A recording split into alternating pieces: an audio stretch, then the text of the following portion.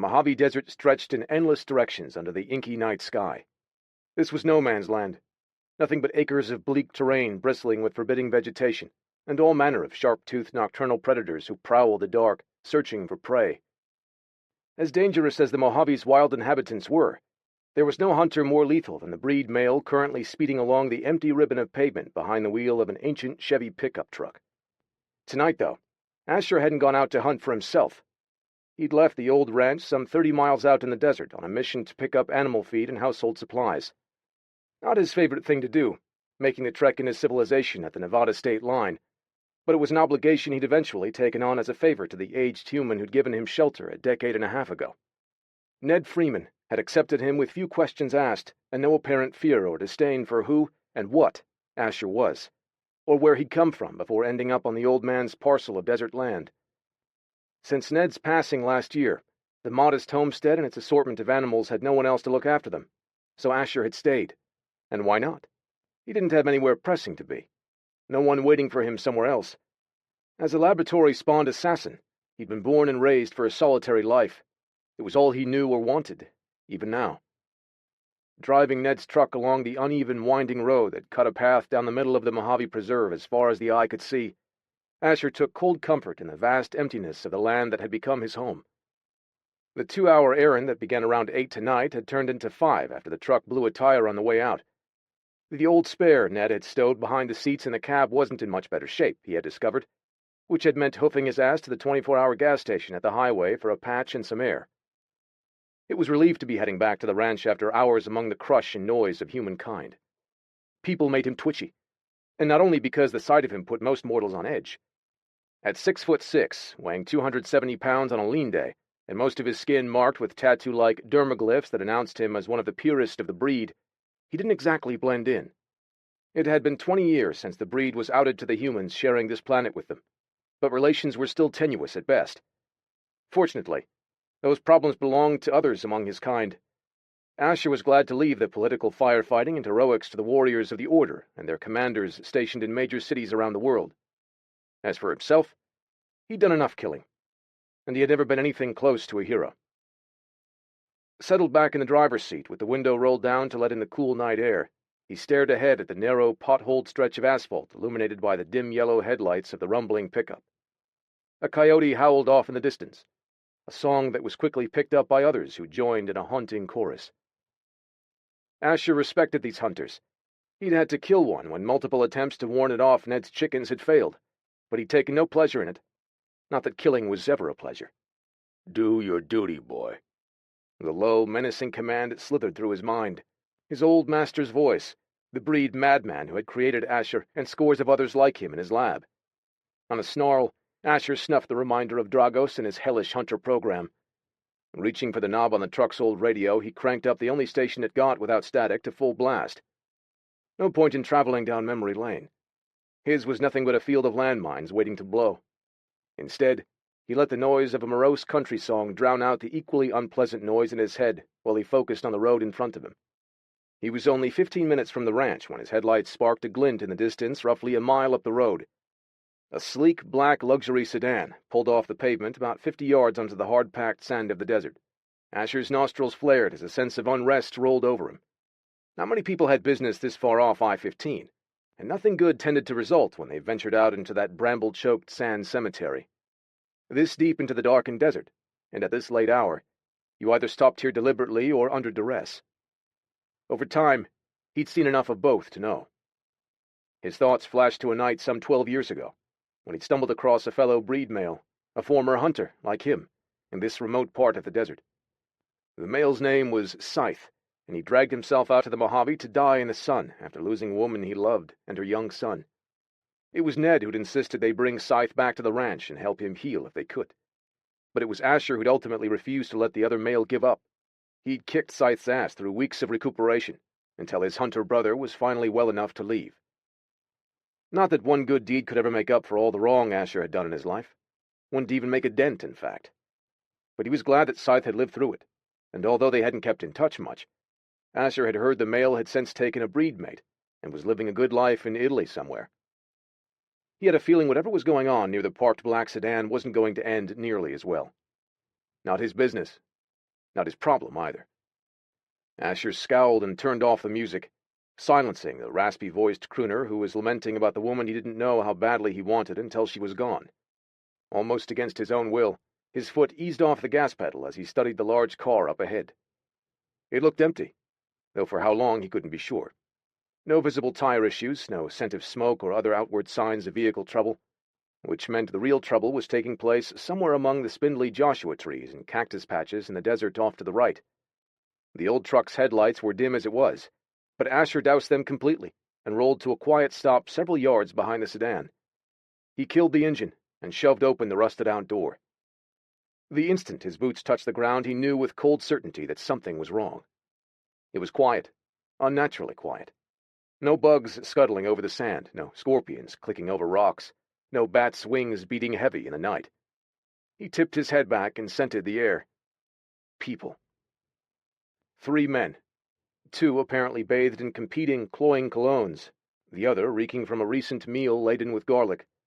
By the stench of it, the guy must have enjoyed a large garlic pizza with garlic crust, chased with a garlic smoothie. Voices sounded in the distance, bulky shapes moving against the black silhouettes of the scrubby trees and spiked vegetation. The trio of olfactory offenders were shoving another person ahead of them in the dark. The sound of something hard and metallic connecting with the soft flesh and bone of his skull was punctuated by a sharp, pained yelp, and the abrupt shuffle of feet stumbling, and a body going down to the sand. "Get up!" The barked command was low, but reached Asher's ears like a gunshot. Another voice answered, this one pitched several octaves higher and talking fast, the words indiscernible even to his heightened hearing. But he didn't need to hear what was being said. The anxiety pulsing in the night air was unmistakable, as was the menace of the 3 men who had no idea they weren't the only killers in the immediate area. "You heard him. Get the fuck on your feet and keep moving," ordered the second man, his garlic breath wafting on a light breeze along with his sadistic chuckle. "Unless you want us to plant your skinny ass right here. The boss don't care how this goes down. Only that you never come back." The soft cry came again, followed by a thready plea for mercy that made Asher's jaw clench. Fuck. Old memories roared up on him like a black wave, too swift and powerful for him to hold at bay. A chorus of similar begging cries filled his ears, his senses overwhelmed by the vivid, merciless battering of all the sins he'd witnessed in his past, and those he had perpetrated. Unwanted reminders of what he once was were bad enough, but teamed with his unique breed ability to experience anyone else's painful memories in full sensory detail and total recall with the briefest touch, made Asher's preference for solitude a necessity as much as it was a way of life. What he damned well didn't need was to get involved with whatever was going on between Garlic Breath and his heavily perfumed partners, and the scrawny teen who'd evidently irritated someone enough to order these men to drag the kid out here to certain death. But that didn't keep Asher's feet from moving beneath him, stalking straight toward the trouble. Problem, gentlemen? "What the fuck?" One of the cheap Cologne brothers swiveled around on his polished shoes, his dark suit jacket flapping open to reveal the empty holster strapped across his chest. The gun he was holding had bright red blood on it from when he'd evidently pistol-whipped the dark-haired kid in the oversized hoodie and loose jeans. Now the thug didn't seem so tough. His weapon wobbled in his hand as his gaze lifted, then lifted some more, to meet Asher's narrowed glare. "Where the hell did you come from?" The blurt died in the back of his gaping mouth when he looked at Asher, really looked at him, taking note of the unearthly glow of his irises and the sharp points of his fangs, which had erupted from his gums in response to the fury now streaking through his veins. "Oh, shit." The goon staggered back on his heels, dropping his weapon on a choked scream. He took off at a dead run, scrambling blindly into the desert while his patchouli-drenched comrade made a fast break for the vehicle. Asher barely glanced up to follow either human's retreating form. The vapor trail they'd left in their wake was like an unseen tether that would lead him to both of the men no matter how fast or far they tried to run. Garlic Breath wasn't as smart as his companions. "Fucking bloodsucker," he snarled. He had one hand on the kid's small shoulder, possibly the only thing keeping the limp and beaten youth upright. The kid's head drooped low, a face with delicate Asian features all but concealed by longish, blood-matted hair. Garlic Breath shoved his silent captive to the ground with one hand, his attention, and his weapon, fixed on Asher now.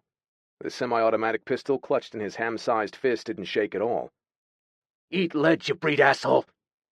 On a roar, he pulled the trigger in rapid fire, 3 close-range shots aimed at Asher's chest.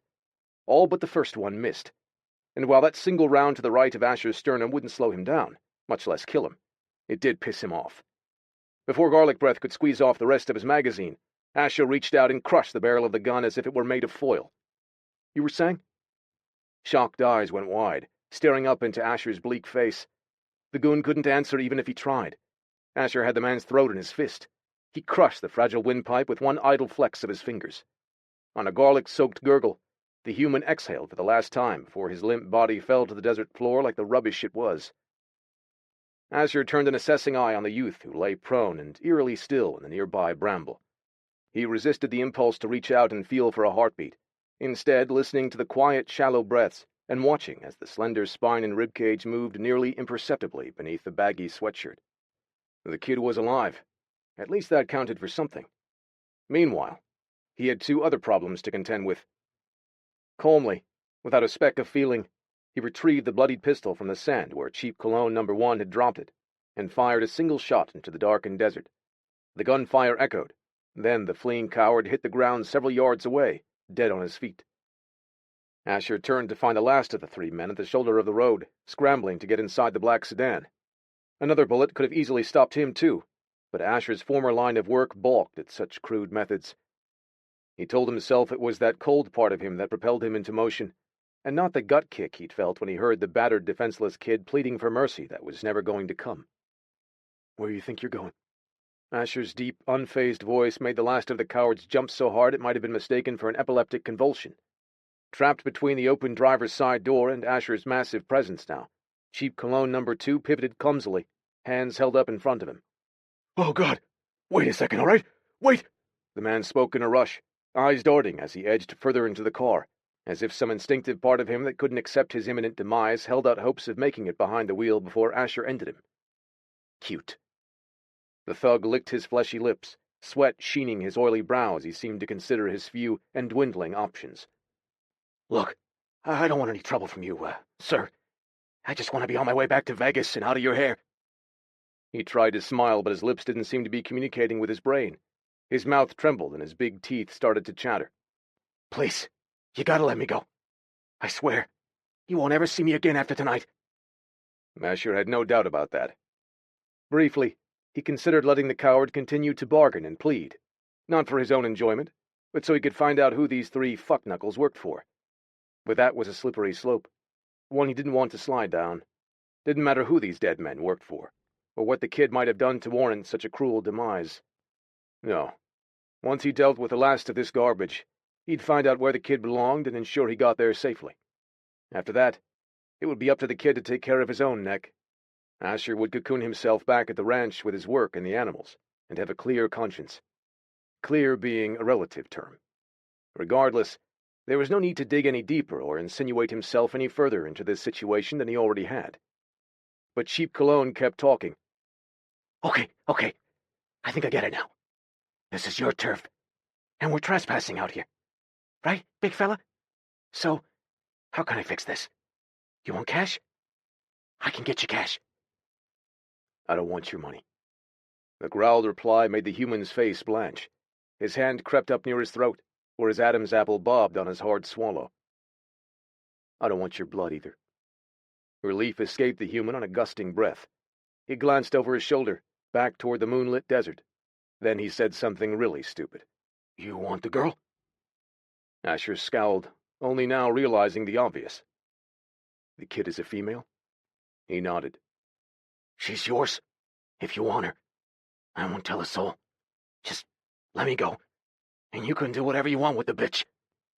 A note of confidence stole over the human's face. He even managed to smile. "Take her. Then you and I can just forget this."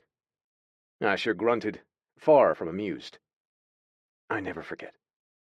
With lightning speed, he thrust his hands out and twisted the man's head until the spinal column snapped in two.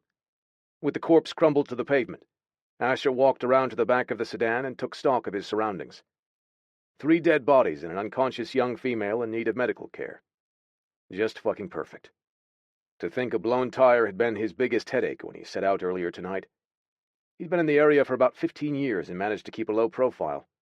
Though if by chance law enforcement decided to roll through this section of desert before the coyotes and vultures got to the 3 dead men, he knew he'd be getting a visit. Just because no one bothered him didn't mean folks were unaware of his presence.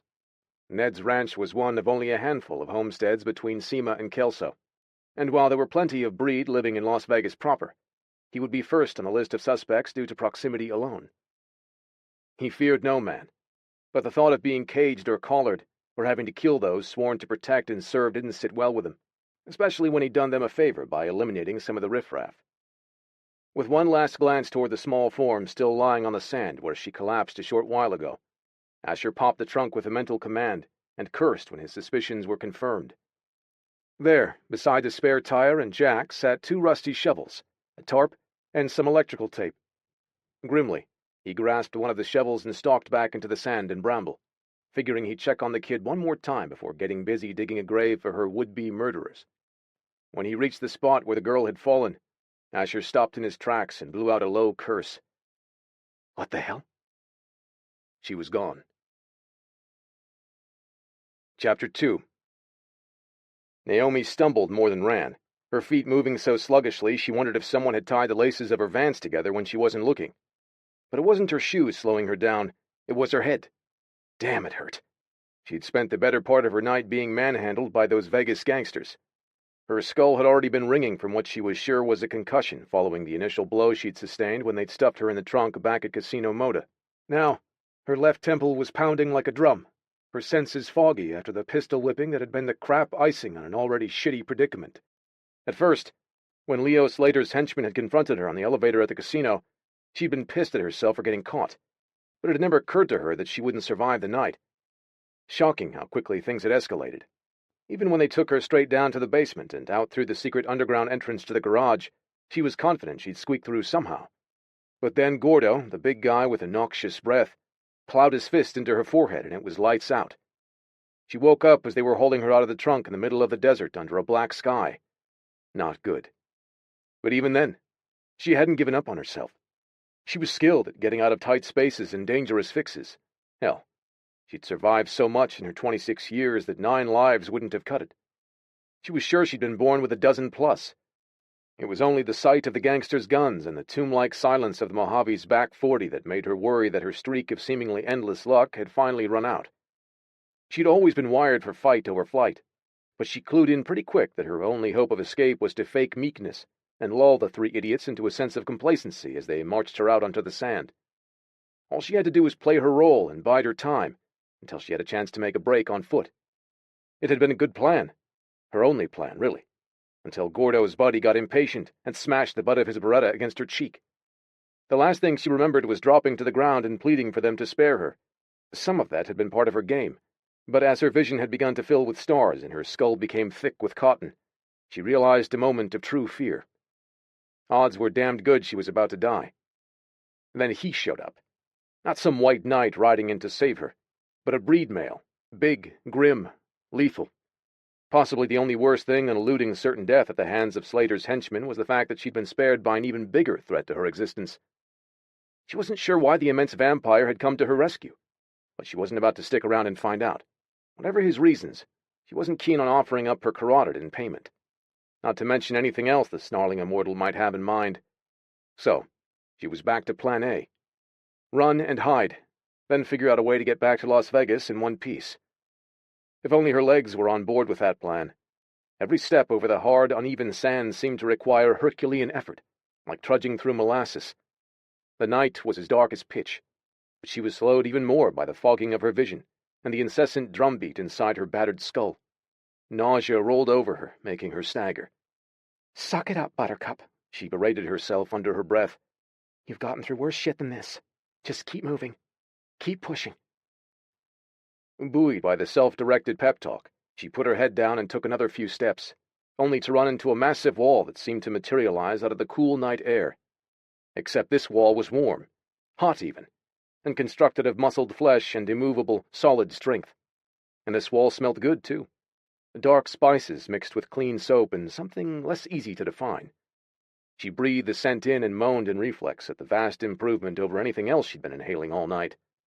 There's no need to run. The deep voice jolted her mind back to cold reality. Holy shit! She leapt back, then pivoted around and bolted in the opposite direction with everything she was worth. But there he was in front of her again, blocking any hope of escape. She drew up short, huffing and sagging, on the verge of passing out. "I said stop running, girl." "Fuck you!" She tried to dodge him, but his big body was faster. Unearthly so. "You realize you're only wasting what little energy you have left, don't you?" Was he taunting her, or just stating the sad facts? Either way, she didn't like it. She glanced up, forced to tilt her head so high in order to see his scowling face that the hood of her sweatshirt jacket fell back off her head. Immediately, she wished she hadn't looked. It wasn't that he was ugly, as much as she wanted to pretend he was. Not quite handsome, but arrestingly masculine, compelling on a primal level that made even her contused senses respond with unwanted appreciation. His face was rugged and shadowed beneath the shaggy brown waves of his overgrown hair, as though Heaven's sculptor had taken a rough-hewn block of stone and chiseled away until he was almost done and then stopped. Hard planes, sharp angles, square chin. She couldn't tell the color of the eyes that scrutinized her from below the chestnut slashes of his brows. Banked embers lit his irises, their heated glow leaving no question that he was something other. As if the sharp, pearly white tips of his fangs weren't enough to remind her what she was dealing with here. A cold, emotionless killer. She'd seen him in action as she'd played possum and watched from under her lowered lashes while he dispatched Gordo and the other two thugs. He was ruthless, his methods swift and brutal, without hesitation. She'd made it a point to stay as far away from his kind as possible, but every species since Earth's creation had serious menaces like him. The kind of guy no one wanted to run into in a dark alley because you knew only one person was coming out, and odds were it wouldn't be you. And now, here she was, defenseless and alone with this enormous breed male in the middle of the Mojave, the unmarked burial ground for countless hookers, runaways, and card cheats. Nowhere to run, and no one to hear her screams, even if she could muster the juice to attempt either one. She glanced up at him again, trying to judge his intentions. The rough-hewn face staring down at her was unreadable, but there was conflict in his eyes, as if standing there with her was the dead last place he wanted to be too. "You're bleeding," she pointed out, her gaze flicking to his chest. "Gordo shot you." He shrugged. "It's nothing. I am Breed. It will heal in a few hours." "I know what you are." She didn't mean for it to come out sounding like an accusation, but it was too late to call it back. To be fair, she hadn't met a man of any stripe, mortal or otherwise, that she could truly trust in all her 26 years. Well, except Michael. And he hardly counted because he'd been more like a brother to her since they were both orphan kids running loose on the streets. Shit. Michael. He must be worried sick about her. By now, her phone was probably blowing up with calls and messages from her best friend asking for her status. Not that she could answer even if she wanted to. Her phone was buried in a dumpster back at Moda, tossed there along with the fake student ID Leo Slater's hired help had taken from her in the moments before they stuffed her into the trunk of the sedan. "What's your name, girl?" "Zoe," she replied, letting the lie fall off her tongue as easily as it had when the trio of goons came to escort her away from the casino floor. She had scores of AKAs, so many it was sometimes difficult to remember her true given name. The one her mother, Aiko, had given her on the day she was born. The one she hadn't heard spoken since she was 8 years old. Her unlikely savior grunted, studying her in unsettling silence for a long moment. "You don't seem like a stupid child, Zoe," he remarked. "So, what kind of trouble were you in with men like those three and their boss?" She swallowed, trying to decide what would serve her best with this dangerous man who seemed to have fallen for her teenager disguise as readily as her original captors had. But this breed male was no steakhead like Gordo and company. His shrewd, glittering gaze was fixed unblinking on her, and she felt with a cold certainty in her marrow that he would know if she tried to feed him any more lies. "I tried to steal something from them tonight. From a casino." He grunted. "Money?" She nodded, wincing at the resulting pain that small movement caused. "Yeah. I took a little bit of money from a slot machine that went on the fritz. They caught me before I could make it out the door with it." His square chin lifted. Then he gave a faint shake of his head. "Maybe you are stupid. Greed and bad choices are two of the main reasons people end up out here in the middle of the night." She had no doubt he was right, and although she was giving him a small helping of honesty, she saw no reason to explain that the little bit of money she attempted to steal tonight was in the neighborhood of $2,000, nor that the fact she'd even gotten close to that sizable amount of cash was because she'd managed to finesse one of the machines in a way only she could, then bribed another player $100 to collect her winnings for her and hand them over. Instead of the gray-haired old lady from Kansas meeting her at the elevator with her payout as agreed, Naomi had been interrupted by Moda security, She refused to call her motivation greed, but she supposed she had to cop to the fact that it had been a poor decision to take such a big risk. From here on out, she wouldn't rely on go-betweens when it came to collecting her takes at Slater's casino. She'd have to start getting more creative. She rubbed absently at her wrists as she tried to think clearly. Everything hurt. It had been a long day, and an even longer night. Her brain was scrambled, and she just wanted to go home, climb into her bed, and lie down for an hour or 10. Even though some dim logic reminded her that a long sleep was just about the worst thing she could do for a concussion, she was so exhausted it was all she could do to remain upright. If she didn't get out of this desert soon and back on the road to Vegas, she was liable to collapse right where she stood. With her brain fogging over and her legs growing weaker underneath her by the second, her capacity for clever plans and daring moves was fading fast, along with her options. She had to rule out her original plan to run and seek shelter until she could hoof it or hitch her way back to the interstate. In her current condition, she'd never make it anywhere on foot, which meant she was not only in the breed male's debt tonight, but at his mercy, too. Since both fight and flight were off the table so long as he was looming over her, all she had to work with was her negotiation skills. And chutzpah. She might as well grab onto both and roll the dice.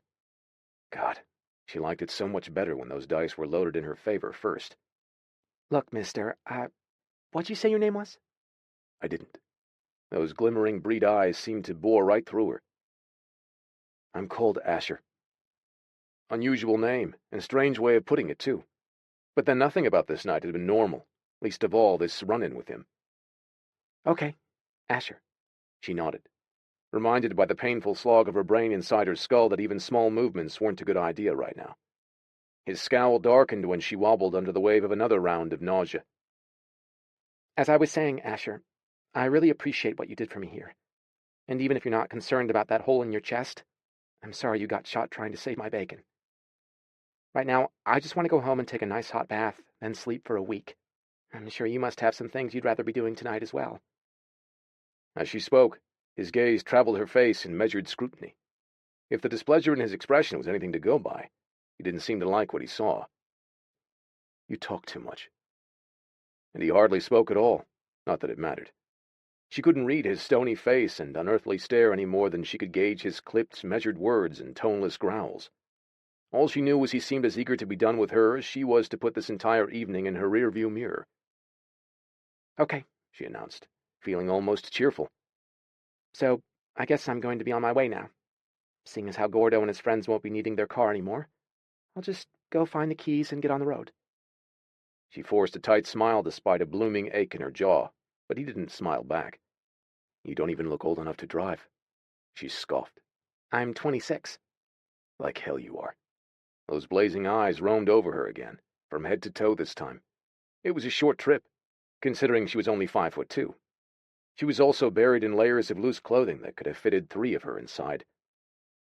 I'm not a girl, she murmured, indignation ripe in her voice.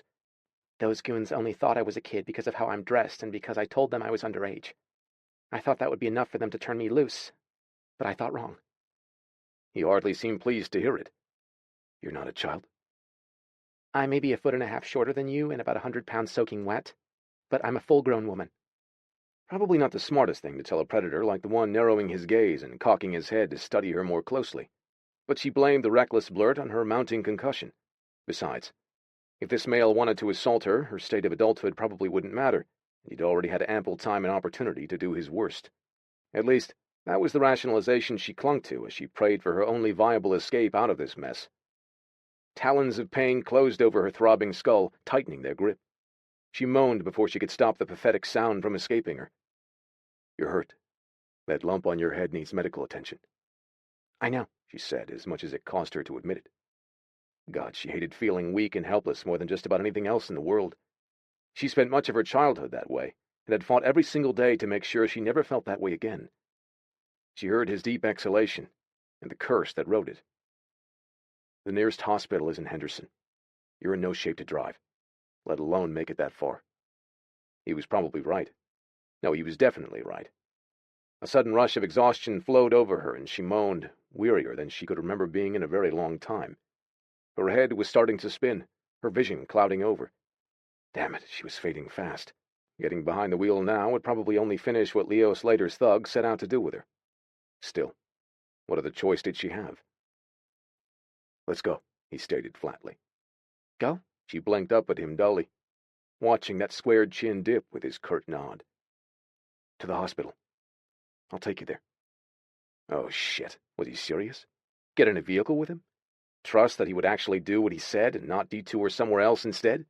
Or maybe decide to collect on her debt with a pint or two of her blood? No. Her reply shot out of her. No easy feat when her tongue was thickening inside the cotton dryness of her mouth. She took a step back from him and her vision swam. I'll be fine, she murmured, her words slurring as she spoke. I just need a minute to rest and catch my... She was conscious long enough to feel her knees start to buckle beneath her, but if she hit the hard sand and bramble of the desert an instant later, she had no idea. For the second time tonight, her world went suddenly, inescapably dark. Chapter 3. Asher held the unconscious woman in his arms and let his muttered curse fly on the night breeze. She weighed next to nothing, even garbed in yards of shapeless fabric and denim. As displeased as he'd been to learn she was not only female, but an adult woman besides, at least one small thing had gone in his favor tonight. The clothing spared his fingers from touching her bare skin. If he'd made that tactile connection, his mind would now be flooding with all the worst of her most agonizing memories. He stared down at her drooped head and silken shoulder-length black hair, realizing only now how beautiful she actually was. To call her features delicate barely did her justice. Aside from the oversized plain clothes she wore, she looked like a perfectly porcelain doll, a petite, ebony-haired angel sleeping in his big arms. Her almond-shaped eyes had been a stunning shade of golden brown before they fell closed. Now her lids shuddered, her tilted, intelligent gaze, thick fringes of ink-black lashes floating against the milky smoothness of her face. The Cupid's bow mouth that he doubted ever got that much rest while she was awake was now slack, soft breaths gusting through parted lips that were far too sultry for his peace of mind. "Zoe," he said, hoping the sound of her name might wake her. She didn't so much as stir, and for what wasn't the first time, he wondered if that was even her name at all. The woman was a scrapper and a fighter, that much he could guess, not to mention a thief by her own admission. But she was also a fool if she thought she could run so far afoul of an obviously powerful casino boss that he had ordered her dead, then waltz right back to Vegas as if nothing happened. Then again, not his damn problem. Yet here he was, no further away from this whole unwelcome situation than he had been the moment he pulled Ned's truck off to the side of the road to take a look. No, he was even deeper now, at least until he cleaned up the bodies and dropped his unwanted baggage off at the nearest hospital emergency room. Whatever trouble she got into after that was none of his concern. Asher carried her to the area where Gordo and his companions lay, carefully placing her on a clear patch of sand while he went to work finishing his cleanup job. Once the large hole was dug, then filled with its 3 permanent occupants, he drove the sedan far enough into the desert bramble that it wouldn't be spotted from the road any time soon. Then he went back to deal with the female. He half expected her to be gone again when he returned, or maybe he hoped she would be. But she was still where he left her, still snared in the unnatural sleep that was going to do her more harm than good if her concussion was as bad as he suspected it to be. He crouched down beside her, trying not to linger on how soft and innocent she looked, or how she was so pretty it almost hurt to look at her. How long had it been since he had a woman? A month, he guessed. Hell, maybe 2. Too long by far, based on the primal stirring he felt as her sweet, warm scent invaded his senses, igniting a possessive need in him he didn't want to acknowledge. The urge to touch her was almost too much for him to resist. The dark red blood currently drying in a thin rivulet at her temple wasn't helping matters either. His fangs were already extended from his earlier battle rage. Now they throbbed in his gums for an entirely different reason. "Zoe, wake up." She lay unmoving, disturbingly still. He shook her shoulder, hardly able to feel the diminutive flesh and bone beneath the thick sweatshirt. "Zoe?" Her lids fluttered, but her eyes didn't open. And while her muscles twitched under his grasp as he continued to jostle her awake, she was only barely responding. "Tired?" He frowned, having little experience with the sick or wounded. He'd been with Ned till the end of his mortal life, but the old man had made it easy by dying in his sleep. And judging by the woman's incapacity to remain awake or upright, he had a feeling if he didn't do something to get her conscious soon, she might never wake up either. "I know you're tired, but you have to get up now." She groaned in protest, burrowing her face deeper into her oversized hoodie. Her voice was thin and drowsy, her speech slurred. "Go away, Michael. Let me sleep." Michael? Hearing her murmur the other man's name spiked something more than curiosity in him. Something deeper than irritation, too. If she was accustomed to this other male waking her, this Michael, then where the hell was he right now? Shouldn't her life or death be that man's concern more than Asher's? "Come on, Zoe," he said, more gruffly than intended. "On your feet now." When she continued to lie there, he raked his fingers through his sweat-dampened hair and expelled the curse. Then he reached down and took her under the arms, lifting her drowsy body onto her feet. If he hadn't held her up, she would have sagged to the ground the instant he let go. He could see this was going nowhere productive, so with one arm scooping her behind the knees, he brought her back into the cradle of his arms and started heading for the old truck. As if the first time he'd held her against him like this hadn't been torment enough, now he felt every curve of her small body, each steady beat of her heart. She wasn't his, but he'd have laid his life down for hers tonight. He knew that with a certainty that hammered like a war drum in his veins. Fortunately, there were few situations where his genetics and training might fail him, but the truth of what he'd been willing to do for this woman he didn't know and shouldn't give a damn about took him aback as he carried her to the truck. If he didn't waste any more time, he could have her at the hospital in Henderson within the hour. Plenty of time to drop her at the door and make it back to the ranch well before sunrise, which was key for his own continued good health. If he was lucky, maybe Zoe's head injury would erase all recollection of what happened out here tonight, including his intervention. God knew he wished he could forget it, but he doubted very much he would ever purge the memory of her pretty face and sherry-colored eyes from his thoughts, to say nothing of her brutal near-demise. Shifting her slight weight in his arms, he opened the passenger door and gently set her inside the cab. She started to list sideways, but he righted her, forced to climb in part way along with her just so he could reach around and fasten her seatbelt to hold her in place for the drive ahead. It wasn't until that very moment that he spotted something else about her that he hadn't noticed before now, and damned sure was never going to forget. Son of a bitch. Beneath the stubborn curve of her chin, nearly obscured by sundry bruises, scrapes, and grime, was a small red birthmark he wouldn't mistake for anything else. A curse exploded out of him, low and ripe, as he stared at that singularly significant teardrop and crescent moon symbol. This female was a breedmate. Asher stared at her, fury mounting in him. That tiny mark changed everything, because now that he'd seen it, this woman was no longer a problem he could simply roll into the nearest emergency room before speeding off to resume his life without looking back. Women with this mark were rare, precious, cherished by his kind, protected at all costs and with every last scrap of honor a breed male possessed. Even a stone-cold killer like him respected that unwritten protocol. But that didn't mean he had to like it. Fuck. Asher left her in the passenger seat and paced a tight circle on the dusty shoulder of the narrow two-lane while he tried to decide what to do about her now. No choice but the obvious one. He had to take her back to the ranch with him. And then he had some calls to make. Favors to ask of the only members of the breed truly equipped to deal with a breedmate on the wrong side of a powerful enemy who'd already made it clear that he wanted her dead. Rounding the truck with determined strides, he climbed in behind the wheel and started the engine. It rumbled to life, vibrating like a low-level earthquake the way it always did for the first few minutes it was running. And not even that was enough to wake the injured breedmate beside him on the wide bench seat. Asher bit off another harsh curse and threw the truck into gear, roaring onto the deserted stretch of pavement. He drove as fast as the old Chevy could handle, not slowing down until he pulled off the main road and hit the dirt lane that would eventually dump them in front of Ned's secluded homestead. As he pulled up to the front of the place, the truck's yellow headlights glancing off the old house and its collection of paddocks and outbuildings, he couldn't help but try to view it through a stranger's eyes. Her eyes. And it definitely wasn't much to look at. Not that he hadn't taken care of it while he'd been there. He had, the way Ned liked things done, which meant the plumbing worked great. The foundation and construction were both rock solid, and the place was well insulated against the cold that clutched the desert on long winter nights. Asher had installed good windows and doors over the years, and had, at Ned's insistence, added half a dozen solar panels to the roof to harness some of the energy off that relentless desert sunshine Asher took care to avoid. He frowned as he noted the chipping white paint on the porch and the lack of any real landscaping or yard.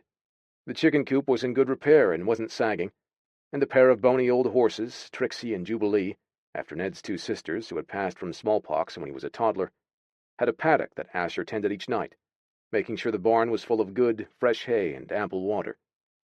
But as far as charm, the old house and surroundings were decidedly lacking.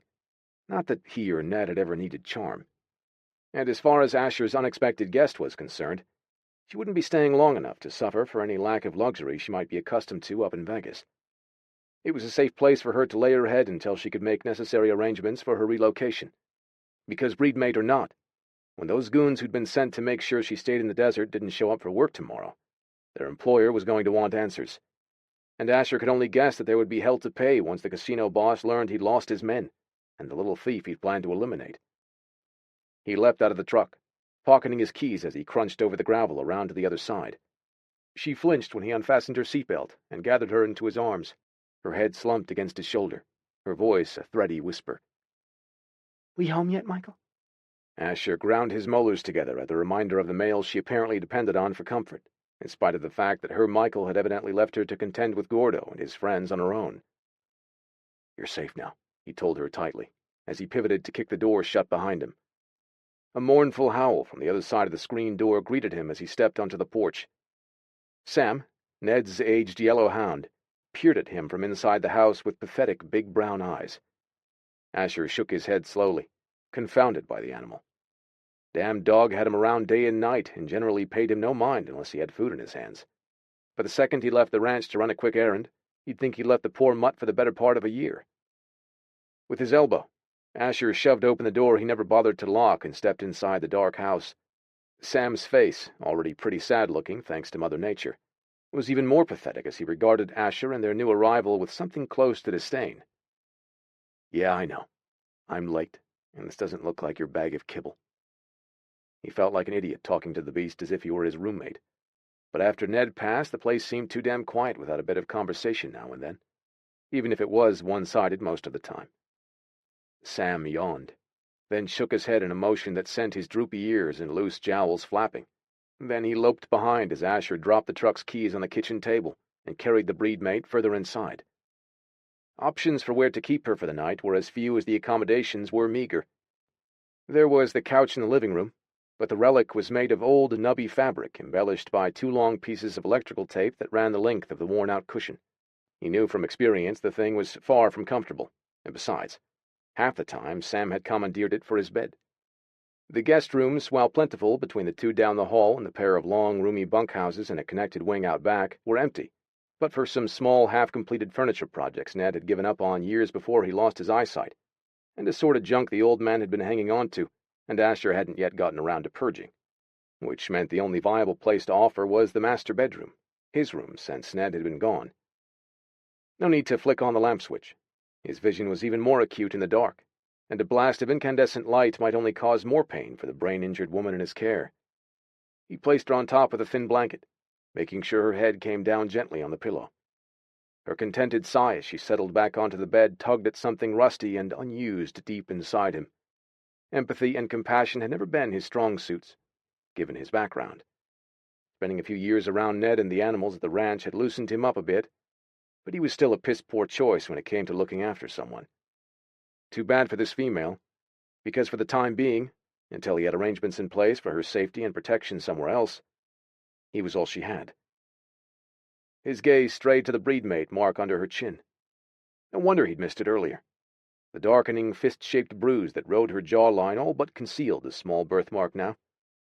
He'd been murderous enough when he spotted the 3 big men beating a defenseless victim. To understand now that the intended was a breedmate? Asher's rage rocketed through him as fresh as ever, and all-consuming. As much as he wanted to assure himself that none of what happened tonight concerned him, there was a part of him that twitched with the urge to find the bastard who'd called for her death and deliver justice the way only someone like him could. He'd gone easy on the 3 gangsters. When he found their boss, he'd rip his fucking head off and make it into a hood ornament for Ned's old Chevy. He had a feeling he would actually take pleasure in that killing, and he'd do it barehanded, skin on skin, because he was sure that man's terror and agony would be a memory he'd relish reliving over and over. Heavy mouth-breathing behind him clued him in that Sam was parked inside the bedroom. He turned toward the dog and found Sam's large head tilted in curiosity at the woman in Asher's bed. His brown eyes seemed to hold a note of surprise as much as they seemed to question. Asher's mouth quirked in an unwilling smile. If that's meant to be a commentary on how long it's been since we've had female company at the house, I'm well aware of the answer. Never. Sam whined in response, high-pitched and pleading. Asher grunted. Yeah, she's pretty, but don't get attached. She's not staying. Whether he was talking to the hound or to himself, he wasn't sure. Either way, after seeing to it that she was comfortable and well enough to make it through the night, his first priority would be getting on the phone to arrange for a new, better place for her to recuperate, preferably as far away from Vegas and him as possible. Rounding up the dog, the two of them headed out of the room. After letting Sam out to the yard to do his business, Asher hit Ned's old medicine cabinet in the hallway bathroom and rifled through the stale contents. A box of over-the-counter pain relievers hadn't been opened since the time of Ned's passing. They expired a month ago, but they were better than nothing. Armed with the pills, a glass of water, and a compress he filled with ice from the kitchen, he returned to the bedroom. As he suspected, she was still out cold. Her face was pale around her cheeks and mouth, so pale that for a moment he wondered if he'd underestimated the seriousness of her injuries. He'd only witnessed the tail end of her ordeal at the hands of her assailants. The large knot on her head was a big concern, but she could be suffering from broken bones, or worse for all he knew. Scowling, he set the glass and other items on the nightstand, then took a seat on the edge of the mattress to take a closer look at her. She had so many scrapes and contusions, it was hard to decide where to start.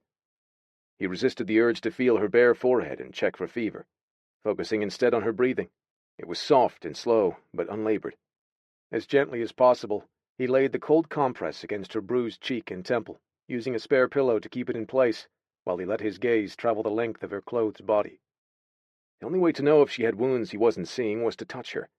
He was fairly certain, based on how determinedly she'd run earlier, that her body was largely unharmed, but adrenaline was a tricky thing. He'd seen pain in her eyes at various points tonight, and he wanted to be sure the tough little scrapper wasn't in worse shape than he already feared. Starting at her ankles, he slid his hands gently over her denim-clad legs, moving slowly upward and concentrating on the lines of the bones as he went. She was small, but leanly muscled and athletic. He'd expected her to be scrawny based on her petite frame, but as his hands and fingers moved over her hips and other hidden curves concealed beneath her clothing, he was tormented with a barrage of mental imaginings of what she might actually look like without the oversized garments intended to disguise the woman inside. Bad idea, letting his mind take the wheel down that road. But he was already picturing her in his head, already wondering how soft her impossibly perfect skin would feel under his fingertips, under his mouth, under his naked and thrusting body. Fuck. He gritted his teeth and forced the fantasy out of his mind. Best he forego the rest of his examination of her. If she had broken bones or other problems, he'd just have to wait until she was conscious and could tell him what was wrong. Right now, all he needed was for her to open those warm, sherry eyes and sit up to take the pain medicine he brought for her. "Zoe, can you hear me?" She moaned quietly in response, her brows pinching in a frown. "Open your eyes for me. It's time to wake up." When her head started to thrash on the pillow, he reached for the dislodged compress. At the same moment, her face swiveled toward him again, landing her cheek against his open palm. The skin-on-skin connection shot through him like a bolt of lightning. Her eyelids flipped open as if she might have felt the power of it too. For one instant, an instant that seemed to last an eternity, their gazes locked and held. She murmured something in her raspy, sleep-thickened voice, but Asher was beyond hearing it. Ripped from his spot on the edge of the bed with her, he was hurtled into another place and time, his mind snagged on a painful memory. Her memory. Steeped in the sights and sounds and emotions of the moment, he was living it all through her senses, through one of the rawest experiences of her young life, and she was sobbing, choking on little girl tears as she sat in the middle of a squalid one-room apartment clutching a stuffed pink teddy bear to her chest. "Mama, please, don't go. Why can't you stay home with me tonight?" An elegant young Japanese woman dressed in a red silk dress and high, thin-heeled sandals came out of the open bathroom and squatted low until they were eye to eye. She was beautiful, her delicate oval face framed in a long curtain of shiny black hair. Smoky dark brown eyes dominated her features, and tonight her lips were slicked with scarlet color, so glossy it looked like glass. "Now, Narumi, didn't you promise Mommy no tears tonight?" She smiled, but it didn't reach her gaze. "You know how hard I work. Doesn't Mommy deserve to go out and have some fun with other grown-ups once in a while?" A sigh and a hesitant nod. I guess so. But I don't like your new friend. He hurt your face last time. The pretty smile faltered. One slender hand came up to the ghost of a bruise that lingered beneath her left eye, not quite erased by the makeup that covered it. Mommy wore a new ring on her finger since it happened. The deep red gemstone glittered as she dabbed tenderly at her cheek. Don't you worry about Mommy, okay? I'm a big girl. I know what I'm doing. I can take care of myself, all right? And so can you, Pumpkin. Now, be good for me and get dressed for bed. I promise I'll be home before you wake up in the morning. No, you won't. A soft recrimination, uttered on a raw, aching throat. A sigh was her only response. She leaned in, and her red lips felt cool and sticky against her daughter's brow. Then she stood up and smoothed out her dress, pausing to take one last look in the mirror before she glided to the chipped and aged door. I love you, sweetheart. She scurried out, the sound of her high heels clicking on the apartment building's steel stairwell as her terrified little daughter moved to the window and peered through tattered drapes at the large black limousine that idled below, praying that the bad man inside wouldn't hurt her mommy again. Asher's hissed curse punctuated the silence of the bedroom. The adult version of that sobbing, frightened child had since drifted back into her slumber. He was glad for that now, relieved to be freed from her gaze as he drew his hand away from her face and stood up. His heart was hammering as painfully as hers had been. Sorrow and anger clogged his throat, along with the fear and loneliness this child had apparently lived with on a regular basis. It was almost too much for him to bear. How she'd managed to cope with the force of those powerful emotions at her tender age, he had no idea. He stepped away from the bed, watching her sleep. He would come back to wake her and give her the pain meds and water. Right now, he needed air. He needed space to breathe for a few minutes, at least until the overwhelming blast of Zoe's emotions, or rather Narumi's, had a chance to subside. Chapter 4. Naomi woke to someone at her bedside repeatedly washing her outstretched hand with a warm, wet cloth, one that tickled and smelled strongly of Alpo. Peeling one eyelid open, she waited for the banging in her skull to kick up again like it had been doing all night. But there was no pounding ache, no muffled cotton head feeling or dizzying wave of nausea. That was a relief. The worst of the storm that had been raging in her cranium after the blows she'd suffered from Slater's goons had finally passed. Her vision was clear now, and it was suddenly filled with the panting mush mouth and inquisitive big brown eyes of a giant yellow hound nosing into her face from the side of the bed. Well, hello there, she frowned, swallowing on a dry mouth. Who are you? The hospital comfort animal? The thick tail started thumping enthusiastically in response, a soft whine building as the beast attempted to get closer to her, practically crawling up on the bed. That's Sam, a deep voice answered, disembodied thanks to the massive dog blocking her view of anything else in the room. But she knew that low growl. She'd been hearing it in her dreams most of the night, nagging her to open her eyes at least half a dozen times, bossing her like a drill sergeant when all she'd wanted to do was sleep for days. Asher. She remembered his unusual name. Against her will, she remembered his ruggedly handsome face, too, the chiseled cheeks and strong jaw that made her pulse speed a little faster in her veins. What the hell was he doing at the hospital with her? And then it hit her. She wasn't in a hospital emergency room bed. She was in a bedroom of a small house, one that evidently belonged to the lethal breed male who'd turned Gordo and his two buddies into buzzard bait. She'd been sleeping in the big vampire's bed. Oh my God. She scuttled back against the headboard, drawing her knees up to her chest. The abrupt movements combined with her mounting alarm made her temples throb, but she had bigger problems at the moment than a bump on the head. She glared at him over the grinning, drooling face of the hellhound who'd now managed to get all four paws up on the bed. What have you done to me? Frantically, she felt her neck to make sure it was still intact. It was. And now both he and the big dog were staring at her as if she'd lost her mind. You said you were going to take me to the hospital last night. He stepped further into the room, holding a steaming mug in his hands. Yes, I did. You lied to me. Did that actually surprise her? She knew better than to put her trust in any man. So what had she done? Put her faith and her life in the hands of a proven killer. A fucking vampire, for Christ's sake. I'm out of here. She whipped her legs over the side of the bed and pushed to her feet. Not good. The wooziness was back again. Not as awful as it had been out in the desert before she had apparently passed out for the night, but enough to knock her back onto her behind on the mattress. "You're not going anywhere," he stated calmly, "and I haven't done anything to you, except make sure you were comfortable and that your head injury didn't worsen overnight." "I'll bet," she scoffed, too outraged to worry about making him angry. "Is that what you tell all of the hapless women you capture and drag out here to your lair?" My lair? Chestnut brows quirked. He glanced around the sparsely furnished room with its hand-hewn four-poster bed and chunky nightstands. Adjacent to the foot of the king-sized bed stood a chest of drawers topped with an old television set that would have been an antique a decade ago. Not exactly a gothic house of horrors, but what did she know about the breed? Most reasonable people had given up on the antiquated view of vampires in the 2 decades his kind had been living in the open among humans. And her experience with members of the breed wasn't much, purely by choice. She preferred to keep it that way, especially after witnessing Asher's deadly skills last night. Right now, the only thing she needed to do was find the nearest exit.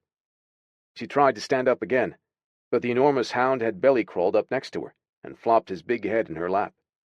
She sighed, finding it hard to resist the pleading eyes that stared up at her, begging for her touch. Begrudgingly, she scratched him behind the floppy ears and under his jowly skin. She felt Asher's eyes on her from the other side of the room. "You like dogs?" "Of course I do. What kind of monster doesn't like dogs?" She glanced over her shoulder at him and found him scowling. "He belongs to you?" He gave a faint shake of his head. "He's Ned's dog." "Who's Ned?" "A friend. He died last year and left me this ranch." Naomi tilted her head at him. "Then I hate to break it to you, Asher, but Sam's your dog now." Cobalt blue.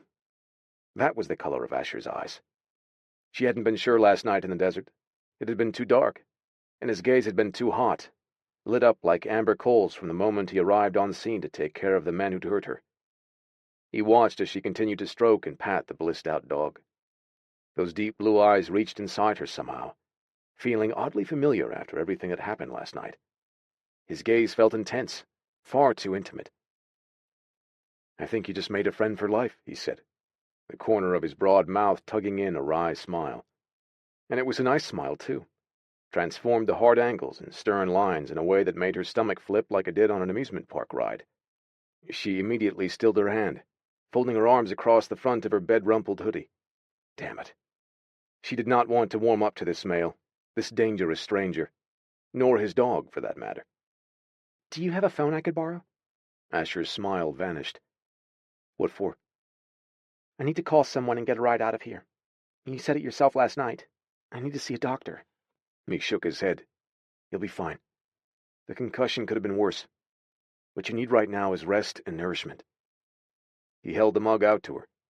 Watery yellow broth with pale noodles and tiny flecks of carrot and diced anemic white meat swam nearly to the brim. "What's this?" "Breakfast. I know from living with Ned that humans are in the habit of eating in the morning. Unfortunately, all that's left in the cabinets are some of his old staples. I found a can of soup that wasn't going to expire for another few weeks. I don't expect it will give you botulism."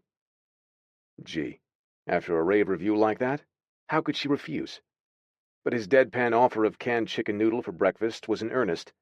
He had actually cooked something out of consideration for her, even care, if his solemn expression were any indication.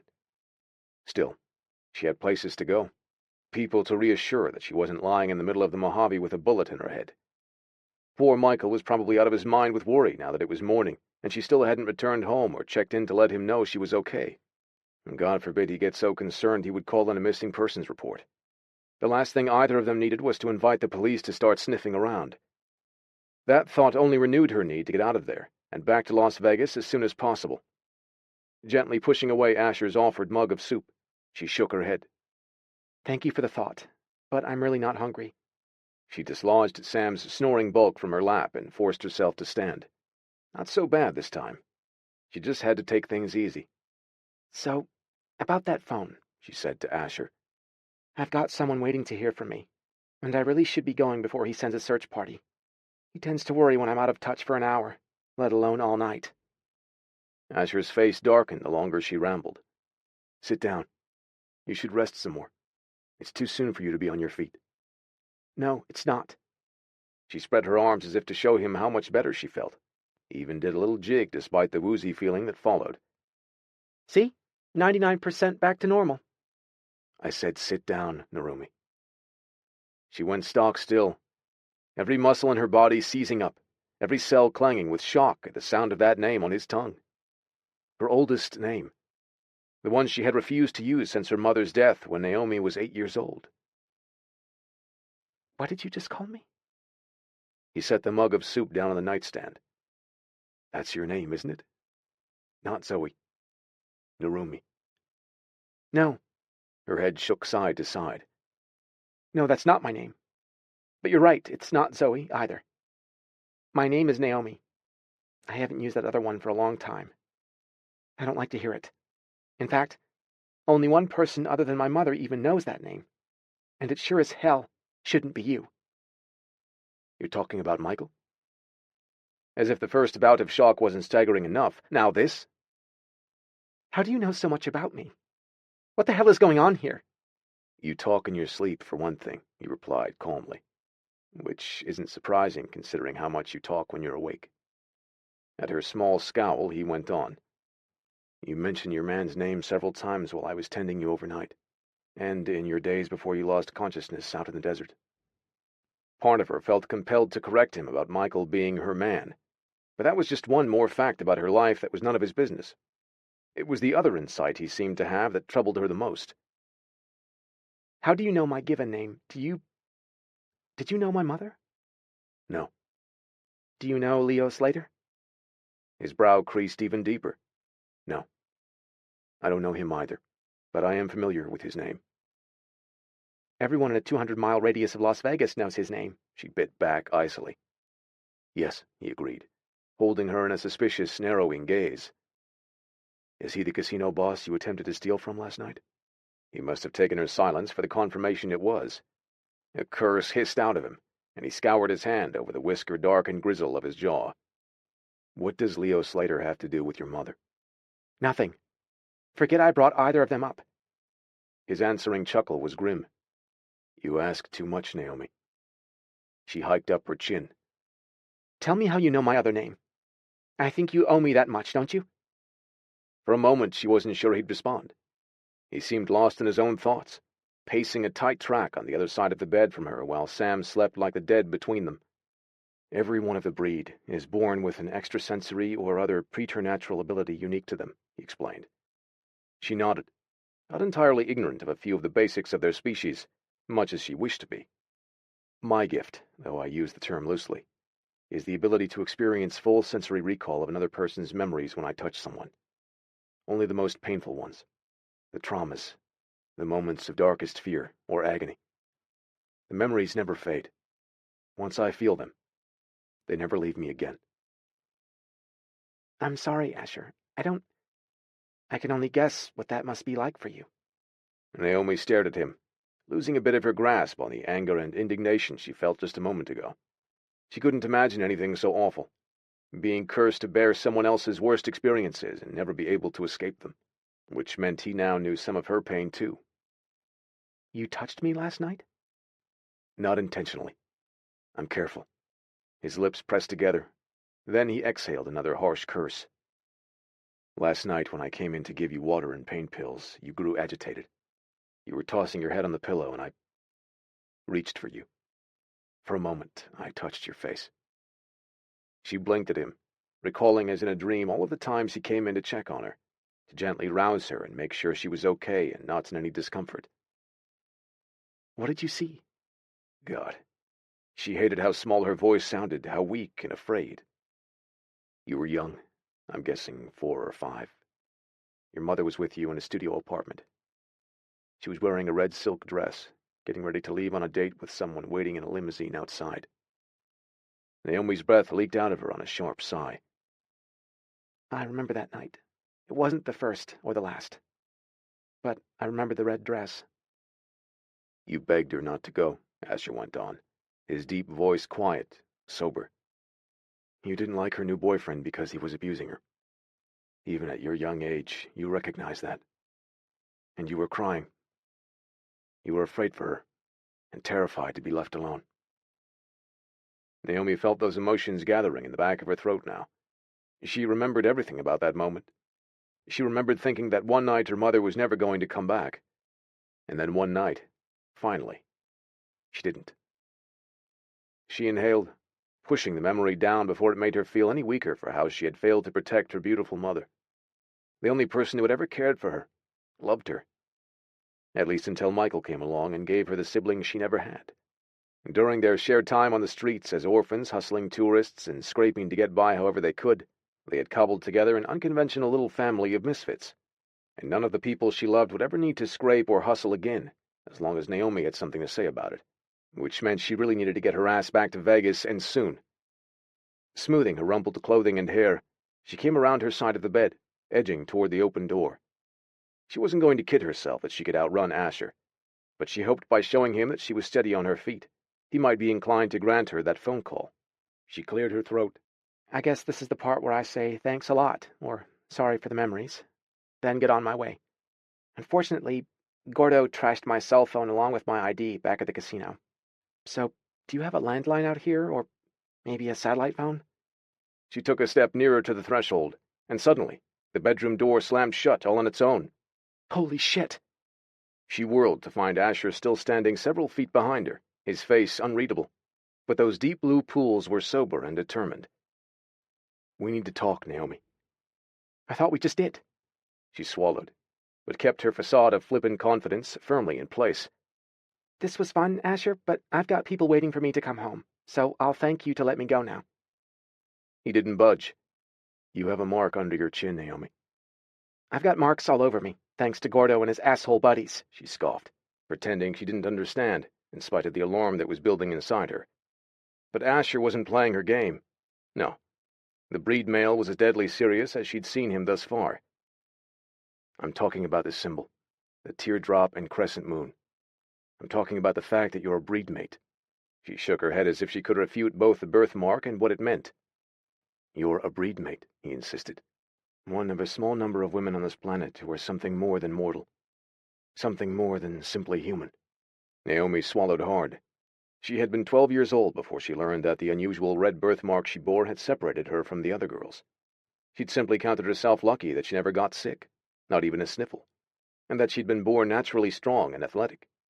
It wasn't until she was in foster care for the third or fourth time that she met another girl who had the same symbol somewhere on her body. Jessamine's mark was on her belly, hiding in a field of freckles that sprinkled most of the pretty red-haired girl's fair skin. Jessie knew things Naomi didn't, things her mother had whispered about the breed, and what women with the breed mate mark meant to them. How only breed mates could bear vampire offspring, and only after a mutual blood bonding with a breed male, a connection that would link the mated couple in both body, heart, and emotions for as long as they lived, which, as a mated pair, meant something close to eternity. And, like the breed mates had unique talents and abilities all their own, too. Jessie could conjure storms and other weather at her will. Naomi's talent wasn't nearly as awe-inspiring, but it had proven useful to her over time. Most recently, last night at Leo Slater's casino.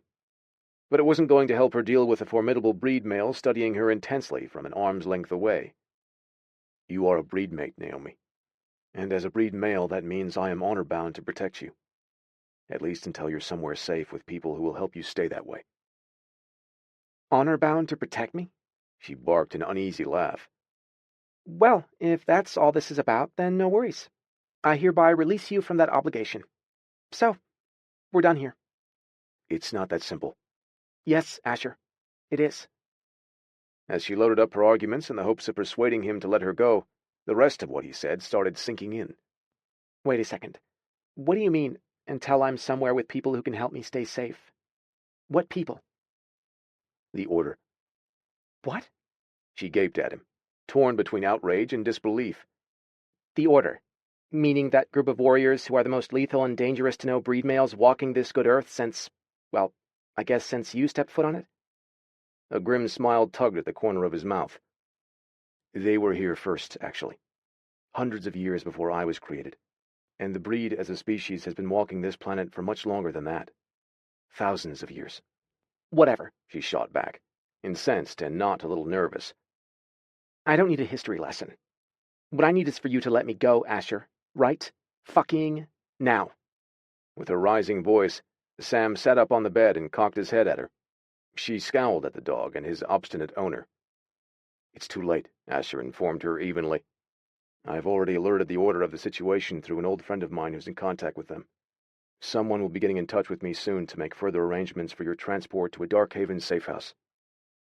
Holy shit, he was dead serious. He had every intention of steamrolling her into his twisted notion of protection, no matter what she said or wanted. "No, this is nuts. You're nuts if you think you can just lock me up in this room and hold me captive until what? Until you or your friends from the Order ship me off to some place I don't know and don't want to be?" She crossed her arms, fuming now. "We have a word for that, you know. It's called abduction." He took a step toward her, then another, until less than a foot separated them in the small room that seemed to be shrinking before her eyes the closer Asher came to her, his big body radiating heat and that spicy, delicious scent that had clung to the blanket and sheet on the bed and drove her mad most of the night. "I have a life of my own, Asher. I have people I care about waiting for me in Vegas. I want to go back to them.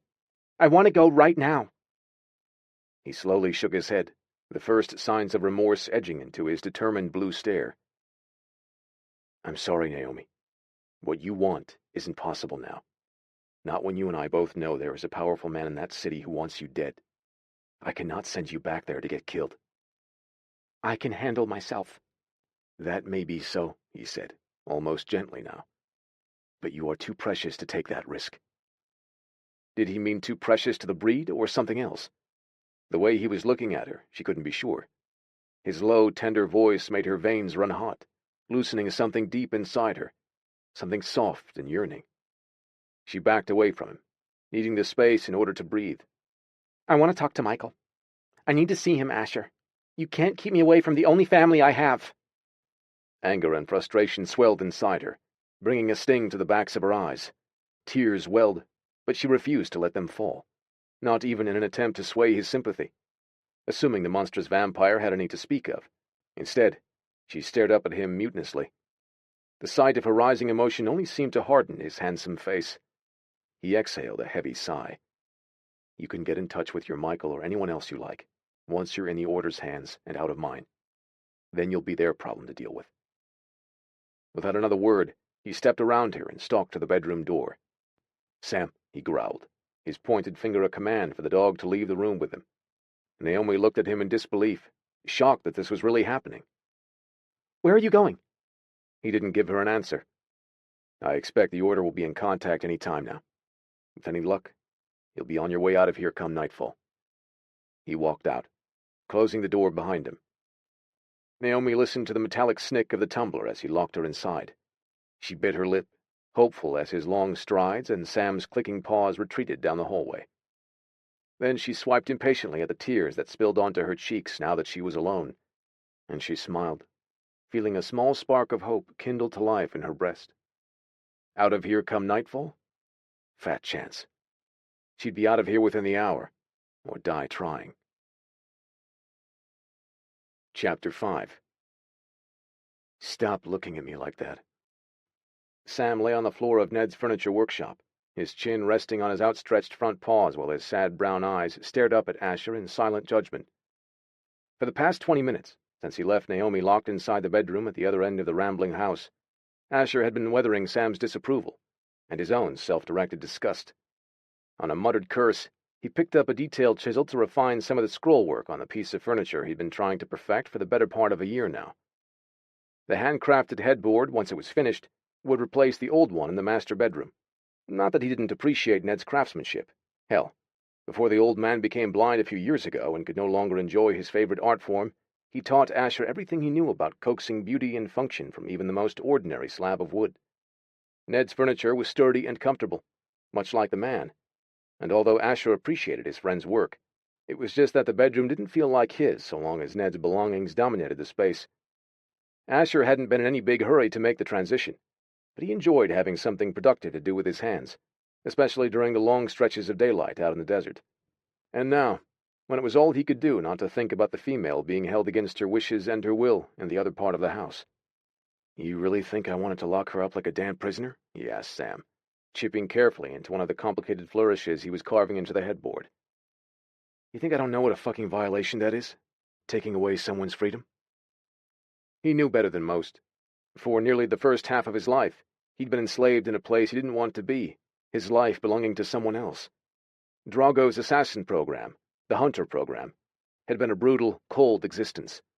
One Asher had endured from birth to early manhood, along with a number of other breed males unfortunate enough to have been created in that sadistic madman's lab.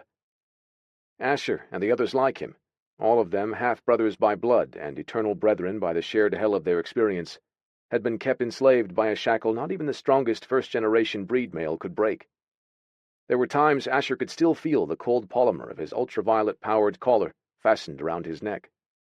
There were moments when he still woke up bathed in icy sweat after nightmares, vivid, full-sensory memories of what those UV collars could do to someone exploded with brutal clarity in his mind.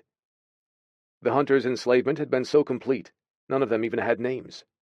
Every boy, teen, and man in the program was referred to simply as what he was, a hunter. Just one of the many ways Dragos ensured none of them ever felt whole. They were property, tools and instruments, not feeling beings. They were nothing more than lethal weapons to be called upon, or destroyed, at their master's whim. The names they called themselves came later, after the survivors escaped the lab and had to learn to make their own way out in the world beyond their collars and cages. Asher blew out a harsh sigh, shaking off the talons of his past before they could drag him any deeper. Sam was still staring at him expectantly, as though measuring Asher's character by how long it was going to take him before he got up and let their beautiful hostage free. Or maybe the judgment was coming from inside Asher's own conscience. At least Naomi's captivity would be temporary. It couldn't be more than a few hours until the Order stepped in to take better control of the situation. Then she would have her freedom again, though not back in Las Vegas for a while. Not until and unless the Warriors deemed it was safe for her to return, which likely meant after Leo Slater and any other enemies she may have made had time enough to forget her. Asher wished it would only be a matter of time before he was able to forget the female. Putting Naomi out of his mind would have been impossible even before he touched her and absorbed her painful memory of her childhood. He couldn't deny his attraction to her. With her dark, delicate outward beauty, she was the loveliest woman he'd ever laid his eyes on. But combined with her fiery, tenacious personality and quick intellect, not to mention her core of indefatigable inner strength, he'd be a goner if he had to spend more than a handful of hours in her company. None of that made him feel like less of a bastard for the boorish way he'd handled things with her today. He glanced at Sam and shook his head. "Go ahead and say it. I'm an asshole." The dog yawned and flopped onto his side to nap, having apparently given up on Asher's sense of humor. Asher grunted. "I guess that makes two of us." Probably three, counting Naomi. Given her tenacity and obvious courage, he'd expected to hear some protest or other sounds of rebellion coming from the bedroom at the other end of the house. But she'd been utterly quiet back there, almost resigned to everything he'd told her. He hadn't hoped for her distress, but he hated to think the fight had gone out of her that easily. And there was a part of him that wondered if her apparent capitulation was anything but... His phone buzzed on the workbench beside him. The display showed no number, but when he spoke with Scythe in Italy a few hours ago, the mail told him to expect a call from one of the Order's leaders in the area. "Asher, this is Cade," said the deep voice on the other end of the line. "I head up the Order's command center in Lake Tahoe. I understand you've got a situation on your hands." "You could say that." He gave the Order commander a rundown of everything that had happened in the desert last night, culminating with Asher's discovery of Naomi's breedmate mark and his decision to bring her to his place. "You did the right thing," Cade assured him. "If this female's put herself in the crosshairs of a son of a bitch like Leo Slater, there may be no place far enough for her to run. Slater's not someone to fuck with. If the rumors are true, there's hardly a square mile of desert surrounding Vegas that doesn't contain at least a dozen graves filled with someone who either got in the way of his temper or his profits." Asher's veins tightened to hear the Order warrior confirm what he already dreaded. "Naomi's got both strikes against her after trying to steal from his casino last night." "Why'd she do it?" "She had to know if she failed, Slater was going to come after her with guns blazing. How much money is worth that kind of risk?" "I don't know," Asher replied. "But I don't think this is the first time she's attempted something like this." "How so?" "She was wearing a disguise. A damn good one, too. She looked like a teenage boy when I first saw her. I never would have guessed she was a female, let alone a full-grown woman. If she'd been able to make off with whatever she attempted to steal from Slater's casino, all she'd have to do is ditch the disguise and make her getaway. They'd be looking for school-age punks, not a beautiful woman with a face of an angel. Face of an angel, huh? Cade replied, a hint of amusement in his deep voice. Asher cursed himself for the slip. His opinion of Naomi's beauty had no relevance to the conversation. And if he didn't already know that Cade was blood-bonded to his own beautiful woman, his breed-mate Alexandra, Asher might have found even less humor in the warrior's intrigued response. Does Naomi know she's a breed-mate? He considered her less than enthused reaction, and her lack of surprise when he tried to explain what her birthmark meant. She knows. Cade made an approving noise. Has she been told you're bringing the order in to provide protection in a safe house for her? Yes. How did that go over? Asher grunted, a non-answer that no doubt expressed more than words could. There is a man, he told the warrior. A human, I'm guessing. He's in Las Vegas. He's important to her. A lover? Asher's molars clenched involuntarily. I don't know. Possibly. Okay. We'll sort everything out with her once we have Naomi in hand, Cade said. We're still a good 6 hours from sundown, but I'll send a team out to your place ASAP. In the meantime, just keep her calm and comfortable. The Tahoe area commander was still talking, but Asher's ears were suddenly tuned to another sound. Sam heard it too. His droopy ears perked. He lifted his head and glanced at Asher in question as the unmistakable rumble of Ned's old Chevy roared to life outside. Holy hell. Something wrong? Cade asked. Asher's feet were already moving, the phone still held to his ear. In a flash of movement, he was standing in the main living area of the house. The door to the master bedroom stood ajar. So did the door leading out to the porch. The pickup plan's gonna have to wait, he muttered to the other breed male. I've got a problem over here. Something happened with the woman? Cade's voice held a grave edge. Is Naomi all right? Asher scoffed under his breath. Yeah, she's fine. She's stealing my damn truck. I'll be in touch. He ended the call, daylight blasting in from the yard. The noontime desert sun scorched his eyes, and that unforgiving ultraviolet light drove him back in spite of the theory that all but spurred him to charge out and drag the foolish woman back inside. But he was too late to reach her. With one arm raised to shield his face, he peered out at the yard and driveway. Ned's truck was already halfway to the desert road, bouncing over potholes and kicking up clouds of yellow dust as Naomi made her escape under the cover of broad daylight. Chapter 6. Holy shit, Nay. What the hell happened to you? I've been blowing up your phone for the past 12 hours. Michael rolled his wheelchair back to make room for her to enter the small 1950s bungalow located in a residential neighborhood northeast of the Strip.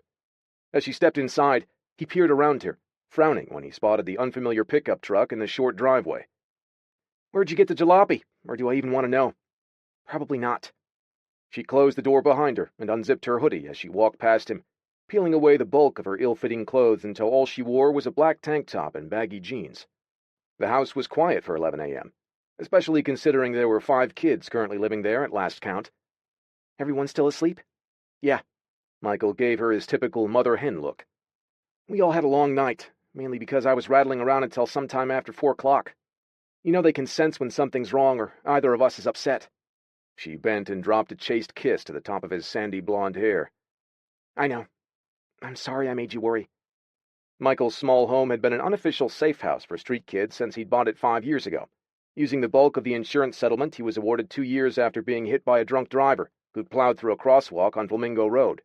The depression he'd suffered over his inability to ever walk again had taken him to some dark places.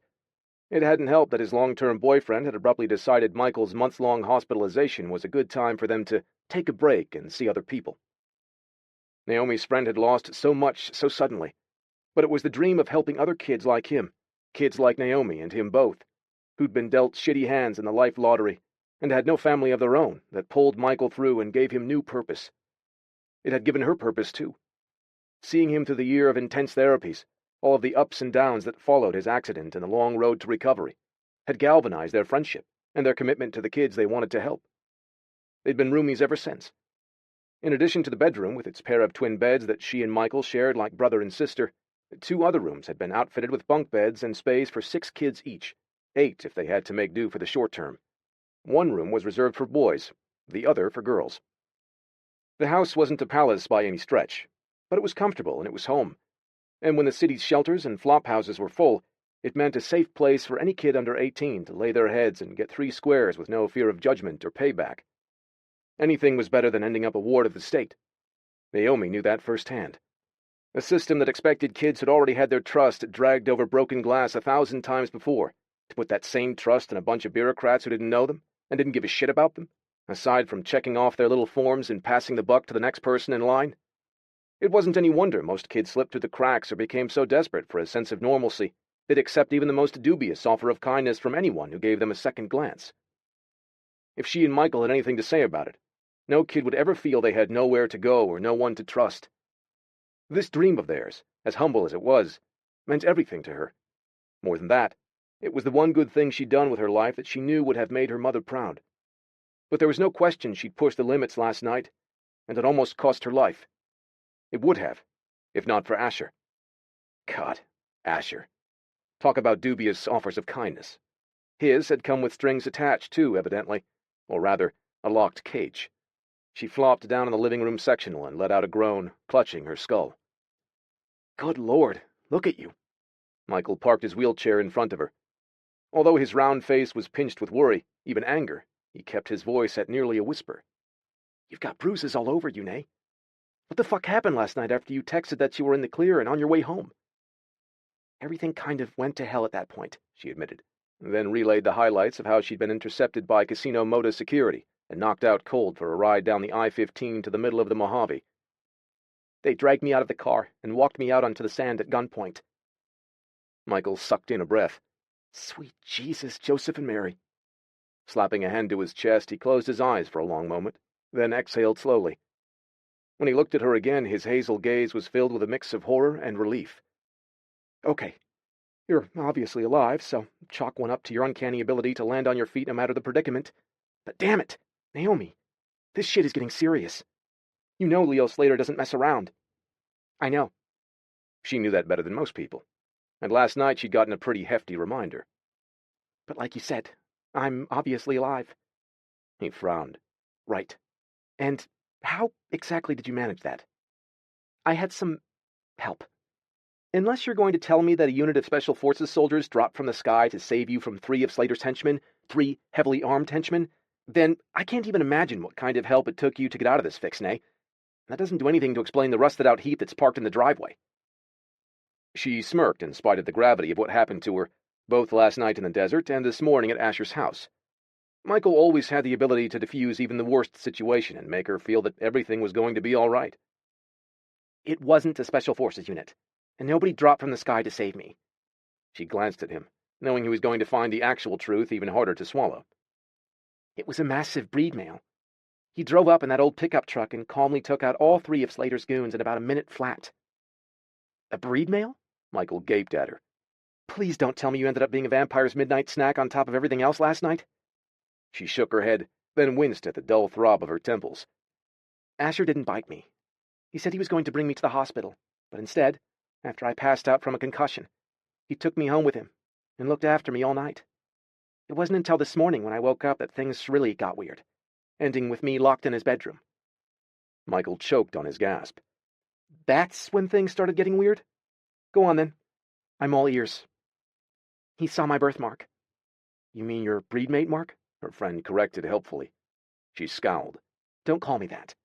It's only a birthmark, unless I wake up one day and decide I want to have little vampire babies or something, which I won't, and I don't. Michael shrugged. That mark is also the only reason you managed to escape from inside a locked room, am I right? That handy little breedmate talent of yours for manipulating metal gears and magnetics.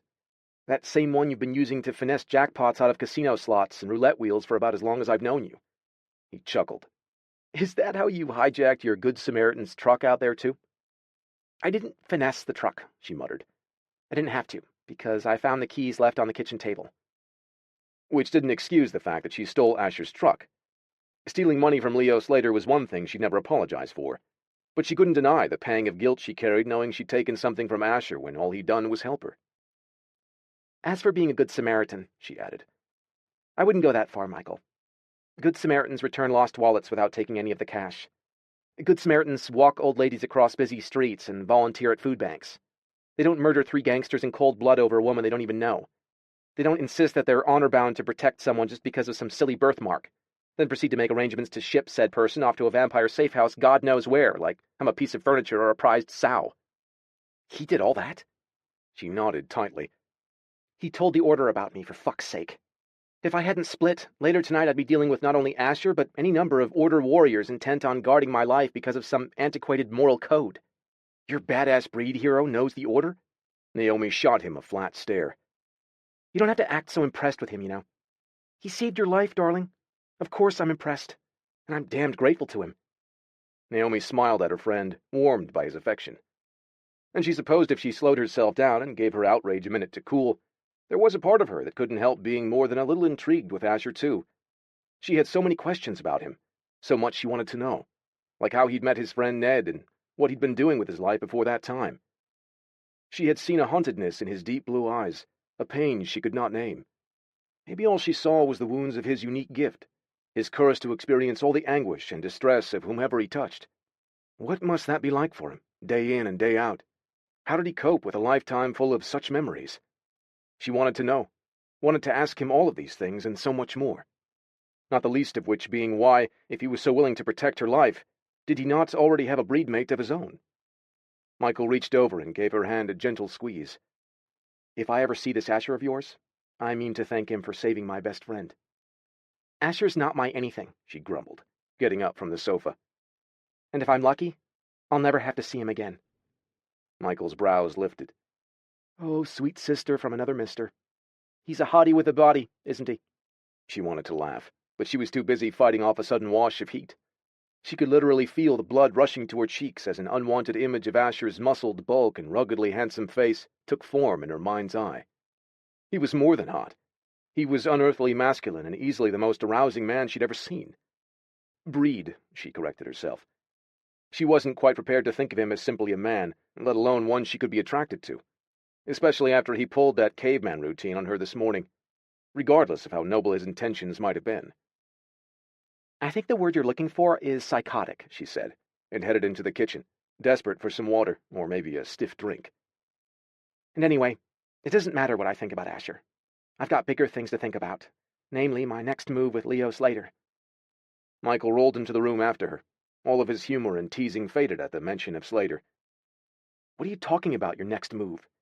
Naomi, siphoning off some of Casino Moda's profits might have seemed like a hoot and a half when you first started this game of yours, but this shit got serious last night.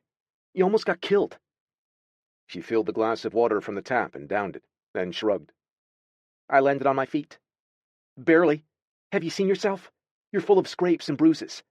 He hissed a quiet curse, shaking his head. If not for the mercy of a stranger, a breed male who, by your own description, could have just as easily turned on you last night, odds are you'd be lying under a pile of dirt somewhere in the Mojave right now. It's not about me. It's about justice, Michael. It's about making sure no kid who comes through our door ever has to be turned away because we're out of beds or out of food. It's about taking something from a powerful, corrupt asshole like Leo Slater and giving it to someone who really needs it. Someone who deserves it. Michael let out a low sigh. No, Naomi. It's about your mother. It's about what Slater did to her. I know you want to do right for these kids, but this is about vengeance for you. And if you're not careful, you're going to end up just like your mom, missing and presumed dead at Slater's hands. It hurt, hearing him say that. Not because he was wrong, but because he knew her better than anyone ever had. As much as she wanted to provide for the kids growing up on the streets, abandoned and terrified as she had after her mother's disappearance, she was also out for blood. Leo Slater's blood. Her plan had always been to milk him dry through a series of increasingly humiliating, unsolved heists. She already had a dozen wins under her belt, never mind last night's blunder. And now she had her eye on an even bigger prize, a combined jackpot that had been accumulating for months at Moda. Naomi wanted to walk off with it all. She wanted Slater to be made a fool of in front of his investors and high-roller clientele for his lack of security. Eventually, she wanted to destroy him. Then, someday, once he was reduced to squalor and shame, all of his power stripped from him because of her, she wanted to confront him face to face and tell him it was she who took away everything he had, just as he had done to her. Only then, after he knew what she'd done, she wanted to be the one to drive a knife into his heart. You don't have to worry about me, she insisted to Michael. I know what I'm doing, and I am careful. No, sweetheart, you're not. He shook his head soberly. Not anymore, you aren't. This vendetta you have against him is making you reckless. You need to quit, Nay. I mean now. I can't do that, Michael. Not until I make this last score. He was about to protest further, but the sound of shuffling feet on the linoleum in the hallway put an abrupt halt to their conversation. Twin boys, dark-haired and mocha-skinned, with lean bodies and rounded cherub faces that said they were barely into their teens, stepped cautiously into the kitchen. Naomi had never seen them before, and she saw their uncertainty when they caught sight of her too. Hi, she said, offering a friendly smile. Michael pivoted his wheelchair to face them. Hey there, guys. Sleep okay? His irritation with her faded instantly now that the kids were in the room. The boys offered wary nods, but kept glancing at Naomi. The slightly taller one laid a protective arm around his brother. His sharp, dark eyes took in her appearance, lingering on the bruises shadowing her face and chin. Who's she? They didn't ask about her injuries. Most of the street kids had wounds and scars of their own, and there seemed to be an unwritten code that prohibited uncomfortable questions. I'm Naomi, she said. I hope you weren't talking too loud out here and woke you. The kids gave vague shakes of their heads. Michael touched her shoulder and smiled at the twins. Naomi lives here too. She's like a sister to me. Sometimes that means we argue like siblings.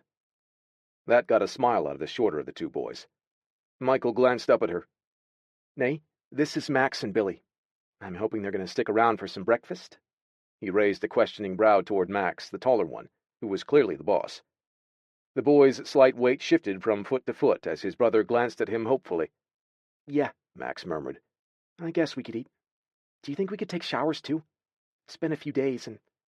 He trailed off, looking down at his threadbare kicks, shame rolling off him in waves. Naomi wanted nothing more than to drag him into her arms and tell him he mattered, to promise him it wouldn't always be this way. But she'd stood in those same tattered shoes and shaky trust enough times to know that nothing would send him running faster than a hug or a well-meaning lecture. She folded her hands in front of her and gave the kids a warm, casual smile. You can use the shower in the master bedroom, she told them. End of the hall. Towels are in the linen closet, second door down on your right. Help yourselves. Then when you're done, be sure to squeegee the tile and hang your wet towels up to dry on the hook behind the door. All right? Strange as it seemed, while most middle-class teens rebelled against house rules and parental guidance, the kids that came through their makeshift shelters seemed to appreciate being given a few responsibilities. Maybe feeling that they were contributing something took away a bit of the embarrassment of needing and accepting someone's help. It also reminded them, albeit subtly, about the importance of showing respect and having self-discipline. They didn't have a whole lot of rules here. Kids came and went of their own free will, and the promise not to pry or contact police, parents, or social services kept more of them coming back, even in some cases, staying until they were able to get on their feet. In return, she and Michael had a strict no violence, no drugs rule, and each child was expected to clean up after themselves. They took anywhere from 6 to 10 kids on a given day, which meant some nights there was a kid conked out on the sofa as well. If they had more space, they could not only provide longer-term accommodations, but also increase the number of kids they could help. Which brought her thoughts right back to the huge jackpot ripe for the picking at Moda. $1.3 million and some change would not only mean land and a proper shelter for the kids, but would ensure the operation stayed viable for years to come. And besides, there was a lot of poetic justice in the notion of using Leo Slater's money to fund a charity for orphaned and neglected children. She watched Max and Billy leave the kitchen to make their way back down the hall in search of towels. Kills me every time, she murmured softly to Michael, her heart aching in a way that she couldn't describe to anyone who'd never felt it. Did they tell you anything? He shook his head and raked a hand through his short hair. Nope. I'm guessing it's Dad who's the problem. Billy has a set of fingerprints on his upper arm that he kept trying to hide by pulling down his sleeves. Big hand, wrapped all the way around and then some. And when I answered the door, they both looked relieved I was in a wheelchair. Probably figured they could outrun me if they had to. The saddest part of it all wasn't that they'd likely felt that way. It was the fact that their survival depended on them holding that fear close to their hearts and never forgetting it. Often, it was the people offering help who were the ones with the potential to hurt them even more than the people they were running from. That was the reality of living in the streets. 2 young, fresh boys with pretty faces could make an industrious flesh peddler a lot of money. Once they were hooked on drugs, their lives were over, and they'd be begging to stay. Naomi shoved off the weight of her maudlin thoughts and focused back on Michael with a wry grin. If they thought they could outrun you, they haven't seen you tearing down the strip in that chair like you've got a rocket under your scrawny ass. He chuckled. Scrawny ass? You should talk. She laughed, glad to be falling back into normal mode here at home. Their teasing was an integral part of the day-to-day. It had to be. If they couldn't find a way to compartmentalize and lighten the heavy load of watching these kids struggle, they'd both go mad. She cuffed him lightly on the shoulder. I'll do the eggs and bacon. You're on toast duty. Yes, boss. He wheeled over to the refrigerator and pulled out 2 loaves of bread while Naomi busied herself in the cabinets, getting the necessary pans and seasonings. Don't think I'm going to forget where we left off before the boys showed up, Nay. My legs may not work anymore, but my brain is in tip-top shape. And I've got a plan.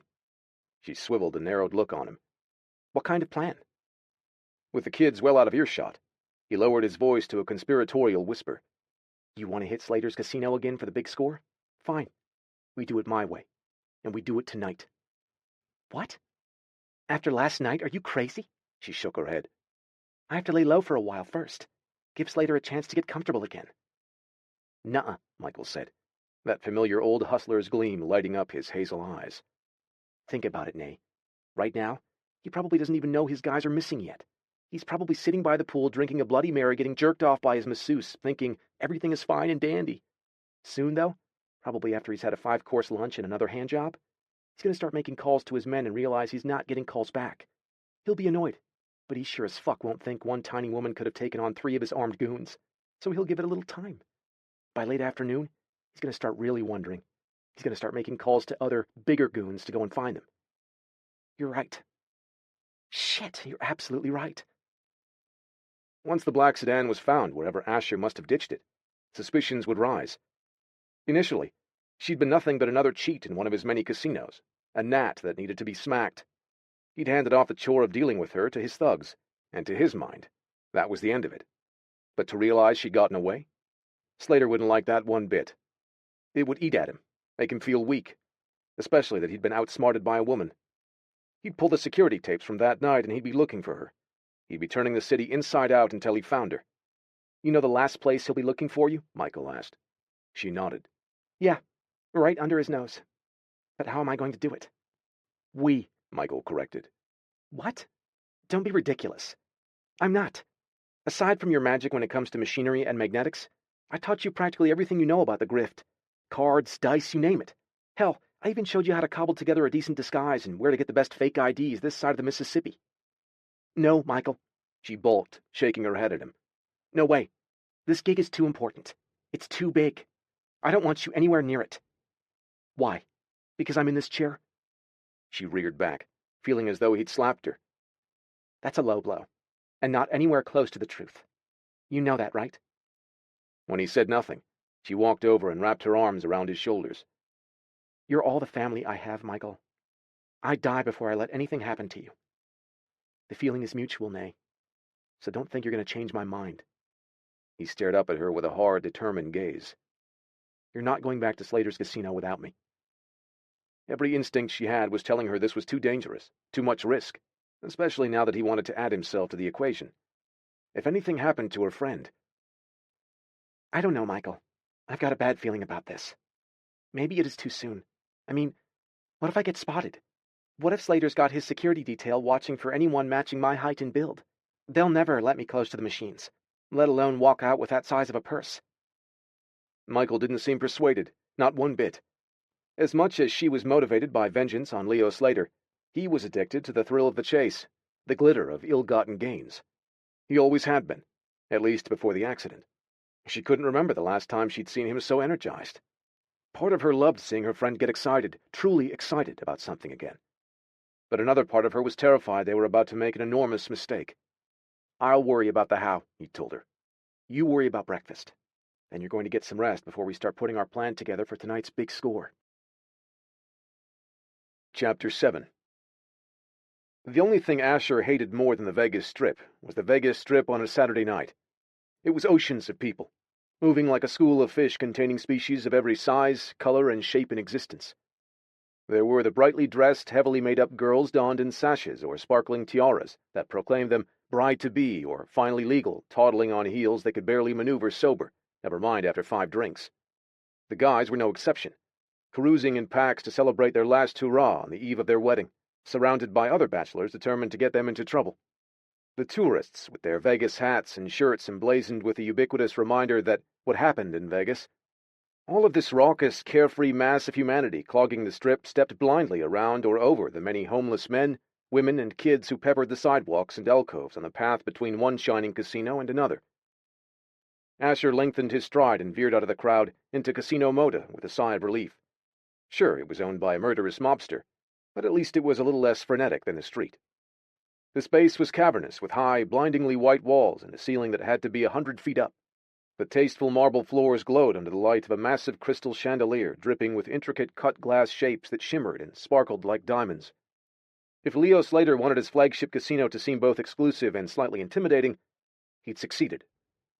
Most of the patrons who'd come to surrender their money to Slater's coffers were working-class folks lured inside by the fantasy of instant, easy riches to be had on the other side of the polished brass revolving doors. Others, the glossy few, were dressed richly in designer labels and clothing that conveyed an air of excess and the casual disregard of those looking for a good time and willing to burn wads of cash in exchange for a few hours of thrills at any one of Moda's beckoning tables or gleaming slot machines. Asher strode inside wearing a black leather jacket over a black t-shirt and black jeans.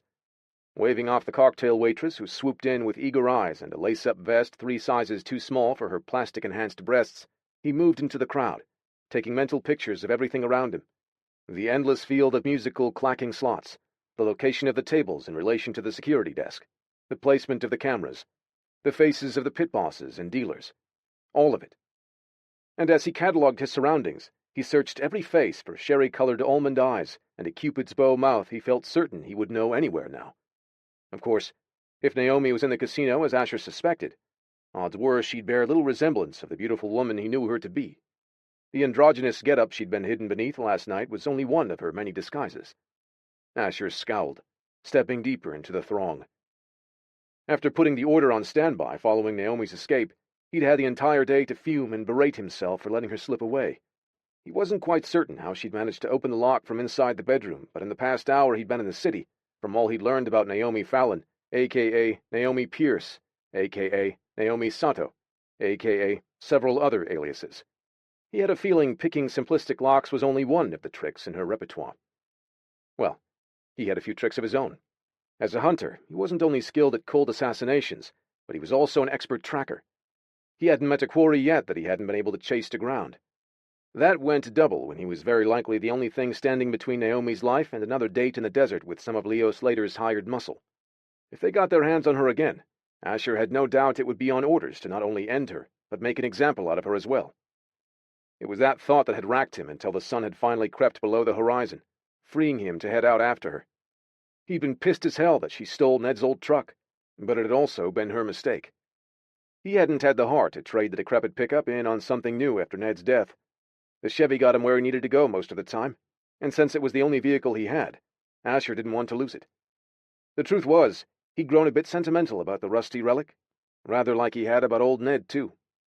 So a few months ago, after a couple of crackheads up at the state line broke in to snatch a $20 bill he'd carelessly left tucked into the cup holder, Asher had installed a GPS tracker under the hood, which is what he used to trace the truck to the driveway of a small house a couple of miles off the Strip.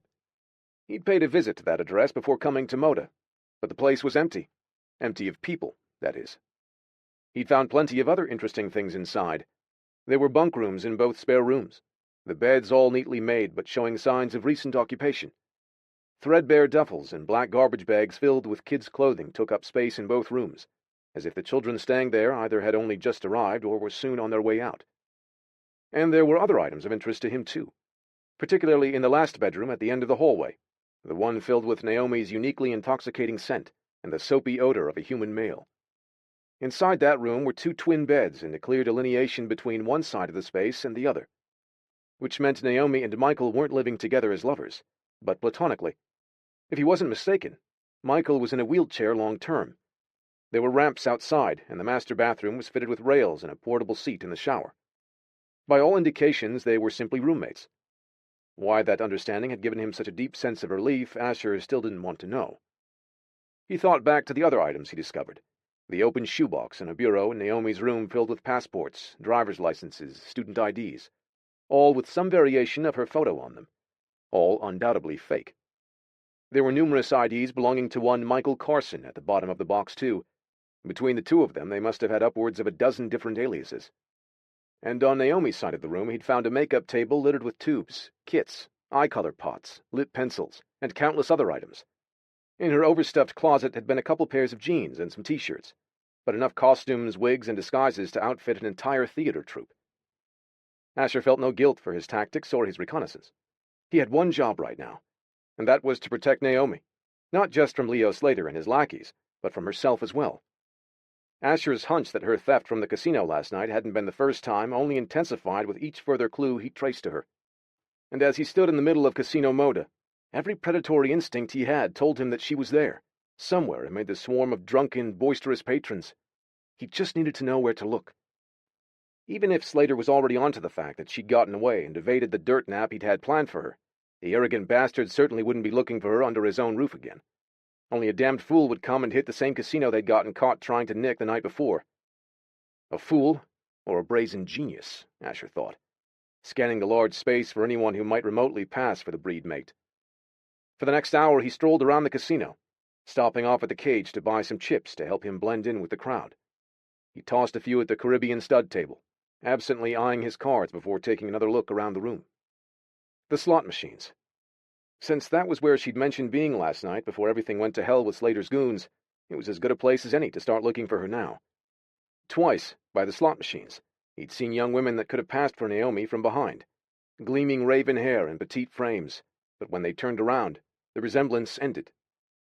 He had to get her face out of his head, an almost impossible task since he'd thought of little else for all of the hours he was trapped inside waiting for dusk. Besides, she was clearly a pro when it came to disguises and blending in. She wouldn't look anything like herself tonight. He had to think outside the box. Think like Naomi. Another half hour went by without a sign of her anywhere at or near the slot machines. To continue his covert search of the casino floor, he moved on to the Spanish 21 table closest to the pit of roulette wheels. Sliding a pile of chips onto the betting circle, he let his gaze trail over the tables and the players gathered around them. It wasn't until he caught sight of a little old woman across the floor from him, her back and shoulders hunched as if from the late stages of osteoporosis, that he stopped cold and stared. Gray-haired and slow-moving, she wore a long dark skirt and a similarly bland tunic and flowy wrap that hung off her slight frame.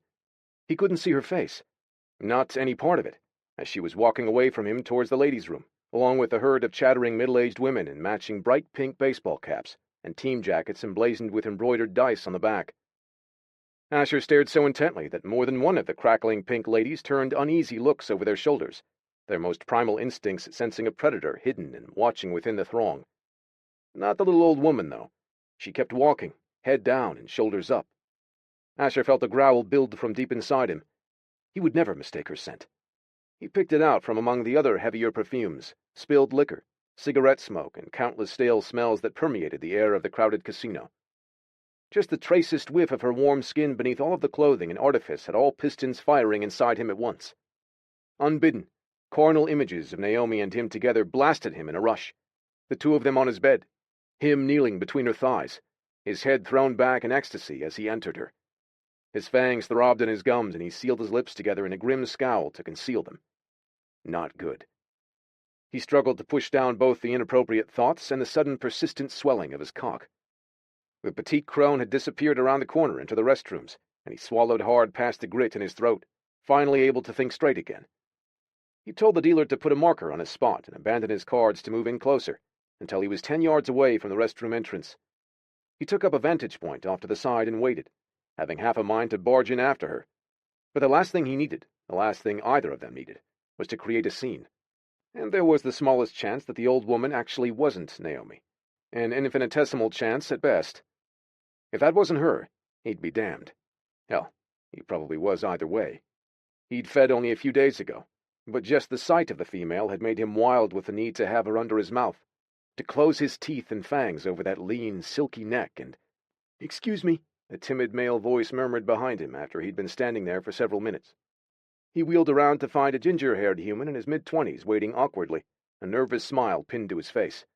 Asher glared back at him silently, irritated at having been interrupted. You're standing in front of the ATM?" the other man murmured, his voice climbing an octave as he stared up at Asher, looking close to pissing himself. Asher snarled and moved out of the way. He turned back to the restroom as the pink ladies and a few other women who'd also been inside the restroom filed back out to the casino. No sign of Naomi, though. Impatient, he stepped far enough behind a large decorative column that the majority of his bulk was out of sight. Best case, he'd be able to intercept her without her bolting or bringing down the whole house with a scream or a struggle once she saw him there. But he'd take her either way. He wasn't leaving Vegas without her safely in hand. As he stood in wait, another few minutes went by, followed by a few more. Foot traffic in and out of the ladies' room continued in a steady stream, but Naomi was nowhere to be seen. Son of a bitch. She'd ghosted him. He wasn't sure if it had been pure luck that she'd slipped out of the bathroom in those few seconds he'd been in conversation with the other man, or if she'd somehow sensed him at her heels and successfully dodged him. All he knew in his gut was that Naomi was not in that bathroom anymore. He bit back a string of curses, if only barely. She couldn't run far, not this time. He'd found her once, or at least he thought he had, and he'd find her again. She was cagey and clever, but he was relentless, and if he had to tear the whole place apart tonight in order to save her from herself, he damned well would. Because whether Naomi realized it or not, she was his. To protect, he reminded himself sternly, even as a possessiveness unlike he'd ever felt spurred his body into motion across the casino floor. Chapter 8. Thanks for letting me have your jacket, Naomi told one of the club of 5 women she'd encountered in the ladies' room. She'd gone in behind them, feeling uneasy and jittery as though Mota's eye in the sky was following her every move inside the casino, or worse, as if someone stationed somewhere on the floor had her trained in his sights. Naomi couldn't get into one of the restroom stalls fast enough. Heart racing, palms moist with anxiety. She'd stripped out of her gray wig and costuming inside the handicap stall and stuffed the whole kit and caboodle into the trash bin before coming out in the jeans and t-shirt she'd worn beneath. No one paid her any mind as she discreetly stepped to a vacant sink to splash soap and water on her face to erase the old-age makeup. The Diamond Divas Dice Club stood in front of the mirrors, refreshing their perfume and primping while they chattered about which casino restaurant buffet to hit for the best early bird dinner. Drying her face with paper towels, Naomi offered her opinion to break the ice, then had smoothly begun a soft-sell negotiation with one of the ladies about buying her jacket as a good luck charm. Wearing the opium and cigarette-scented jacket embroidered with the name Gladys on the front, Naomi had kept her head low as she strolled out of the restroom with the women a minute or two later, as if she were part of their tight, conveniently concealing pack. I really appreciate it, she told the squat, dark-haired gambler, as the divas paused with her on the casino's midway. I think this is going to bring me some great luck. I hope so, honey. Gladys grinned as she patted her glittery pink fanny pack. Best luck I had so far tonight was selling it to you for a cool $100. Naomi smiled. Enjoy your dinner, ladies. Once the group headed off toward the seafood buffet she recommended, she turned the jacket inside out and slipped back into it. Now that she was on the floor again, she didn't want to attract undue attention with a neon-pink billboard on her back. She glanced at her burner phone to check the time. Shit. She was 2 minutes off schedule. Michael would be nervous because of that, but they had their signals all worked out hours before they arrived separately at Moda tonight. There would be no communication between them about the job until after they were both back home again. Being seen talking on their phones or passing any kind of hand signals across the floor to each other would not only put the night's plan at risk, but their lives. Naomi glanced around warily, still feeling a niggle of unease even though she could find no evidence to back it up. Probably just paranoia because of what happened last night. Besides, there was still time to abort if either one of them felt they should. A quick glance to the crowd showed Michael paused to watch the roulette tables. He was clapping along with the gathered spectators, his prearranged signal that everything was a go on his end. Naomi steeled herself and moved through the packed rows of slot machines, making a beeline for the bar to order a drink as agreed. Martini with 3 olives if she was ready to roll. Bloody Mary if she felt they should can the plan and clear out ASAP. With her martini in hand, she walked back over to the slots and began feeding quarters into an empty machine 4 seats in from the aisle. She hadn't chosen that particular section by chance. At the head of her row, situated so that its tall illuminated jackpot sign faced the midway crowds and flashed for all eyes to see, stood Moda's biggest paying machine. The one with the $1.3 million prize just waiting to be had. Naomi casually moved from one machine to the next, progressing to the dollar slot sitting directly beside the sleek, towering Monte Carlo Fortune Bonanza, which was currently being monopolized by a bored-looking platinum blonde piece of arm candy, who was waiting for her sugar daddy to wrap up at the blackjack table across the way. Naomi slid a $20 bill into her machine and pulled the lever. Like most of the people around her, she squealed with excitement when she hit for any amount of money, and rubbed the glass as if she could will the most coveted symbols to appear. The only difference between her and all the other poor saps around her losing their paychecks was that she actually could finesse the machine to do her bidding. When she'd lost about half her money, she glanced over and saw Michael slowly making his way over to her. Go time. The blonde put another 100 into the Monte Carlo machine and yanked on the handle. Naomi's anxiety climbed with every second the woman remained in the seat. When she was about to surrender her third big bill, Naomi leaned over to her. Want a tip for upping your odds with the big money machines? At her neighbor's intrigued nod, she said, Don't pull the lever to spin the wheel. Use the button instead. As she confided the nonsensical advice, Naomi reached over and touched the red button. Not to push it, but just to let her fingertip rest lightly on the machine. It was enough. The woman sat back and pushed the button. She lost the round. Shrugging, she tried again. Then again. So much for your tip, she muttered, flouncing off in a huff. Mission accomplished. Michael rolled up only a few seconds later. They didn't speak to each other, barely even acknowledged the other's presence at all. Naomi went back to her machine as Michael got situated next to her. How are the martinis at this dump? He asked nonchalantly, the way any gambler might in order to strike up conversation with an attractive fellow player. They're kind of strong, she said with a rehearsed giggle. A careless movement of her hand sent her glass toppling onto the carpeted floor. She hopped down to retrieve it, casually taking the opportunity to brush her hand over the side of the Monte Carlo Fortune Bonanza's sleek metal casing. She shrugged at Michael. I guess that means I'm cut off now. He chuckled, perfectly casual, smiling as she stepped around him with her empty glass. Her pulse was hammering, but she kept her bland expression fixed on her face. Take care, she told him, already edging away from the area. Thanks. He slipped a $100 bill into the machine and tapped the maximum bet button. You too.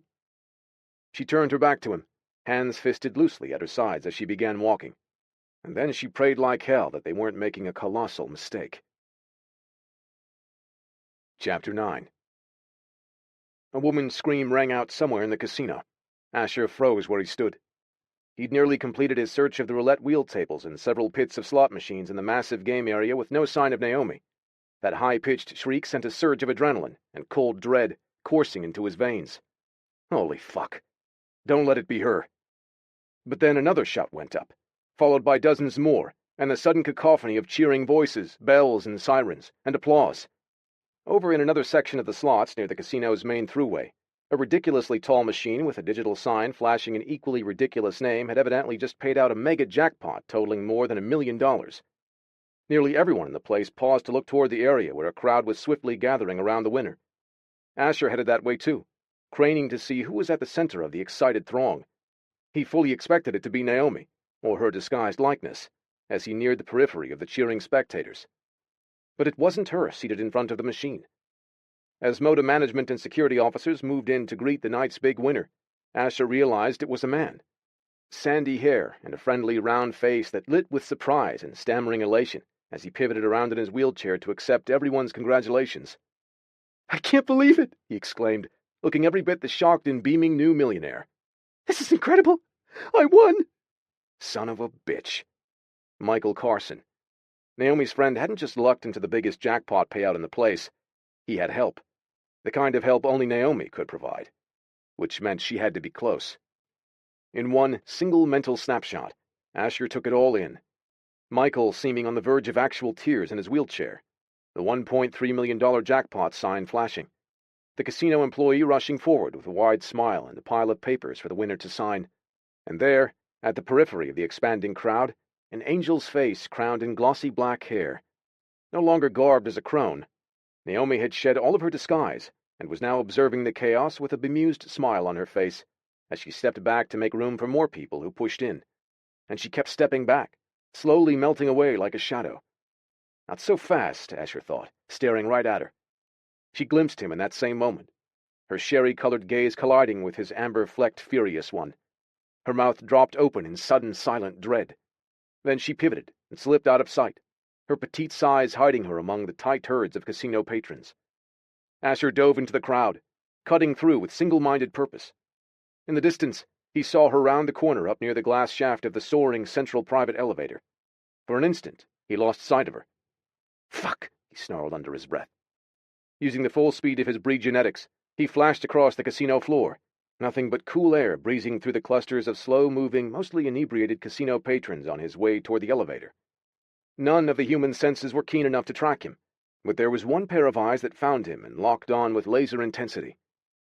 A big breed male wearing a dark suit, a wireless earpiece, and a Moda security badge on his hip stepped out of the elevator at the same moment Asher was rushing after Naomi at preternatural speed. Icy silver eyes narrowed beneath the thick espresso-brown slashes of the male's brows. Asher knew him, or rather, he used to know him, back when they were both nameless boys, yoked and collared under Dragos' brutal hunter program. There was no kinship between them, then or now. Asher hadn't come away from the lab with many friends, or any, for that matter. In the 2 decades since he and this male had escaped the program, their paths hadn't crossed until this moment. Seeing a fellow former assassin now, here, and obviously employed by none other than Leo Slater, made the killer in Asher tense for a fight. To the death, if necessary.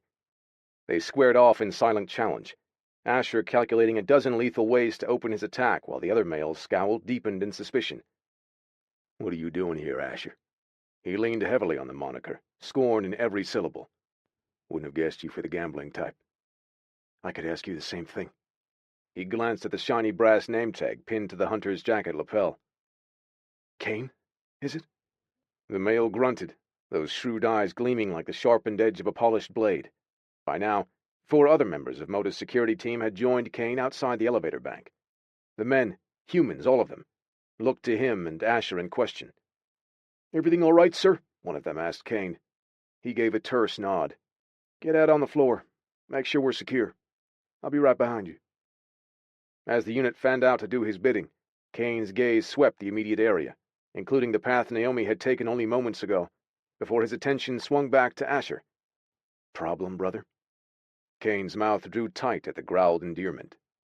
"You'd better hope there isn't, or I'll be right behind you too, brother." Asher smiled a cold smile, then gave Slater's head of security a bump of his shoulder as he brushed past him without another word.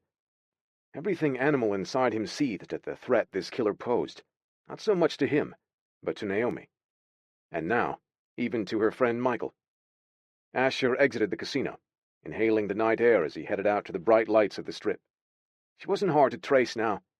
2 blocks up the sidewalk, she was rushing to the curb with her arm out, trying to hail a taxi. She yelped as he hooked one arm around her midsection and hauled her away from the street. "Keep walking, and don't pull away from me or turn around unless you want to call more attention to us both." With his hand at the small of her back, he steered her alongside him and began walking briskly toward the garage where he'd earlier parked the truck. Too smart to make a scene on the street, she fell into step beside him as instructed, her body trembling under his palm. "How the hell did you find me? And what do you think you're doing?" "Saving your pretty neck for the 2nd time," he muttered. "Come on."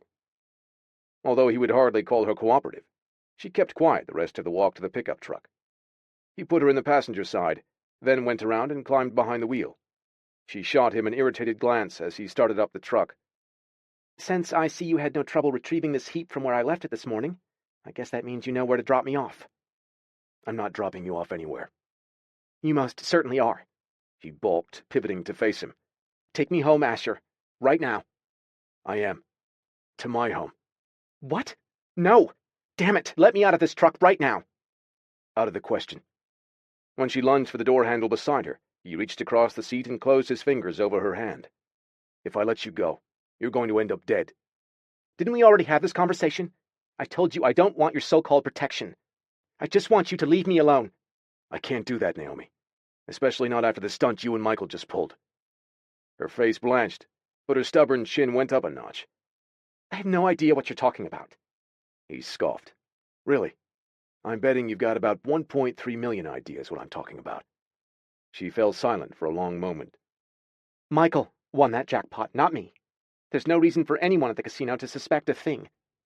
"Not unless they have a reason to study the casino security video and notice that an elderly woman hobbled into the ladies' room a few minutes before the big win, but never came out." Naomi swallowed. "I felt like I was being watched." "It was only you?" "You'd better hope it was only me." He bit off a curse, infuriated by her brazenness. by her recklessness that seemed to border on suicidal. For fuck's sake, Naomi. You have to know what it means to cross a man like Leo Slater. Are you deliberately trying to get yourself killed? No. Then why, damn it? What the fuck are you trying to accomplish? You wouldn't understand. Try me, he growled, taking hold of her slender shoulders. He was vibrating with the force of his anger and his worry for her.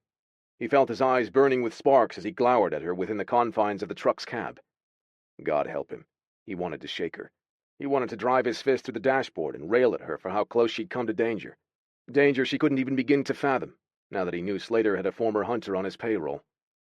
Tell me why you're so hell-bent on this casino. On this man. He owes me. Let's just leave it at that.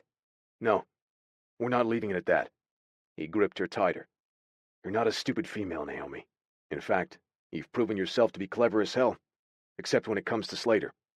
A chill swept over him as he relieved the anguish and fear and helplessness of an innocent child who witnessed the brutality of life, the ugliness of it, much too young. There was a part of him, a part he kept buried deep down inside, who understood some of that too. Asher searched her pained gaze, his hand still holding on to her. The connection renewed the memory he'd read from her before, but he didn't let go, unable or perhaps unwilling to release her. It was Slater who hurt your mother, wasn't it? Hurt her? She spoke in a tight but quiet voice. He killed her, Asher. I can't prove it, but I know he did. The police have called the case unsolved. Just another woman who vanished off the face of the earth after Leo Slater got tired of beating and using her. She went missing? When I was 8 years old. She left me alone for the weekend and never came back. Naomi swallowed, her eyes welling. I kept waiting. I kept hoping, even after Child Protective Services came to our apartment and took me away with them a couple of months later. Asher exhaled the curse that boiled up from the pits of his soul. Her anger was one thing.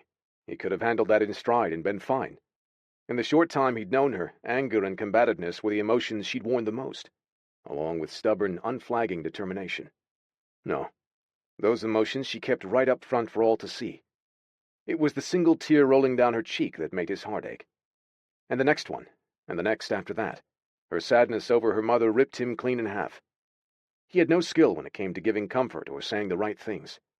He'd been bred to deny any softness, any emotion that might make him a weaker instrument when it came to dealing death. Not even his time looking after Ned had smoothed all of his rough edges. But he wanted to give Naomi comfort. He wanted to let her know that her pain was his now, that he would not only protect her, but do whatever was necessary to ensure Leo Slater never had the chance to hurt her or anyone else again. Wordlessly, he moved his hands from her shoulders to the sides of her beautiful face, cradling her gently in his palms. She didn't resist him. Her gaze stayed locked on his as he smoothed his thumbs over the tears that now coursed down her face in steady streams. And when he drew her toward him, her lips fell open on a quiet exhalation, a sound that was far from a sob. Asher brushed his mouth over hers, shocked at the current that roared through him at that first tender contact. He wasn't prepared for how sharply he craved her. He wasn't prepared for how deeply this female was impacting his life. He didn't have room for the troubles she was bringing into his solitary world. And he sure as hell wasn't prepared to deal with all of the feelings she'd been stoking inside him from the moment their eyes first met. He drew away from her on a low groan and a murmured apology that he didn't actually mean. "Buckle up," he ordered her gruffly. "It's not safe for you in the city, and we've wasted too much time already." She sank back against the seat in silence and drew the seatbelt across her body. When she was secured, Asher threw the truck into gear and sped out of the garage with renewed determination. He would protect Naomi, with his arm and his life. As slim as his honor was, he couldn't live with himself if he allowed anything to happen to her. And now, on top of that obligation, he would call in the debt Leo Slater owed her if it was the last thing he ever did. As soon as he'd ensured Naomi was out of Slater's reach, that son of a bitch would be going down. Chapter 10. He didn't say 2 words to her for the duration of the drive out of Vegas. She told herself she was relieved to have his brooding silence beside her, especially since her lips were still burning from the heat of his kiss. It had been so unexpected, his tenderness coming right on the heels of his obvious frustration with her. Had he kissed her out of desire? God knew she'd been entertaining some unbidden, purely sexual thoughts and urges where Asher was concerned. As angry as she wanted to be, and was, with the overbearing breed male, she could hardly deny her awareness of him, nor her body's all-too-eager response. Any woman with eyes in her head and warm red blood in her veins would find it impossible to describe Asher as anything less than panty-meltingly hot. But that didn't mean the attraction was mutual. In the instant before he'd covered her mouth with his, he seemed so angry she half expected him to punch something, possibly even her. That is, until her eyes started leaking, and those pathetically broken sobs started falling from her mouth before she could hold them back. Humiliation flamed her cheeks, adding to the fire already settled there in the wake of his kiss. How utterly embarrassing to have broken down in front of him like that. Tears, for fuck's sake. She never cried over her mother, least of all in the presence of someone else. Not even Michael knew how deeply the loss had truly wounded her. Now, she'd gone and blubbered in front of Asher like the heartbroken, abandoned 8-year-old girl she'd been all that time ago. For all she knew, he might have done it simply to shut her up, or even worse, out of pity. But his burning kiss hadn't tasted like either of those impulses, not that she had been fit to judge. By the time his strong hands had closed around her shoulders, then cradled her face, she'd been too far gone to question anything but the intensity of her need to sink against him in surrender. At the moment, all she wanted was to get as far away from him as possible, and try to put the whole unsettling idea out of her mind. As Asher turned off the starlit desert road and onto the bumpy dirt lane that led to the old ranch, Naomi hung suspended between the thrill of having bilked Leo Slater out of one of his millions and the concerns she had for Michael in these next crucial hours following his big win at the casino. By now, all of the casino paperwork would have been signed, the check issued and in his hands, ready to be deposited in his bank account. But what if something had gone wrong? What if it had all gone to hell after she fled Moda with Asher on her heels? Naomi reached into her jeans pocket and pulled out her new burner phone to check for messages from Michael. No word at all yet. Damn it. Although they'd agreed he would text once he was in the clear and felt it was safe to make contact, her fingers itched with the need to check in with him. She'd barely tapped the screen with the first letter when the device suddenly leapt out of her fingers and into Asher's right hand. "What the hell?" she gaped at him, reminded of just how little she understood about him or his kind. "What do you think you're doing?" "You have your little talents. I have mine." He dropped the phone between his parted thighs as he maneuvered the truck over the potholes and valleys of the rambling driveway. When they were parked in front of the house, he killed the engine and gave her a grim look. "If you care about your friend, the best thing you can do for him is to keep your distance for a while." She knew he was right, but it went against her grain to let any man, particularly this one, boss her and tell her what she could or could not do. "Fine, you made your point. I'll take my phone back now." She held out her hand, but he ignored it. Taking the keys and the burner in one hand, he got out of the truck and stalked around to open her door before she had the chance. "Let's get inside. It's not a good idea to linger out here longer than we need to." His tone was grim, and sounded far from enthused at the notion of having her at his place for a second time. She nearly reminded him that the only reason she had been there at all was because of his insistence that she would be dead without him. Begrudgingly, she climbed out of the truck and walked with him onto the porch where Sam's panting mouth and eager whining greeted them on the other side of the screen door. In spite of everything else that was upsetting and out of control in her life, the sight of the dancing, wiggling hound made a smile break across her face. At least someone was pleased with this unwanted arrangement. "Hey, you," she said, dropping onto her haunches and giving Sam's swiveling rear and thick shoulders a good rub as soon as she stepped inside the dimly lit house. She laughed as the big dog turned excited circles in front of her and showered her chin in wet licks. "Oh, yes, such a good boy. Your dog's a nut to Asher. I mean, look at him.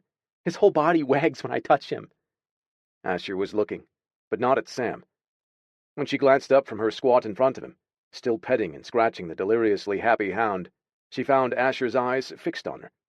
Those dark blue pools smoldered, tiny sparks crackling in their depths.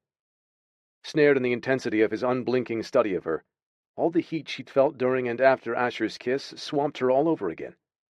He made a strange sound in the back of his throat.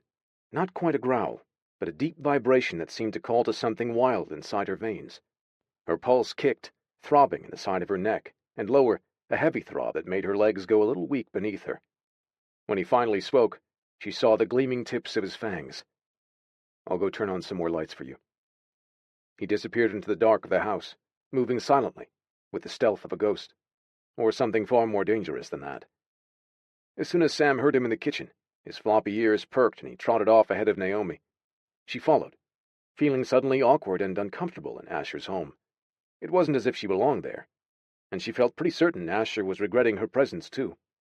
You know, if it's just a matter of laying low for a while, I do have other places I can go. I can get a new fake ID and change my appearance again. He flicked on the light over the kitchen table and sent a scowl in her direction. What are you talking about? I don't think you really want me here any more than I want to be here. What difference does that make? She shrugged as if none of this was any big deal to her. I'm just saying I have other options. I know plenty of other people I can call for help if I... No one else can help you, Naomi. Only me now. He looked so certain, so gravely serious. Even she was tempted to believe that. She crossed her arms over her chest to stifle the shiver that swept over her. Not even the order? His jaw tensed as he studied her. I can get word to them right now, if you prefer. There's a command center near Tahoe. They can probably have someone here to retrieve you in a couple of hours. No. She shook her head, cursing herself for even bringing up his earlier threat to pack her up and ship her off to the order without her consent. I'll stay. At least for now. She told herself it was a reasonable enough plan, at least until she got the all-clear from Michael. The farther they stayed apart for the time being, the safer it would be for both of them. Once the jackpot check from Casino Moda was in his bank account, their lives could resume. She could handle a day or so here at the ranch with Sam and his domineering vampire housemate. It was the thought of staying overnight that gave her more than a little pause. You will take the master bedroom, Asher informed her tersely. I don't need the bed. Besides, I'll be on watch 24/7 now. She scoffed, leaning her hip against the counter as he turned on more lights. On watch to make sure I don't finesse the lock and escape again? He pinned her with a sober stare. I can make sure you stay inside, but I'm more concerned about keeping anyone else from getting in. The gravity of his voice took her aback. He was more than concerned. He was grim with a certainty that shook her. Who do you think will be looking for me? Slater? She lifted her shoulder, considering. He doesn't know I'm the one who's been repeatedly hitting his casino this past year. I take care to always look different, never like myself. And last night was the first time I ever got caught. Asher's face looked thunderous with building disbelief and fury. How many times have you crossed him? I don't know. 10 or 12, I suppose? Christ. His mouth pressed flat. Using your breedmate gift. What do you call it? Finessing? She nodded. With a touch, I can manipulate metals and magnetics. Simple gears, machinery, locks. He grunted. And casino slot machines. Sometimes I hit the roulette tables too, for variety. All I have to do is rest my hands on the casing in order to make the connection with the moving parts and bend them to my will. For how much, Naomi? His brows furrowed deeper, his big body radiating a heat she could feel all the way on the other side of the kitchen. Holy hell. How much have you already taken from him? Before tonight? She licked her lips, her mouth going dry under the blazing force of Asher's stare. A couple $100 grand. It's how Michael and I have kept the shelter open at his house. Without the money, those kids... Damn it, woman! His snarling interruption cut her off sharply. He stormed up to her, his face a mask of rage. And something else, too. Was it fear? He looked as if he wanted to take hold of her and shake her until her teeth rattled. Either that or kiss her again. Although if he did that, she knew there would be no tenderness in it now. It would be punishing, brutal in a way that shouldn't have made her heart race the way it did now. But he didn't take hold of her. He raked a hand over his hair, then glanced at the windows and sliders that looked out over the property outside. Nothing but endless blackness on the other side of the glass, yet when Asher's gaze swung back to her, it was bleak with dread. Suddenly, his cryptic statement that no one but him could help her now, not even the powerful warriors of the Order, came rushing back to her like a chill wind. What is it? She asked him. Something happened tonight back at the casino. You know something, don't you? Asher, what aren't you telling me? I ran into Slater's chief of security right after you took off. His name is Kane. He's Breed, Naomi.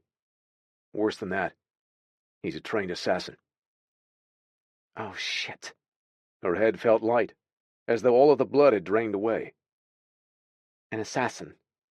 Are you sure? He said nothing, merely offered a grim nod. Of course he was sure. No wonder he was acting as if she were one step from her grave all night. She probably was. He doesn't know you're with me, Asher told her. As far as I can tell, he doesn't know anything about you. If he did, you never would have made it out of the casino tonight. You're safe for now. With me." His calm reassurance helped take the edge off her fear. A little. She had no reason to doubt anything Asher told her, not even this. But he couldn't protect her forever. Nor was he offering that. "Oh, God," she murmured. "I have to warn Michael." "No, Naomi." Asher shook his head. "The surest way to help your friend is to keep your distance now. Is there any reason for Slater to think the two of you are together on this?" "No. We've never done a job together. And there's nothing to link us together inside or out of the casino." "The house you share?" "Is in Michael's name only. I don't even use the address on any of my IDs." At his nod, she went on. "We arrived at the casino separately tonight, him about 40 minutes before I got there. Once we were inside, we didn't talk or signal that we knew each other." "But you did touch the machine to ensure he claimed the prize." She nodded. "We had it all rehearsed. The only change was my disguise. Before tonight, I'd never been inside the casino without disguising myself, and I only ditched my old lady cover after I thought I'd been made somehow." Asher cursed low under his breath. "You took off your disguise because of me, because I was shadowing you. I'm sorry, Naomi."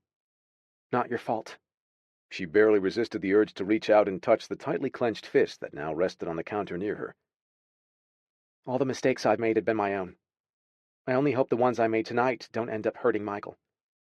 I'm not going to be able to relax until I hear from him that he's okay." Asher gave her a vague nod. "You've had a long day. It's only going to get longer. Go on back and get settled while I put out some food for the animals." She hadn't realized how exhausted she was until he mentioned it. Her neck was stiff from stress, her body aching and tense. Her eyes burned from remnants of her hastily scrubbed-off makeup and facial prosthetics adhesive. "Would it be all right if I use your shower?" He gestured over her shoulder, toward the hallway leading to his bedroom. "Halfway down the hall on the left." "Thank you," she murmured. She started walking that way, then paused to regard him over her shoulder. "I mean that, Asher. Thank you for everything you're doing for me." He merely stared at her, silent as he watched her leave. Chapter 11. Asher grabbed a large bag of dog food from one of the cabinets and set it on the counter, trying to ignore the sound of the water running through the old pipes of the house. It wasn't easy. The plumbing rattled and groaned, which was normally just a mild annoyance on any other day. Combined with the knowledge that Naomi was standing naked under the warm spray just a short walk down the hall from him, the shower noise seemed to go on forever. And with that awareness came a lot of vivid images he couldn't seem to banish from his mind. Images of her black hair sleek and wet against her milky neck and shoulders, her petite body lathered with suds and slick under her moving hands. He could practically feel her soft skin beneath his own hands, and as he imagined spreading her leanly muscled thighs to delve between them, first with his fingers, then with the full length of his cock, he shuddered with the rush of need that rolled over him. Christ! He raked a hand over his clenched jaw, his fangs aching and extended, filling his mouth. Kissing her had been about the worst thing he could have done, for her sake and his own, because now he knew what her sweet, lush little mouth tasted like, and it had only made him hungry for more. Hungry to know how sweet the rest of her would taste under his lips and tongue, or under the sharp press of his fangs. If it was only lust driving him, he might have been able to deal with it. He hadn't fucked in a while, but he knew plenty of places he could go between here and Las Vegas to scratch that sort of itch. He doubted another woman's body would be enough to slake what he was feeling for Naomi. She stirred more than physical curiosity or need in him. She stirred more than simple blood hunger, too. She piqued his interest in ways no other female had ever before. More than just sexy and smart. She was resilient and strong, too. Tough and tenacious as hell, despite her diminutive size. He respected that more than he cared to admit. But along with the steel spine she so obviously possessed came stubbornness the likes of which he'd only seen in a mirror. No doubt about it. The woman was going to be trouble for him. Already was, since his threat to dump her on the order was an empty one now.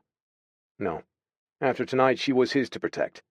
If Slater or Kane or anyone else had ideas about harming her, they were going to have to come through him first. He felt a thump against the back of his leg and glanced down at Sam's expectant stare and impatiently wagging tail. Asher grunted. Sure, now you're my buddy, eh, old boy? So long as our pretty visitor isn't in the room, or if I've got your food in my hands. Sam led him eagerly to his empty bowl, nudging his big head down to start eating even before Asher finished pouring the kibble. As the hound munched enthusiastically, Asher patted his short golden fur and the thicker hair at the back of the dog's neck. Unbidden, a memory swept over him, one of his own, from around the time that he had first arrived at Ned's place after drifting aimlessly across the states following his release from Dragos's control. They'd been sitting in this very kitchen, Ned eating a bowl of beef stew at the small table that still sat in front of the window overlooking the back of the property. It was dark, and Sam was in need of a run. "I'll take him," Asher had offered. "You sit and finish your meal." Ned had given him a nod of thanks and continued eating. "Put his collar and leash on him before you let him out. That damn coyote's been prowling around again, and I don't want Sam thinking he ought to go after it and try to drive it off. That pup's got more attitude than sense sometimes. Kind of like a couple other people around here." Asher remembered smiling at the quip as he turned to grab the dog's woven nylon collar with its jangling tags. As soon as his fingers had closed around the cool, unbreakable material, his whole body had gone cold. As if he were rooted in ice, he couldn't move, couldn't think, couldn't hear anything but the rush of his own blood pounding in his head.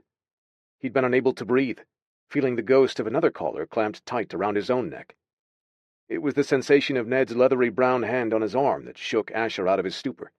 It grounded him, pulled him back from a dark ledge. But in that moment, Asher had seen insanity just over the horizon. So close, he could almost touch it. "No collar," he'd ground out, his voice wooden and distant. Ned had squeezed his arm gently and nodded. "All right, son. No collar, then." They never spoke of it again. And while Ned knew the basics of Asher's past, a consideration he felt he owed the old man in exchange for his willingness to share his home with someone so different from him, Ned didn't know about Asher's origins as a hunter. He didn't know any of the hideous things Asher had been made to do while his neck was ringed with the collar he never dreamed he'd escape. Ned never pried, never judged. Instead, he'd tried to convince Asher, unsuccessfully, that sooner or later he would need to leave the ranch and go find a family of his own. He didn't realize Asher's freedom only stretched as far as his legs could carry him. He would never be free of his memories, nor of his sins. A soft sound jolted him back to here and now. Naomi cleared her throat behind them, bringing with her the fresh scent of warm, clean skin and damp, shampooed hair. Her pink cheeks and shiny black hair sent an ache through him that he could hardly curb, but no more than the long white t-shirt she wore. His shirt. He scowled, all he could do to bite back the sudden surge of his fangs and the heat that prickled his skin from head to toe. His erection was instant, and he knew he had to be glowering at her just from the agony of his arousal. "I, hope you don't mind. My clothes smelled like smoke from the casino, and I couldn't stand to put them on once I was clean. I found this t-shirt on top of the dresser with some other folded laundry." His blood rushed out of his head and went south as he realized she was practically naked beneath it. Her breasts were small and high, with little need for a bra, not that she seemed to be wearing one. The cotton held no real shape on her small frame, but it was so thin he could just make out the dusky peaks of her nipples and the hint of her lavender-colored panties beneath it. Holy fuck. "It's fine," he snarled, pivoting if only to keep her from seeing the hot coals of his eyes. His glyphs were writhing with dark colors, all in response to the desire he felt for this female. When he spoke again, his voice was like gravel and thick from the crowding presence of his fangs. "We can head out tomorrow night to get you some clothes. We'll need groceries, too. I hope you're not hungry, since anything I have here is left over from when Ned was alive. Which means it's somewhere between inedible and radioactive." She laughed. "I'm not hungry, but if I get there, I'm sure I can figure something out." "You'll have to, because I don't cook, either." "Oh, I don't know about that. As I recall, you make a mean can of chicken noodle." He felt her warmth behind him as she stepped further into the kitchen and went over to pet Sam, who was licking his newly emptied bowl. Her feet were bare, and he found himself staring, fixated on the peachy polish and the delicate silver band that circled one of her perfect little toes. "Michael texted me while I was in the shower," she said, sounding more than relieved. "He says everything went off without a hitch. He's home, and he's got the check. He's going to bring it to the bank on Monday morning. It should clear in a few days, and it looks like Slater has no idea what hit him." Asher hoped she was right about that, but his gut told him she and Michael were far from in the clear with Slater. They might never be safe again. Not if he ever got wise to their scam. Dread over that eventuality cooled some of the heat he was feeling for the breed mate who'd not only upended his solitary existence, but lit it on fire. He wanted her, no question about that, But what he wanted most was her safety. What did you tell Michael? You didn't mention that you were out here with me, did you? No. She drifted over to him, leaning against the counter. I just told him I was someplace safe, and that I thought it best to stay away for a while. I don't want him to have information Slater or anyone else could use against him if things get sticky. The more plausible deniability he has these next few days, especially, the safer he'll be. Asher nodded, studying her worried expression. You and Michael are pretty close, I gather. He's like a brother to me. We've been family to each other for the past 18 years, since we were both 8 years old. 8 years old? Asher exhaled a sigh. Since you lost your mother. Michael and I met later that same year. My mom had been missing for a couple of months by the time Child Protective Services came around to the apartment and took me in as a ward of the state. I bounced through a few group homes and foster situations that year, but nothing stuck. I guess I made sure of that. I kept running away, rebelling even more every time they tried to discipline me. I was, as most everyone put it, difficult. Asher felt the corner of his mouth tug in a wry smile. It didn't take much to imagine a younger version of Naomi, headstrong and angry and independent, balking at the slightest attempts to break or contain her. Here she was, half his size, even full-grown, yet she'd had more courage as a child than he'd had even as a teen and a young man. Where did you finally end up? On the street, she answered flatly, shrugging. It was better than anything the state had in mind for me. At least the predators were easier to spot. I'd rather take my chances with the addicts and scumbags living on the street than the monsters who live in nice houses and smile at you as they invite you inside but don't show their claws until you finally decided to trust them. Is that what happened to you? A few times. But I trust my gut more than I ever trust anyone else. So I always managed to get out of there before the worst could happen. She glanced at him then, her soft, sherry gaze bleak. Michael had it much worse than me. He had a proper family once. The loving parents, the big house and a dog, the whole white picket fence utopia. But then, on his 8th birthday, he made the mistake of confiding in his mom that he thought he was gay. She told Michael's dad, and instead of having cake and ice cream, his father beat the living shit out of him. It was so bad, Michael had to get his jaw wired shut. Christ, Asher muttered. His gut churned the way it always did whenever he heard about children being mistreated, and he struggled to find words of comfort. Naomi swallowed audibly, emotion thick in her voice. His parents told the doctors and the social worker who came to the hospital that he got in a fight at school. Michael didn't deny it. He never told anyone the truth. As soon as he was sent home to recuperate, he split and never looked back. We ran into each other later that year. I spotted him trying to lift a wallet off a tourist outside a fast food place. He got caught, and the guy's shout drove him away. I saw where Michael ran to, so after I finessed $20 out of an ATM, I bought a couple of burgers and drinks and brought them to him. We ate together inside a drainage pipe near the highway, and we've hardly been apart since. Asher studied her, marveling at her fortitude. He even admired her little streak of larceny, considering she'd used it as means of survival and kindness, rather than for her own gain. Even her hits on Slater's casinos seemed to be done as a means of providing for others more than herself. The problem was her motivation. She wouldn't be the first person to lose their life because of an insatiable vengeance. How does Michael feel about you taking so many chances when it comes to Leo Slater? He doesn't like it, she admitted. He's been begging me to let it go for a long time. Smart man. I like him already. She slanted him a sardonic look. Anyway, I promised him this last job would be it for me. No more stealing from Slater. We have what we need to keep the shelter going for a while. So I'm done with that now. Asher narrowed his scrutiny of her, sensing there were things she wasn't saying, things she hadn't promised Michael. You're done taking money from Slater, but you're not finished with him yet. Are you? Not a question, but a flat realization. I told you, Asher. I have a debt to collect from him. For my mother. For what he did to her, and believes he got away with all this time. All the beatings and other abuse she suffered. And finally, her death. How can you be certain he killed her? People disappear, Naomi. Even mothers sometimes walk away and leave everything behind. Not her. She shook her head, resolute. The only thing we had was each other. That is, until Slater came along. He dazzled her with fancy cars and clothing, with promises of a better life for both of us. But all he did was use her up. He destroyed her, first with the beatings, then with drugs.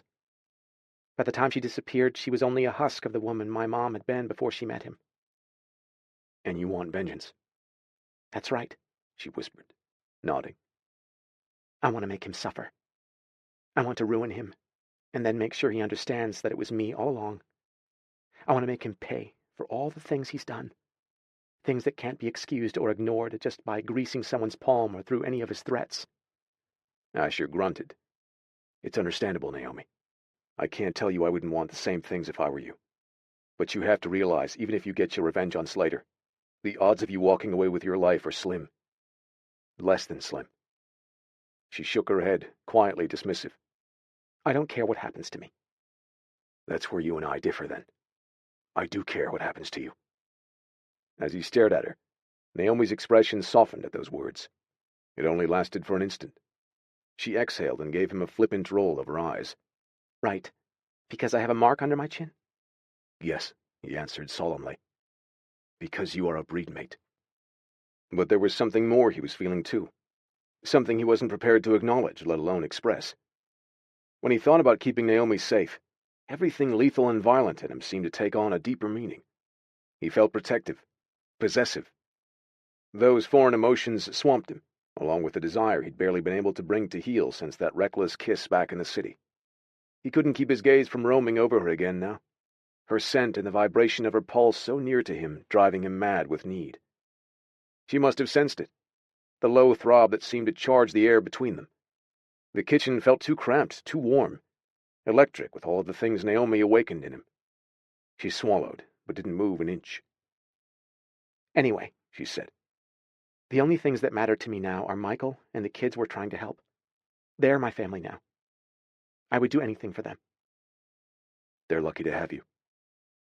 What about you, Asher? At first, he wasn't sure what she was asking. His brows knit in question, and she tilted her head at him. Do you have a family? A bunch of scowling, overbearing brothers like you somewhere out there? I have no family, he answered tonelessly. That much was true, at least. What about Ned? Seeing as he left you his ranch and his dog, you and he must have been close. Asher didn't know how to answer that. He'd never considered himself close to anyone. It wasn't how he was raised, and quite the opposite, in fact. But he had felt gratitude for the kind old widower who opened his home to a stranger, a drifter he had every reason to fear. But Ned hadn't been afraid. He treated Asher like a person, not a monster. He treated him like an equal, not a servant or a tool. He gave Asher his respect. More than that, he'd given him his trust. We were friends. The word felt odd in his tongue because he'd never used it to describe anyone before. It seems strange here without him sometimes. Naomi smiled gently, reaching over to lay her hand atop his. I'm sorry you lost your friend, Asher. The tender sentiment left a pang inside him that felt as unsettling to him as his admission that he missed the old man. Evidently, being around Naomi was a minefield of revelations, not the least of which being how badly he wanted to take hold of her and feel her body against his. He wanted to kiss her again, and if she continued to touch him and talk softly about feelings, he was going to go mad. He pulled away from her and stalked over to put Sam's kibble back in the cabinet. Behind him, she let go of a sigh. Do you mind if I get a glass of water? Help yourself. You won't find me to be much of a host. She made an acknowledged noise, then padded over to the cupboards and foraged for a glass. She filled it at the sink, then paused in front of the refrigerator to study the collection of curling, yellowed photographs that had been permanently stuck to the metal surface with magnets and old tape, long before Asher had arrived on the scene. Is that him? She asked. The African-American man in several of these pictures? Yes, that's Ned. Asher stowed the dog food and glanced at the array of faded images. The woman he seated next to on the porch in this photo was his wife, Ruth. Naomi looked closer and turned a warm smile on him. She's beautiful. Did you know her too? No. She died 6 years before I came here. In the picture was a smiling 50-something Ned, taken before his short black curls had turned white and his deep brown eyes had gone cloudy and unseeing. He and his tawny-skinned, gentle-eyed wife were seated side by side in matching wood rocking chairs. Asher had never seen such contentment in a pair of faces before in his life. He'd never known such love existed. "Ned made those chairs himself," he said when the silence stretched between them. "He told me after Ruth died he put them in the barn out back and couldn't bear to look at them again, because they reminded him of her and everything they lost." How sad. Naomi glanced at some of the other photos before turning a curious look on him. How did you two meet, anyway? One night about 15 years ago, I ended up outside Vegas. Wasn't much for letting any grass grow under my feet, and I had no idea where I wanted to go next. All I knew at that moment was I'd gone too long without feeding. More than a week, which is further than many of my kind should push it. I ran more than 50 miles before I finally saw signs of civilization, and by that I mean a run-down gas station and convenience store. Nobody around except an old piece of junk pickup truck sitting at one of the pumps. Ned's Chevy, Naomi said with a smile. Asher nodded. This old black man shuffled out of the place and went over to start pumping his gas. He knew what I wanted the instant he saw me. Christ, I had to be a sight. My vision was hazy with hunger, and my fangs felt like they were on fire in my mouth.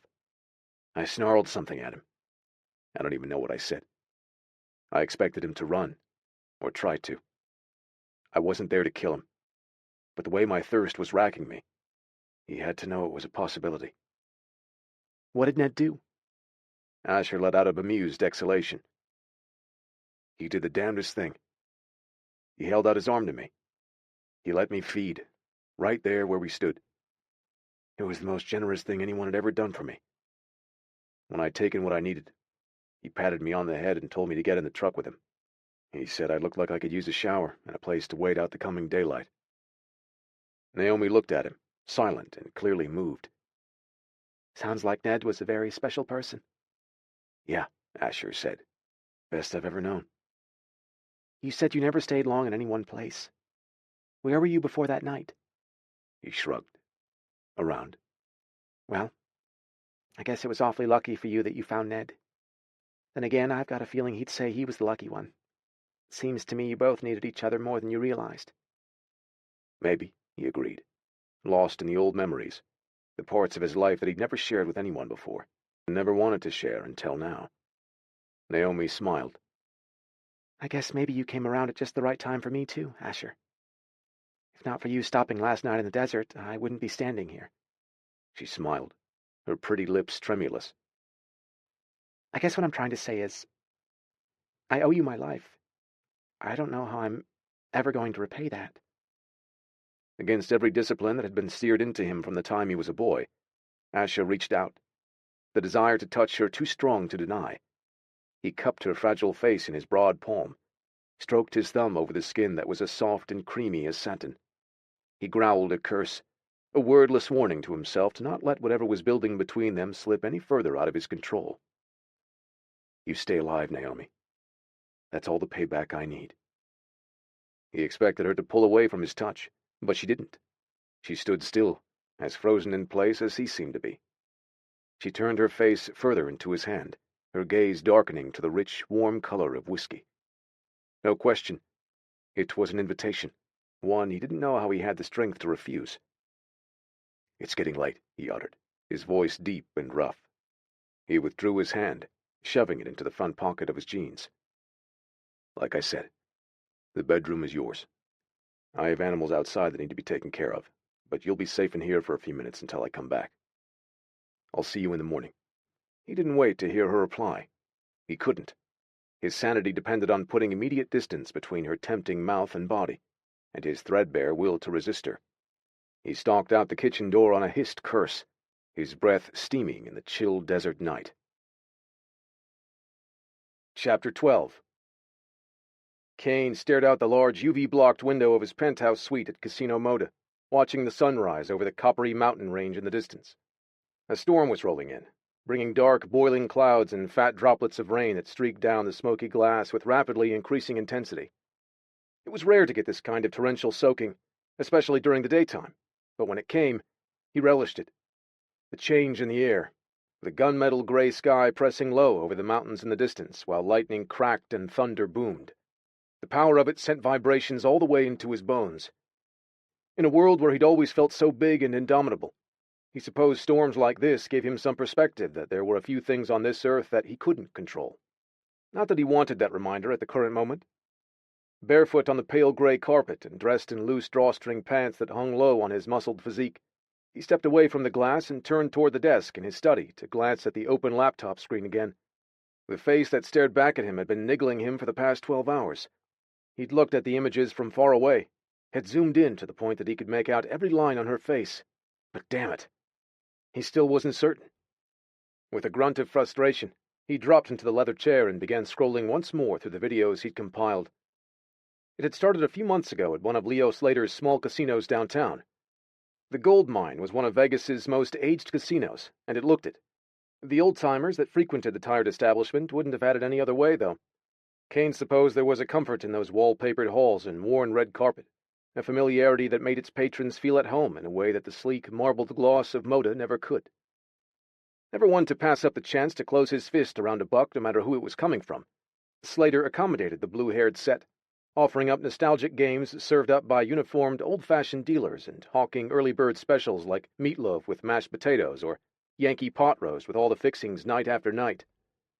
The gold mine would have been more aptly named a bronze mine when it came to profits, and it would never truly compete with Moda in terms of income. On the other hand, it also wasn't susceptible to the whims of the jet set, who no doubt would eventually bail on Moda and crown a new hotspot, leaving all that chrome and lacquer to tarnish and dry up.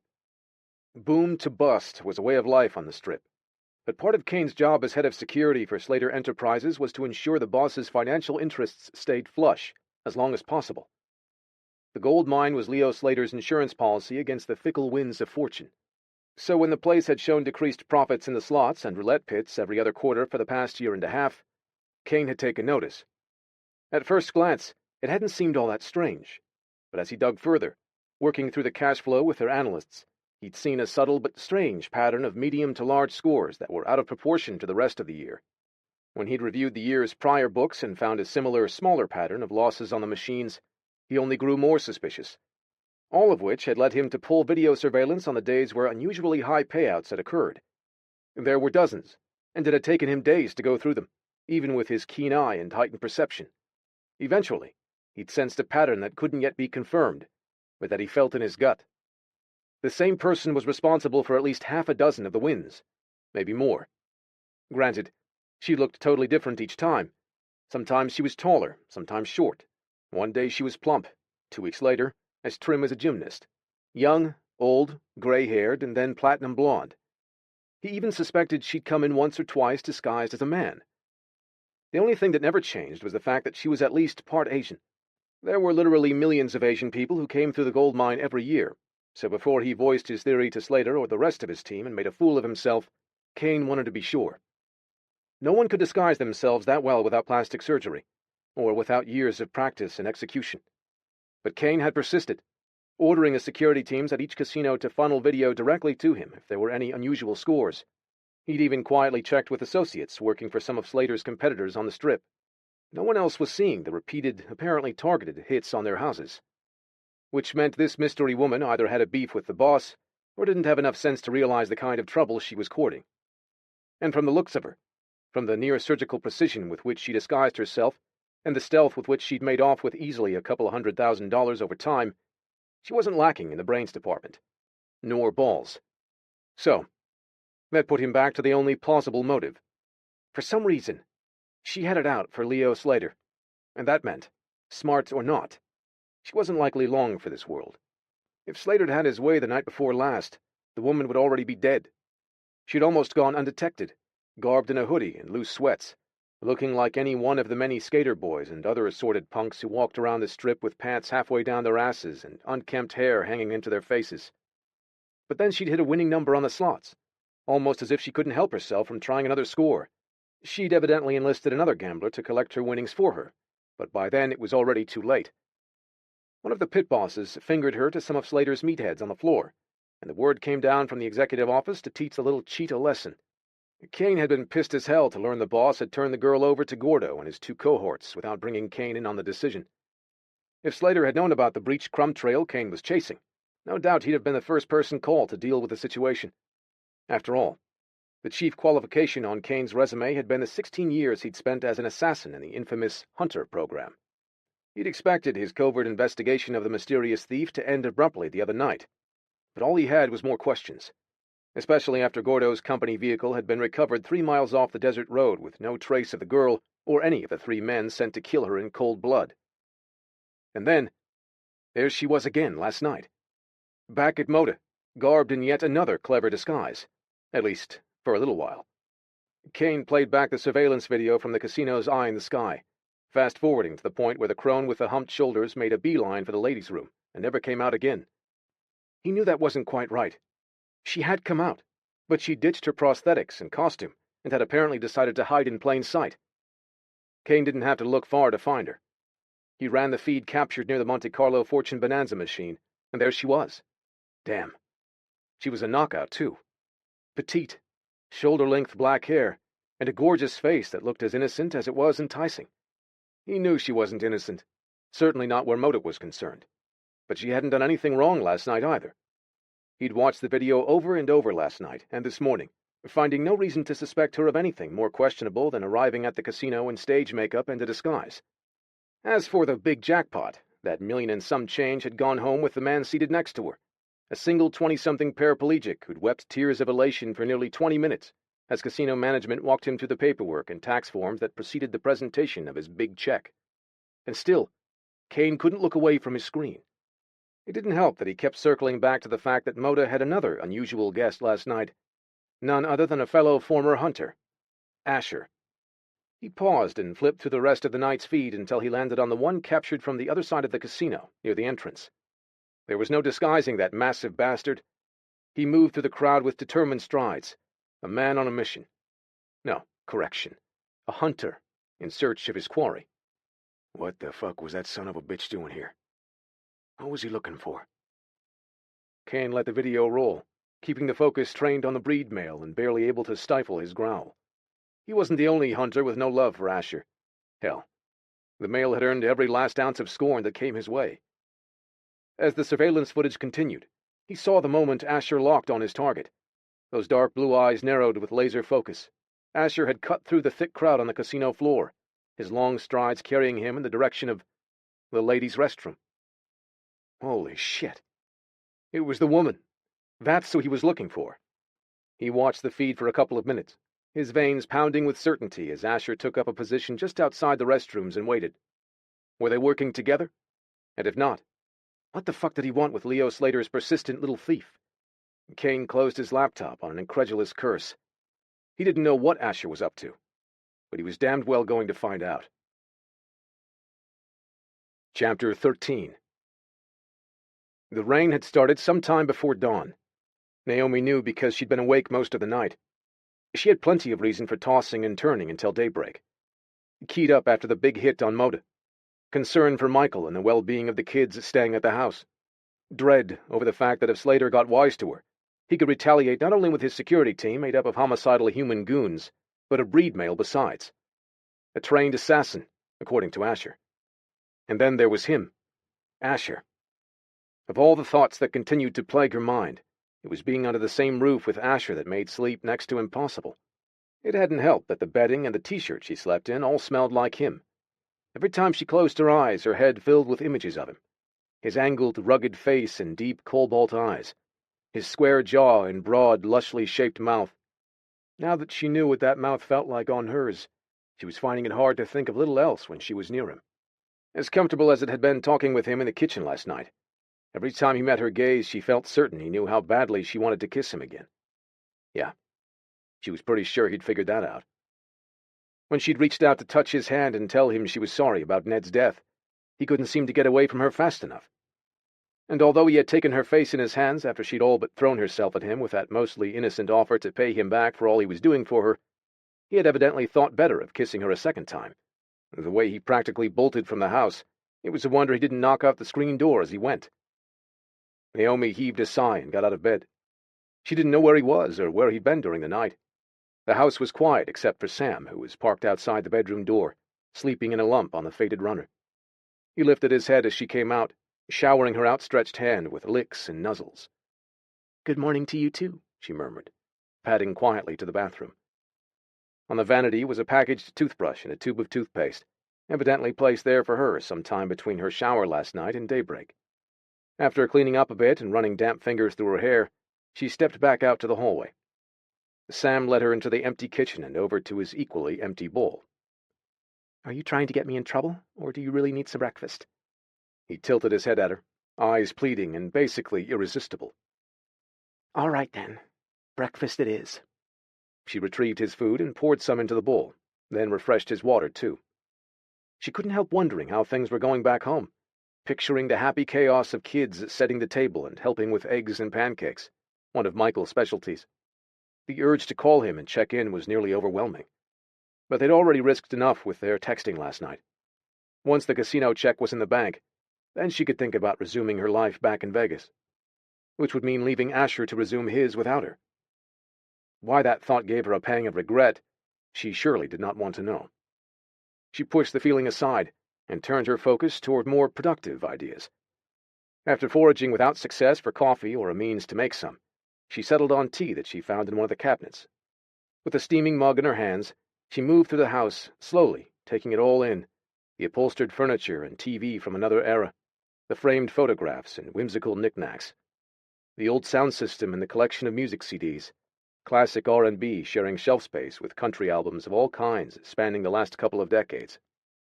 There were bookcases filled with paperback novels, their spines bent, pages yellowed, and on the floor near a worn recliner sat a basket of crossword puzzles and Sudoku, most of them solved with pencil in the shaky scrawl of an aged hand.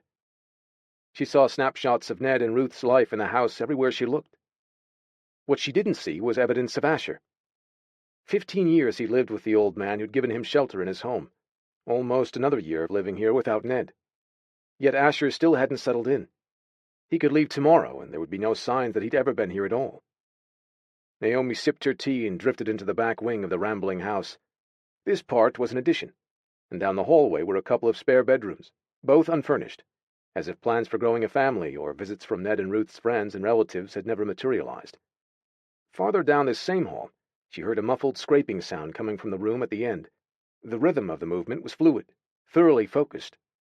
She paused at the open doorway of what appeared to be a woodworking shop and simply watched Asher work for a moment.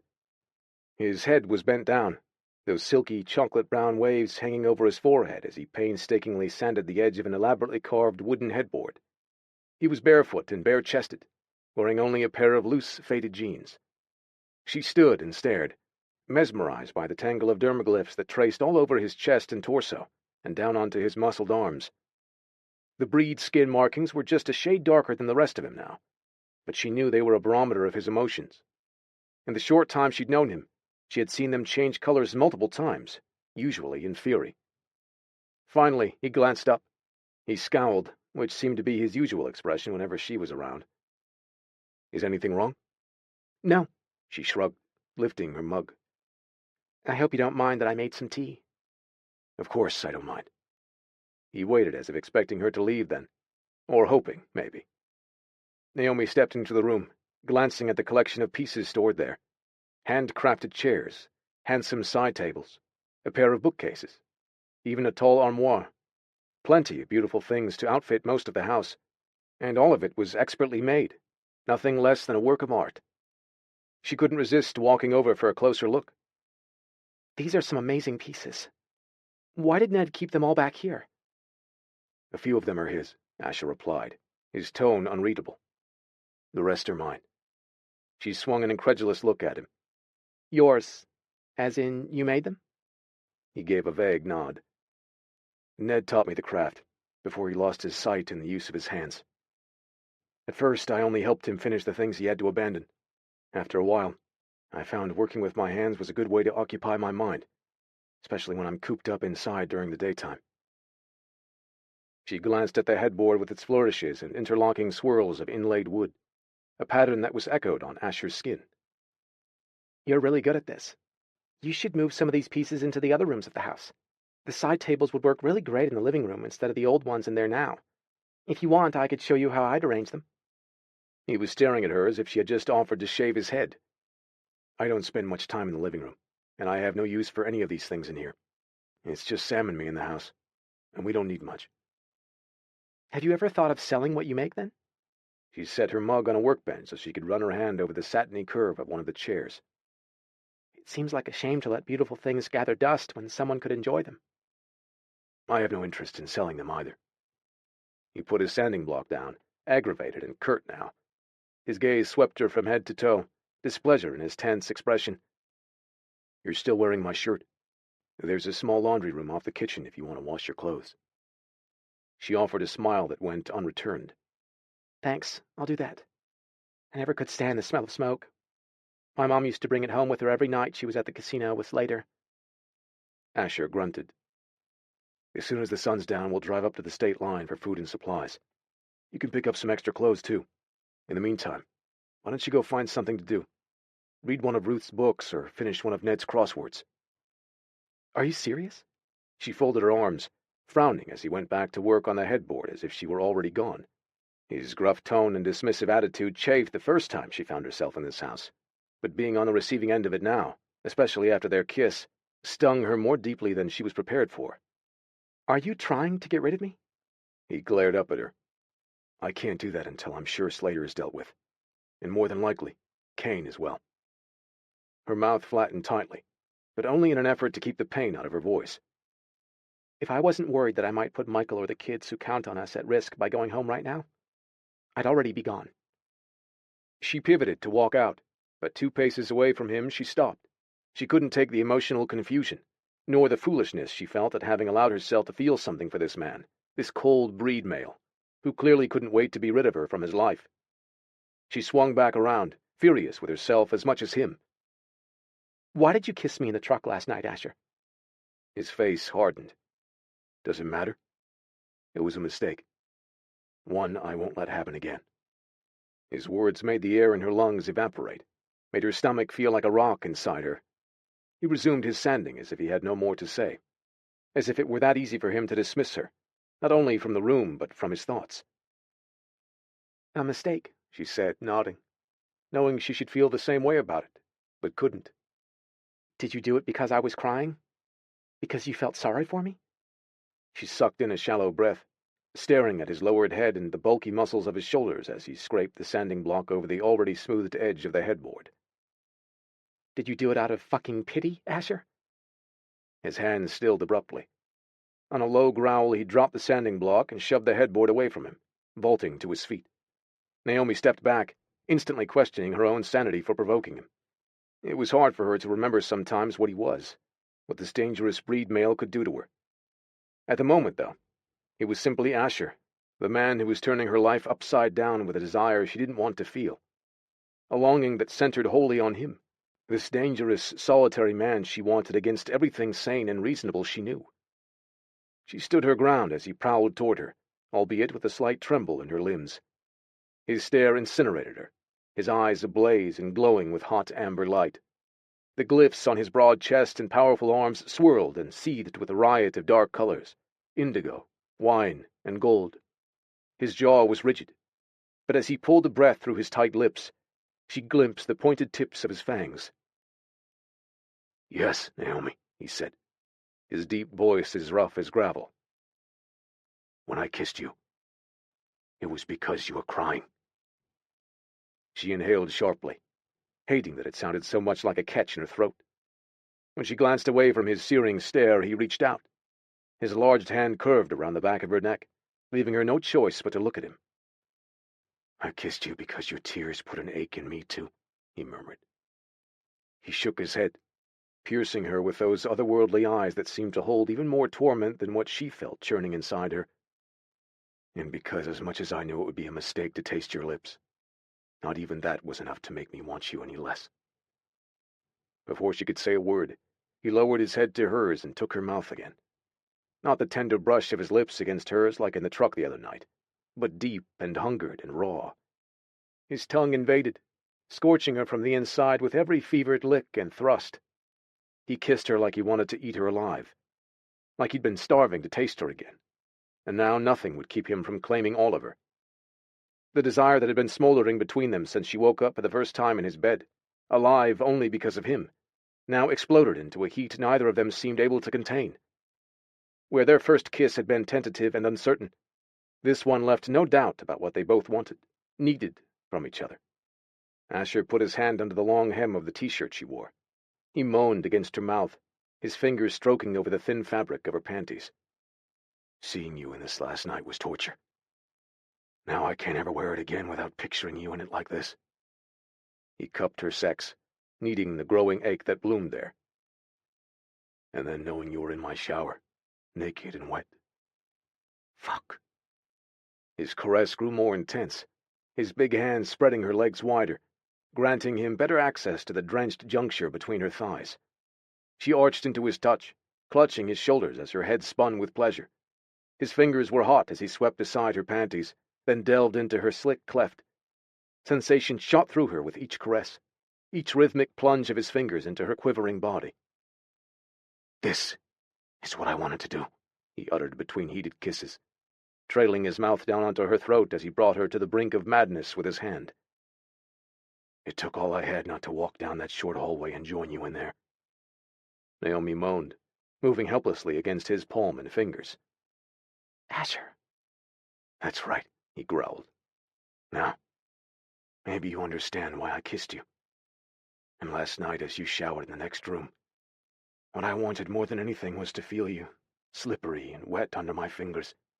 And then I wanted to fuck you, Naomi. I wanted to push you against the tiles and drive into you until I no longer felt this damnable need to be inside you. Oh, God. She was panting from his wicked touch, on the verge of climaxing right where she stood. I wouldn't have stopped you, Asher. I had all those same thoughts, too. I wanted all those same things. It's what I pictured as I touched myself in there, imagining it was you touching me, stroking me the way you are now. He purred low in his throat and stared at her with fiery need. Did you stand under the warm spray and come thinking about me, sweet little Narumi? The sound of her name, her real name, should have felt wrong, jarring even. No one called her that now. She didn't permit it.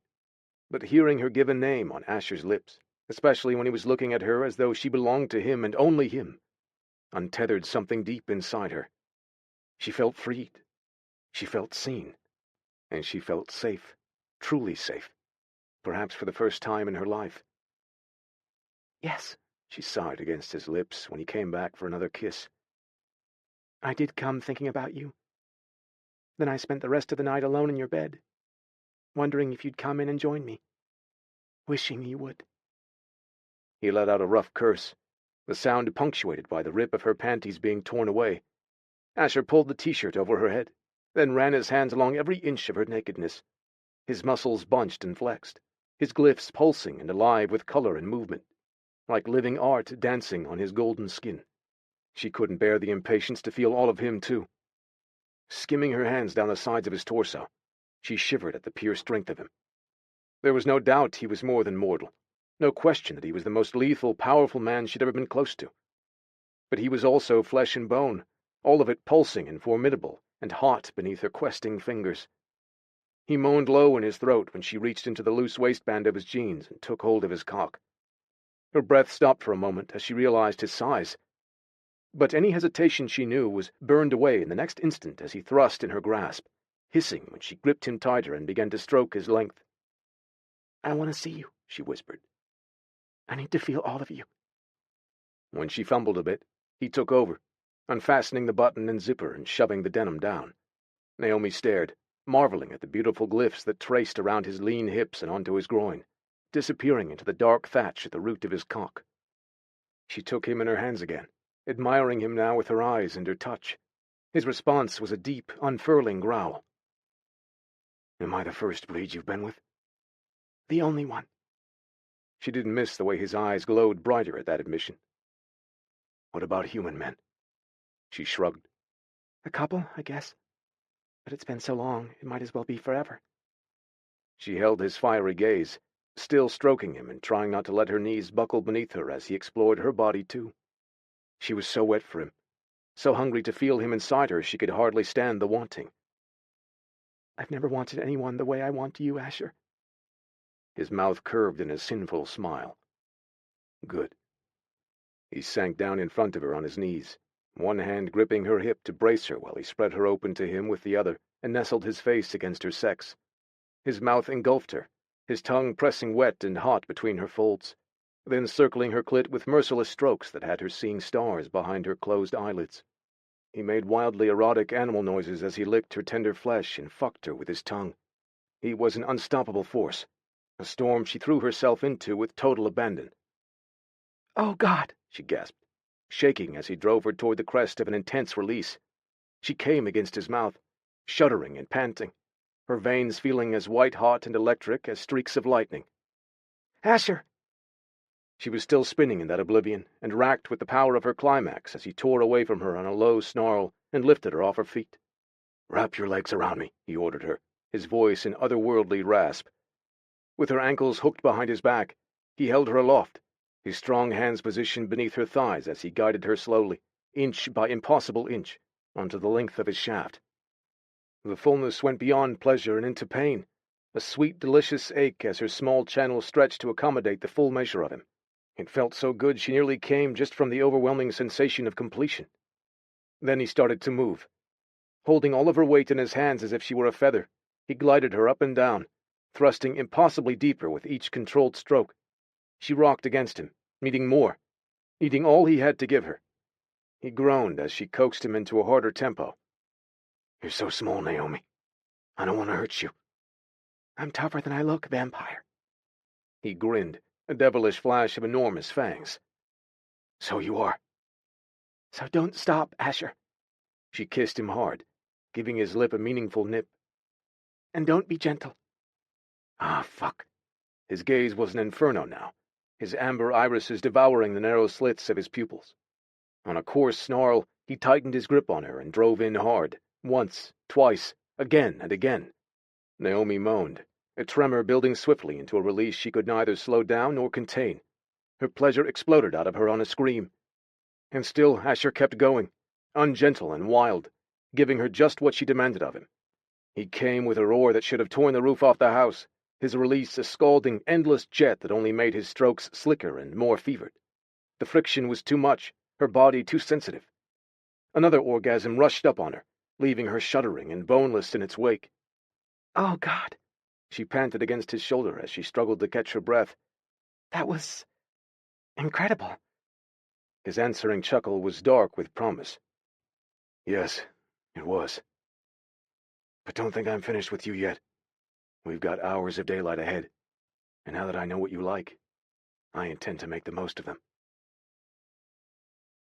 Chapter 14. Asher hadn't spent so much time in bed in all of the 15 years he'd lived at the ranch combined, although, to be accurate, he and Naomi hadn't contained themselves strictly to the bed. They'd made use of the bedroom rug, the chair, even the dresser, and they'd found a lot of creative ways to enjoy other areas of the house as well. He should have been satisfied, but all he could think about after they returned from their evening shopping trip at the state line was how quickly he might be able to get her naked and underneath him again. It didn't help his nearly permanent erection that when he stepped into the house after taking care of the horses and chickens, Naomi was bent over in the kitchen, her pert little ass looking ripe for the taking in her curve-hugging jeans as she rummaged through the cabinets and pulled out a frying pan. Soft music drifted in from the living room sound system. Not one of Ned's favorite country albums, but a soulful jazz number the old man used to listen to on the days when Ruth seemed to be on his mind more than usual. As Asher watched Naomi sway and hum to the sensual song, he didn't imagine he'd be able to hear it again without thinking of her. She glanced over at him as he let the screen door quietly close. Her slow smile as their eyes connected made his cock twitch behind his zipper. "I'm making a chicken breast to put on some salad," she said, placing the pan on the stovetop. "Does that sound all right to you?" "Make whatever you like. The kitchen is yours." "Okay." She walked to the refrigerator and pulled out some of the fresh produce they bought, setting it on the counter next to the sink where he was now washing and drying his hands.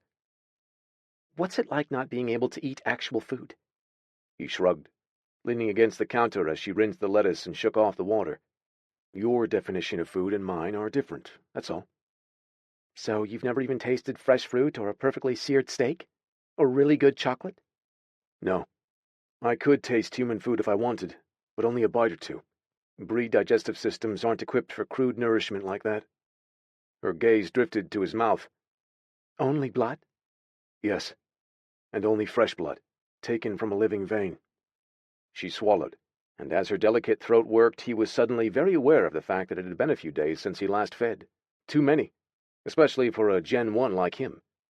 Later generations could push their bodies upward of a week, but not the purest of the breed. Yet as thirsty as he was, the idea of taking a basic Homo sapiens carotid held even less appeal than usual. Not when Naomi was standing in front of him. Why haven't you tried to take my vein, Asher? He ground his teeth together at her innocent question. She was off limits for a lot of reasons, not the least of which being the fact that she was a breed mate. He reached out and touched the small birthmark below her chin. Because of this. One sip of her blood would nourish him the way human blood never could, but it would also bind him to her like an unbreakable chain. For as long as either of them lived, he would feel her in his own veins, in his senses. And if she drank from him, there would be no other male for her either. The blood bond was not only sacred between a breed male and his woman, but eternal. She deserved someone better, someone worthy of her. So why did he feel such a profound yearning to pierce her tender skin regardless of all that? He cleared his throat, his mouth suddenly as parched as the Mojave outside. Better get cooking, he muttered. If Sam wakes up in the other room and smells chicken on the stove, you may have to fight him for your dinner. She laughed softly. Okay. No dinner for you. But you're sure you don't want anything? I didn't say that. He prowled toward her, unable to resist the need to be close to her. I definitely see something I want. His arms circled her from behind, and he stepped in close, groaning at the feel of her pressed against the front of his body. As small as she was compared to his immense size, he'd never felt anything more perfect than the soft warmth of her body leaning into his hardness. He moved his hips against her backside, his arousal on the verge of agony just to be near her. She tipped her head back and sighed, slowly rocking to the music within the cage of his arms. I've always loved this song, he grunted. I've never appreciated it more than right now. Her mouth curved as she gazed up at him from under the thick fringes of her lashes. Dance with me. She turned inside the circle of his loose embrace, until they were facing each other with no space between them. She moved fluidly, rotating her hips as she looped her arms around his neck and held his heated gaze. You're so stiff, Asher. I'm not much of a dancer. That's not what I meant. Rising up on her toes, she pulled his head down to her and slanted her mouth over his. Her kiss exploded through his senses like gasoline thrown on a raging fire. He smoothed his hands down onto her rounded behind, squeezing her and drawing her up tight against his arousal. He wanted to be inside her, fused together with her. He would be, if not for the damnable barriers of their clothing. Whose brilliant idea was it to let you get dressed? He snarled through fevered kisses. Starting now, I only want to see you in my t-shirt, or nothing at all. She smiled up at him. Sounds like a plan to me. He kissed her again. If you like that, just wait until you hear my other plans. Maybe I should have picked up some energy drinks, she said, sighing when he slipped his hands under her shirt and snapped the hooks on her bra. Your breed stamina's going to kill me. Are you complaining? Not even close. She yelped in surprise as he lifted her off the floor and set her atop the counter. Her hands caressed his back, then tangled in his hair as he palmed her knees and spread her legs wide. He moved into the V of her thighs and caught her possessively around the back of her neck, crushing her mouth in a bruising, heated joining of their lips and tongues. He didn't know how long they'd been kissing before his senses prickled with a niggling unease. He heard a sound outside, so faint he might have imagined it. But he hadn't. It was real. His breed hearing was too acute to be mistaken. Someone was outside the house, somewhere in the dark. What is it? Naomi asked when he paused to listen closer, his hand still curved around her nape. Asher? He put his index finger against her wet, parted lips. Her almond eyes went wide and anxious. Pulling her down off the counter, he set her on her feet and whispered into her ear. Go to the bedroom and lock the door. Take Sam in with you. Asher, what's... Do it, Naomi. One of the horses whinnied in the paddock, a nervous sound that drew her attention toward the blackness on the other side of the back door. Asher gently caught her chin and brought her gaze back to him. It's probably nothing. The animals get spooked all the time. But I need to make sure, so do what I ask. Please. She gave him a faint nod, then left the kitchen. Only after he heard the bedroom door close did Asher move. He stalked out of the house barehanded, knowing if they had an intruder, especially the one he suspected, his best weapon was himself. As he neared the horse's paddock, A dark shape peeled away from the shadows. "This certainly is a homey little spread you got here, Asher." Kane's voice was devoid of emotion, impossible to read. "Never thought I'd find you playing house out here in butt-fuck nowhere, especially not with that thieving little female in there." He chuckled low under his breath. "Apparently. You're full of surprises lately." "If you've got any desire to keep breathing, Kane, you should get off my land." The former hunter strode forward, his steps unrushed. "I didn't come here to do battle with you, Asher. Not this time, anyway. After all, we both know each other well enough to realize that if it comes to that, neither one of us would give or receive an ounce of mercy from the other." Asher wasn't about to deny it. "Then why are you here?" "Curiosity," he replied. "Not so much about you, but about her." "She's none of your concern." A growl worked its way up Asher's throat before he could tamp it down. "If you touch her, make no mistake, Kane, I will kill you." The dark-haired assassin smirked and shook his head, silver eyes glinting. "I don't have to touch her. She's a dead woman already, considering she's so hell-bent on screwing with Leo Slater." Asher leapt at him, his fangs punching out of his gums as he grabbed Kane by the throat. Did he send you? That murdering motherfucker already sent 3 of his goons after her, and I dealt with them. Tell me what you know. Are you next?" Kane grinned, but there was a note of uncertainty in his shrewd eyes, and dawning realization. "You care for her," he chortled then. "Don't tell me you're attached to the little thief. I can understand why you had your hands all over her just now, but this is something more." Asher squeezed harder, then released his former comrade on a sharp curse. Kane rubbed his throat absently. "What kind of game are you two playing here? What does a son of a bitch like you need with the kind of money she's been stealing from Slater's coffers for more than a year? 200 grand doesn't just get swept under the rug and forgiven, particularly with a man like Slater." Holy hell. The steep figure shocked him, but he kept his expression schooled, and he hadn't missed the fact that Kane was saying nothing about Michael's win the other night.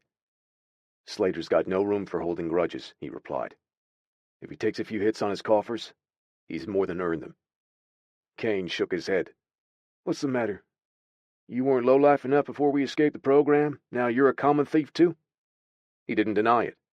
As long as Naomi was in Kane's crosshairs, Asher wasn't about to take the target off himself, not even to give the other male the truth. "You're one to judge, considering who you work for. You're taking Slater's money. The only difference is you're doing it with blood on your hands." Now Kane's face hardened. "We've both got blood on our hands, Asher, and it's never going to wash off. But at least I never killed my own brethren. We killed whoever Dragos ordered us to kill." Kane shook his head. "You know damn well there's a difference between you and me." "Then prove it. Walk away, and don't come back." "I can't do that. Slater pays me to take care of his interests, and nothing interests him more than his money." "He's going to want it back," Kane added. "If he finds out it's been her repeatedly hitting him, there won't be any stopping him. And he won't send a bunch of clowns after her the way he did the other night." The news flash that Kane just let slip took Asher aback. Slater didn't know it was Naomi gunning for him. All of her disguises, her patient strikes spread out over time as she methodically separated Slater from a couple $100,000. To say nothing of the $1 million in change that Michael walked away with last night with her help. And Slater didn't know. But Kane did, and that was equally dangerous, if not more so. "Why did she do it?" the hunter asked. "I've reviewed hours of surveillance footage. I've seen her operate. I know she's clever and ballsy as hell. So why keep provoking Slater? Tell me that much." As much as Asher needed an ally, he wasn't going to kid himself that he'd find one in Kane, nor in any of his other hunter comrades. They had all been sired off the same ancient bloodline in Dragos' lab, but few of the former hunters emerged from their enslavement with any bond of loyalty from their half-blooded brothers, the least of all Asher. He couldn't stake Naomi's life on the hope that Kane would give him that much consideration. But what other choice did he have? "Slater killed her mother." Kane hardly blinked. "He's killed a lot of people." "Well, this time someone's come to collect on the debt." "She's taking this shit too far. All she's doing is digging her own grave. At some point, Slater's going to find out, and he's going to tell me to put her in it." At Asher's low growl, the other hunters stared at him for a long moment, considering him in silence. "Slater's going to tell me to end her, and I'm going to do it because that's my job. I'm sure you can relate to that, right? The jab shouldn't have stung, but Asher had spent the better part of his life regretting everything he'd done at Drongos' command. He'd relived the depth and breadth of his sins time and again, thanks to the curse of his unique gift. Kane's silver eyes narrowed. The win last night at Moda, the big one in the slots. You were there with the woman. She didn't have anything to do with that take, did she? Asher feigned confusion and shook his head. From what I recall, the winner was some guy in a wheelchair. So unless she's one hell of a magician, I don't know how you came up with that idea. Kane stared at him, menace in the sharp bones of his face. If it turns out either of you are working with this guy, Michael Carson, it's not going to end well for any of you. Is that a threat? No, he scoffed. Consider it a warning, although I don't know why you deserve one. I don't, Asher admitted. But she does. She's a breed mate, Kane. A look of pure shock swept over the immense male. That revelation was the one thing powerful enough to stop even an ice-cold killer like him. Every breed male, even the hunters, knew their entire race owed their existence and their future to women bearing the teardrop and crescent moon mark. Without breed mates, there would be no more breed. That alone made Naomi and others like her more precious than any man's riches. Still, Kane barked out a curse, looking more suspicious than ever. This breed mate, is she yours then?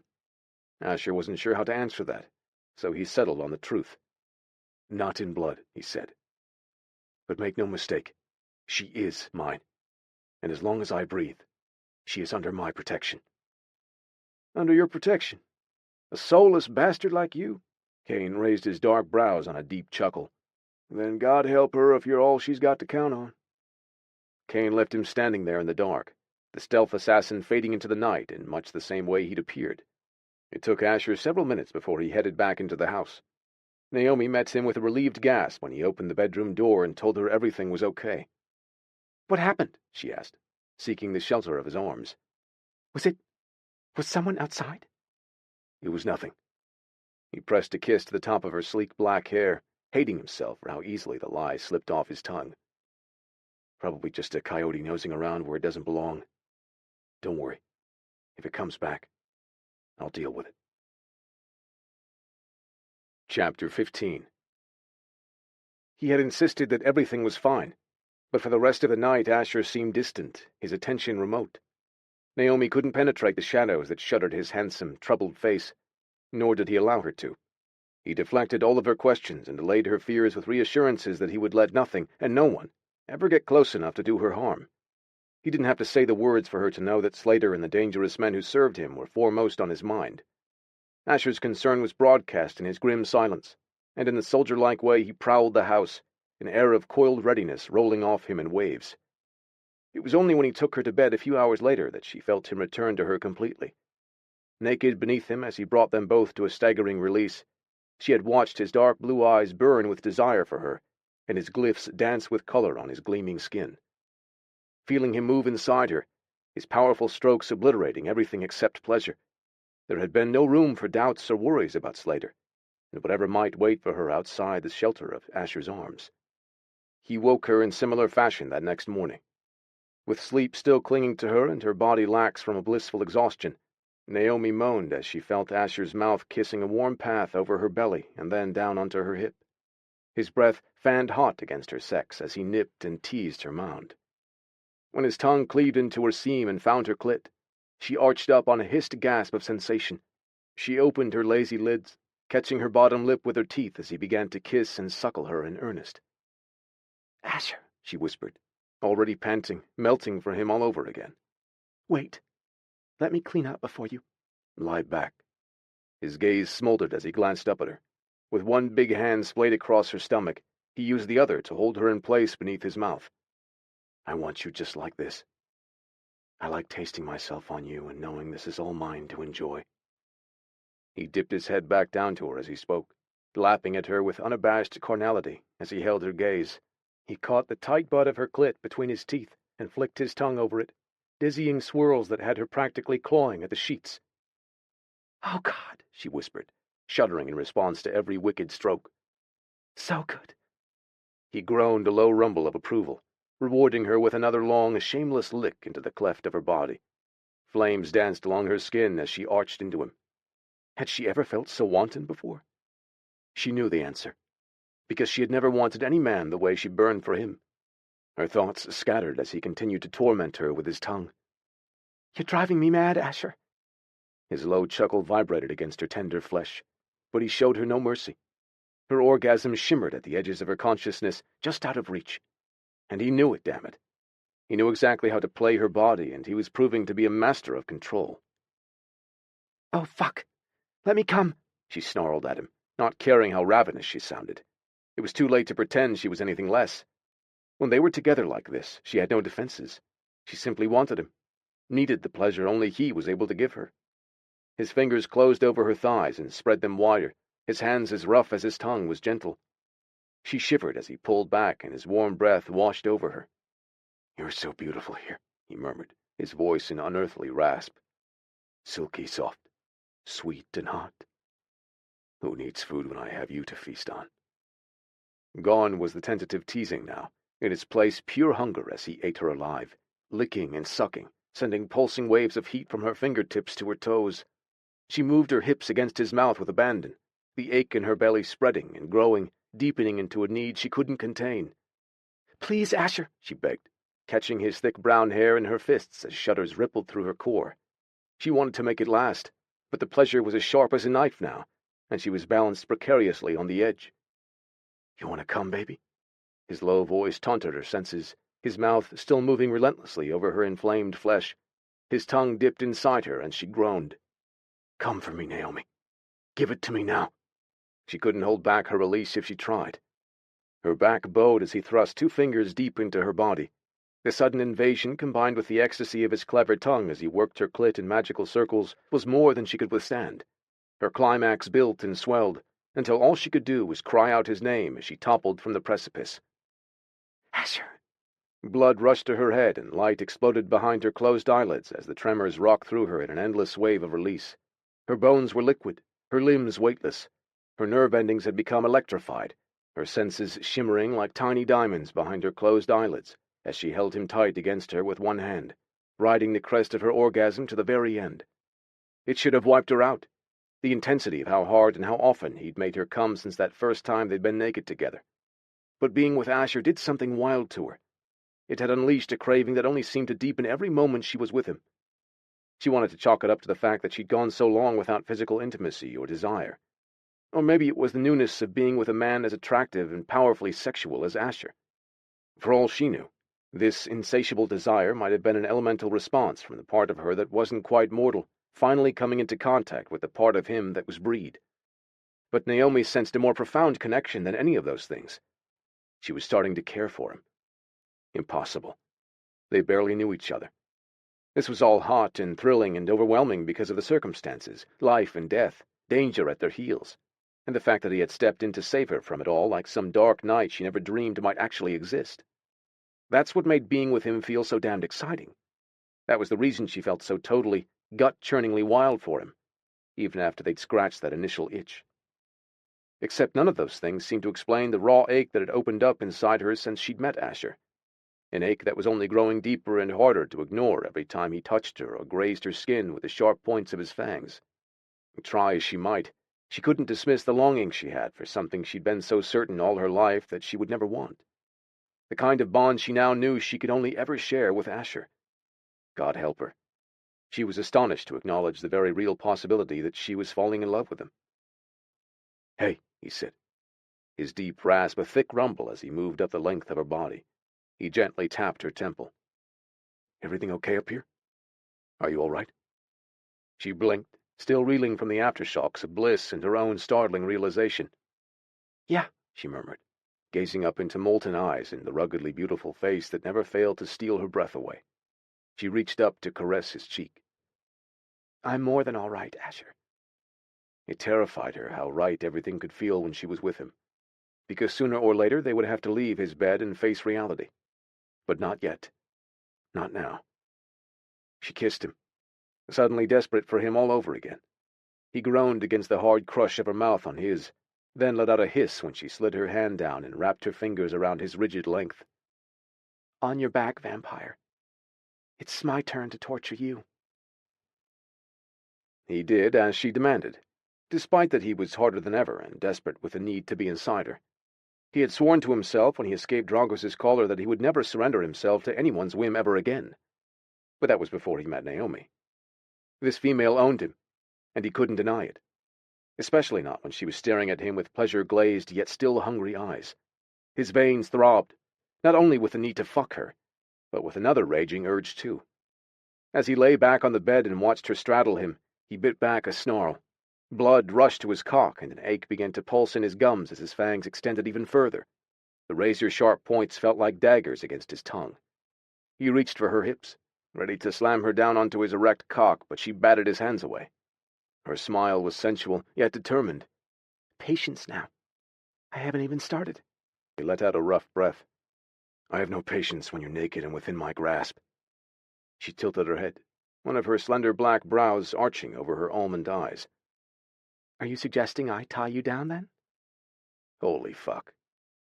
Even though there were no restraints in existence that could hold him, the idea of giving himself up to Naomi's pleasures sent lava coursing into every cell in his body. Even though it was torment and a test of his control, he kept his hands on the bed and simply watched as she rained little kisses on his chest and abdomen. Her pink tongue darted out to lick the swirls and arches of his dermaglyphs. I love to see their colors, she murmured, exploring him slowly with her mouth. She ran her parted lips over the glyphs that circled his pectorals. Then her small, blunt teeth came together over one of his nipples, and he nearly jolted off the mattress. Christ, woman! Be careful, unless you want me to bite you back.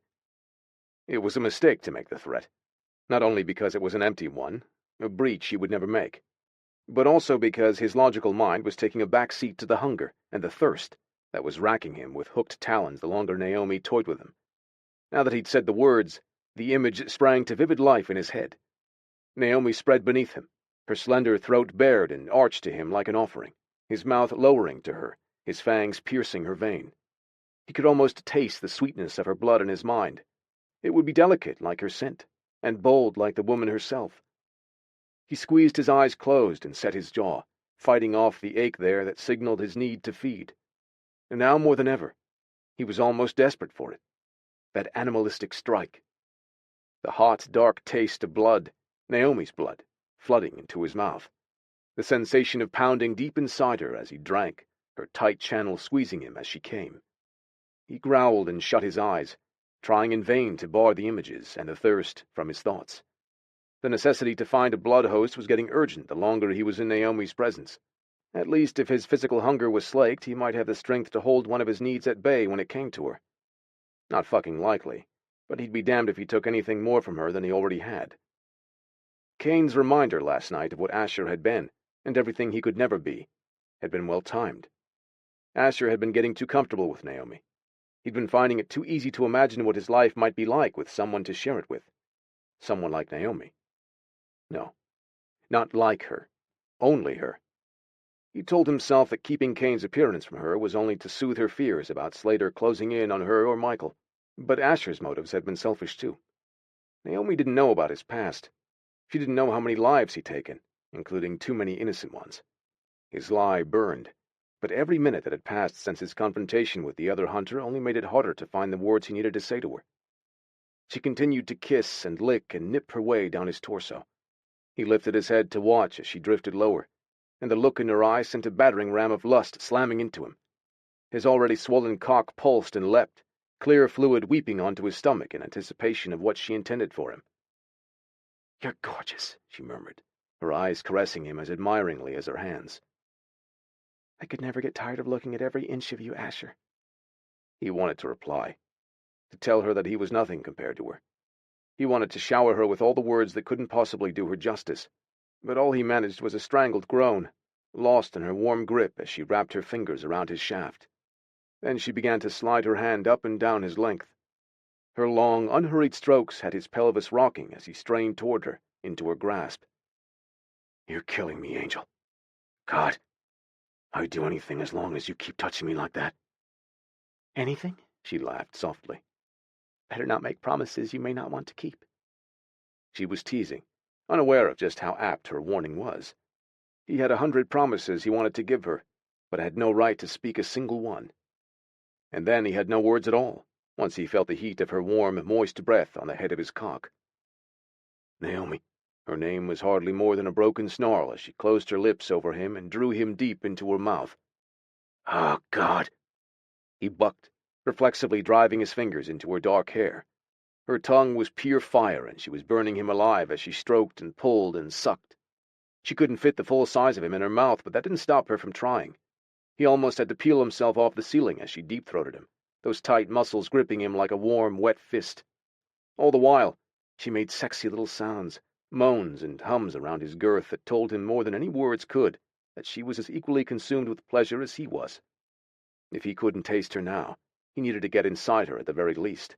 He quaked with the effort of letting her continue, taking her tongue lashings like a martyr would, suffering this sublime torture in silence. But then she began sucking in earnest, pulling back until she'd almost expelled him before drawing hard and deep, working the base of his shaft with her fingers, urging him to thrust with her hand around his hips. The rhythm was like a heartbeat now, relentless, impossible to control. He tightened his grip on her hair. Jesus, he ground out, his vision blurring in a haze of red, his fangs extending even further as his climax bore down on him like a freight train. You have to stop before I... Ah, fuck. Naomi. He broke off as he realized his warning had the exact opposite effect. She only tightened her grip and moved faster, moaning now, desperate, needy sounds that short-circuited his brain. Fuck! He bellowed her name as every nerve ending fired at once, sending shockwaves through his body. He came harder than he ever had before, hot jets scalding him from inside as she suckled him mercilessly. A sensation he'd never felt before wrapped around him, squeezing tight in his chest as he stroked Naomi's hair and surrendered to the heat of her mouth. The feeling he had for her went far beyond lust. It was something profound and elemental, something primal and undeniable, something possessive and permanent. Mine, he thought, as he pulled her up to lie next to him. He stroked her beautiful face and the glossy lips that had just given him such intense pleasure. Mine, he told himself, even though he knew he had no right to wish it. He lowered his head and kissed her deeply, until they both were desperate for air. And then he let his fingers trail down her soft cheek and along her graceful jawline, until he paused on the diminutive scarlet symbol that rode just above the fluttering pulse that hammered in her throat. Mine, he said, his fangs bared and aching. But before he gave in to the one mistake he could never undo, he flipped Naomi over onto her knees, spread her legs wide, then buried himself to the hilt inside her, letting her know she was his, in the only way she ever could be. Chapter 16. Well, what do you think? Naomi stood in the living room and gestured to the pair of side tables Asher had made. Didn't I tell you they'd be great in here? He shrugged noncommittally, but damn if she hadn't been right about the change being a good one. It'll do, I guess. You guess? She gaped at him, a broad smile breaking over her pretty face. This looks 1,000 times better, and you know it. To him, the room's biggest improvement was the petite Spitfire standing in the center of it. She had her sleek black hair swept back in a ponytail, which only accentuated the beauty of her skin and unusual eyes. Dark jeans and a white t-shirt should have been mundane, but on Naomi, it was as enticing as lingerie. Or maybe that was just Asher's insatiable libido talking, at least where she was concerned. He'd finally let her out of bed around noon, primarily because they both needed to shower and she needed to eat. He had opted to keep his distance, best as he could, if only to avoid the temptation of her delicious body, and the equally tempting notion of her carotid. After she had lunch, she had fallen asleep with Sam on the sofa while Asher had holed up in the workshop, alone with his guilt and indecision. The confrontation with Kane still weighed heavily on his mind. The other hunter was right about one thing. If Slater were to get wise about Naomi and link the string of suspicious wins to her, he'd be gunning for her with both barrels loaded. And if the bastard should clue into the fact that she had something to do with Michael's big win the other night, Asher didn't even want to consider it. He didn't worry that he couldn't handle Slater or a truckload of his human goons. Hell, he would even take care of Kane if it came to that, or take the mail down with him. But, more and more, the very real possibility that Naomi might get hurt in the process, physically or otherwise, was becoming a risk he was loath to take. And he knew why, too. That deepening, unquenchable ache behind his sternum was to blame. He cared about her. Not the way he had in the beginning, as an obligation to shield a female who might one day bear another breed male's offspring, but as the woman he desired above any other, as the mate he would never be worthy of, even if his hands weren't stained with countless spent lives. And caring meant he was liable to make mistakes. To truly keep her safe, he would need every weapon at his disposal, chief among them his ability to think, act, and react with the emotionless logic of his former life. Allowing Naomi past those walls had changed everything. She had changed him. "Come on," she said, grabbing his hand. "Let's go get that armoire for the bedroom. You'll thank me later." She gave him a little tug, only to drop short when her phone's text chime went off in her back pocket. "It's Michael."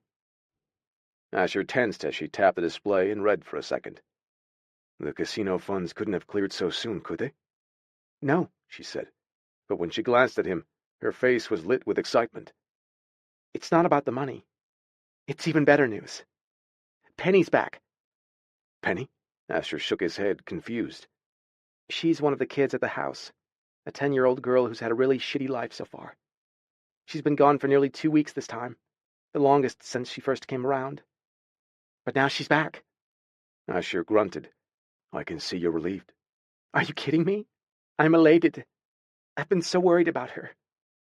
Naomi put her head down and started texting Michael back. "I have to see her, even if it's only for a few minutes." Out of the question. "Do you mind if I borrow the—" She glanced up, frowning. "Excuse me?" He gave a curt shake of his head. I don't think it's a good idea. It's too soon. Slater may have eyes on the house. Hell, that's practically a given. Kane's eyes, at the very least, although not until dark. Asher was fairly certain the former hunter wouldn't harm Naomi now that he knew she was a breedmate, but it was still his job to look after Slater's money. There were a lot of creative ways to move someone out of the way without hurting them. The thought of a killer like Kane getting anywhere near her was enough to turn Asher's blood cold, and the idea of letting her leave during the daytime when Asher couldn't even protect her from Slater's human thugs was an option he refused to so much as consider. You're not going, Naomi, and definitely not alone. Her chin hiked up. "And you can't keep me here." Yes, I can. He stepped toward her. But I don't want to do that. "I want to see Michael and Penny and the rest of the kids." It's too soon. If Slater... She shook her head. "If Slater had any suspicion about that win the other night, he never would have let Michael out of the casino with the check in the first place. We're having a good time out here together, Asher. But I'm not your property.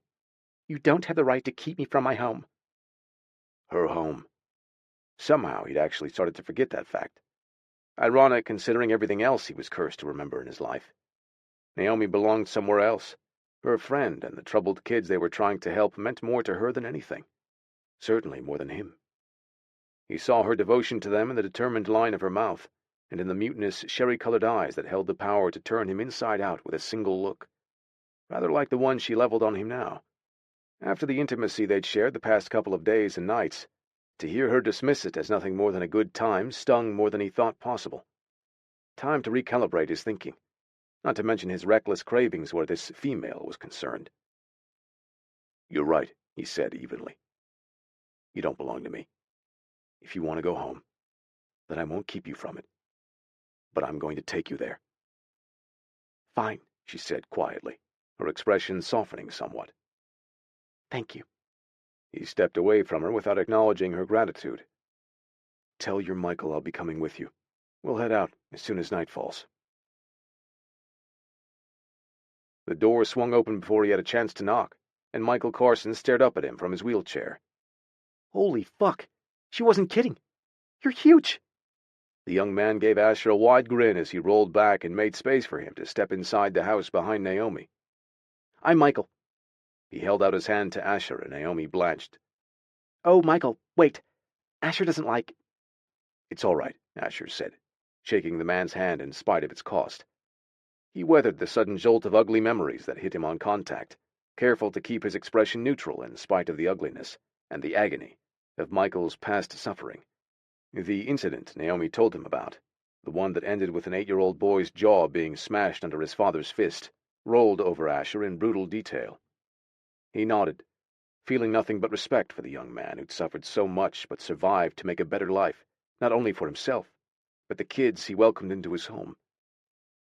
I'm honored to meet you, Michael. Likewise. Now I see why Nay was trying to keep you all to herself. His warm, smiling eyes took Asher in again from head to toe, before he slanted a wide-eyed look at Naomi. Well, come in, you two. We don't want to sit here with the door open all night, do we? How are things? Naomi asked, code that Michael picked up on instantly. Quiet so far. He lowered his voice to almost a whisper. I can hardly believe how smoothly it's gone. By tomorrow this time, we should be golden. A sigh gusted out of her. Thank God. The sound of children's voices carried from other areas of the house, and she craned her neck to peer down the hall. A lot of kids come in for the night? It's early yet, so only 4, but the rest will be rolling in later. And Penny? Naomi prompted, eagerness and relief in her voice. I'm so glad to hear she's come back. Michael nodded. Me too. Apparently her mom's back in town from Reno. Brought another loser boyfriend with her. Penny wanted to give her a chance, but things got bad again. Naomi's face pinched in sympathy. Drugs? Yep, the usual. Poor kid. Shitty parent, Michael said. But Penny's got a good head on her shoulders, and she knows she'll always have a place to stay with us. He rolled toward the adjacent kitchen. You two gonna hang here for a while? She glanced at Asher. Yeah, for a while, I guess. Great, Michael said. We all just had dinner, and I sprang for that new superhero movie on cable, so everyone's getting cleaned up before we settle in for that. Meanwhile, I'm on popcorn duty. Now that you're here, you can help. Asher watched their easy communication, a bitter pang of jealousy welling up inside him. He knew Naomi and Michael were just friends, but their obvious affection toward each other made him feel like an outsider, like the intruder he was. There was a time, not long ago at all, that his discomfort wouldn't even have registered, nor now, if the woman in question had been anyone but this one, that is. While the friends discussed some of the other kids and speculated on who had yet to report in for the night, he glanced around at the comfortable, if modest, house. The large sectional had seen better days, but it was clean and tidy, like the rest of the cozy living room. A flat-screen TV was the obvious focal point of the space, but there were also bookshelves filled with easily hundreds of novels and non-fiction books, along with a small study desk with a computer on it. Everything in the place had a sense of home and family, things Asher wouldn't have been able to recognize or appreciate if he hadn't met Ned Freeman all those years ago. Things the kids who came to stay with Naomi and Michael probably wouldn't experience if not for the generosity of both of them. And the love. Asher felt it as he listened to the pair talk, and then he saw that care in action a moment later, when the sound of lightly padding feet came up from the hallway. Penny! Naomi's face lit up with unabashed joy as the lanky blonde girl dressed in a long nightgown raced into her open arms. Penny hugged Naomi close. Michael said you were away for a while, and he wasn't sure when you were going to be here. The girl glanced at Asher and grew quiet, a wary curiosity stealing into her sky-blue gaze. Who are you? Naomi gave him an awkward glance. Asher is a friend of mine. Hi, the girl said, her arms still wrapped around Naomi. Asher nodded briefly, and at the same moment several more kids strayed in from the hallway. 4 boys, 2 of them dark-eyed identical twins, and the others a short, chubby kid with a crown of bright red hair and a sullen, round-faced Latino boy. The kids stopped in their tracks and gaped at Asher. Who let the giant in? This from one of the twins. Michael smiled. Guys, this is Asher. He shot Asher a wry look. Allow me to introduce the rest of the welcoming committee this evening. We've already heard from Max, and that's his better-looking brother, Billy. A joke, considering there was virtually no difference between them, but the other boy snickered even as Max playfully cuffed his shoulder. The strong, silent one here is Juan, and that other little rascal is Tyler. Are those tattoos on your arms? Tyler blurted, pointing at Asher. The spokesman for the twins, Max, gave the kid an eye roll. He's breed, genius. Those are dermaglyphs. A whole lot of them. Asher nodded at the boy. I'm Gen 1. That's why I have so many glyphs. Juan perked up, a guarded curiosity in the glance that met Asher's gaze. So you're like an actual vampire? Asher smirked. More or less.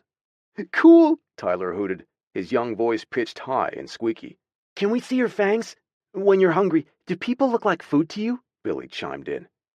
Guys, Michael waved his hands at the group of kids in a corralling gesture. We've got a movie to watch, remember? Maybe Asher will let you hooligans interrogate him later.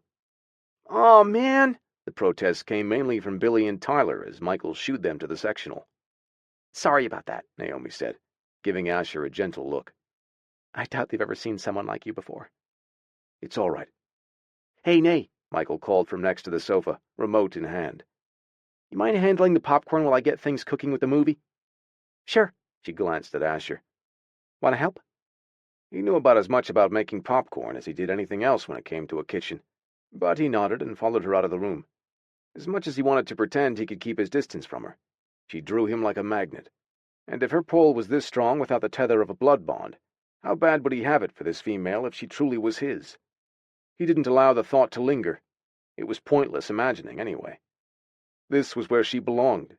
If he hadn't seen it before, he did now. He stood back, watching her open the cabinets by rote as she collected a big box of popcorn, napkins, and several large bowls. "You're happy to be home." "I am." The smile she turned on him was unguarded, filled with pure contentment. "Do you see how special they are? And those 5 in there are only a few of the ones who will likely be coming to stay tonight." He nodded. "They all seem like good kids." "They're amazing," Naomi said.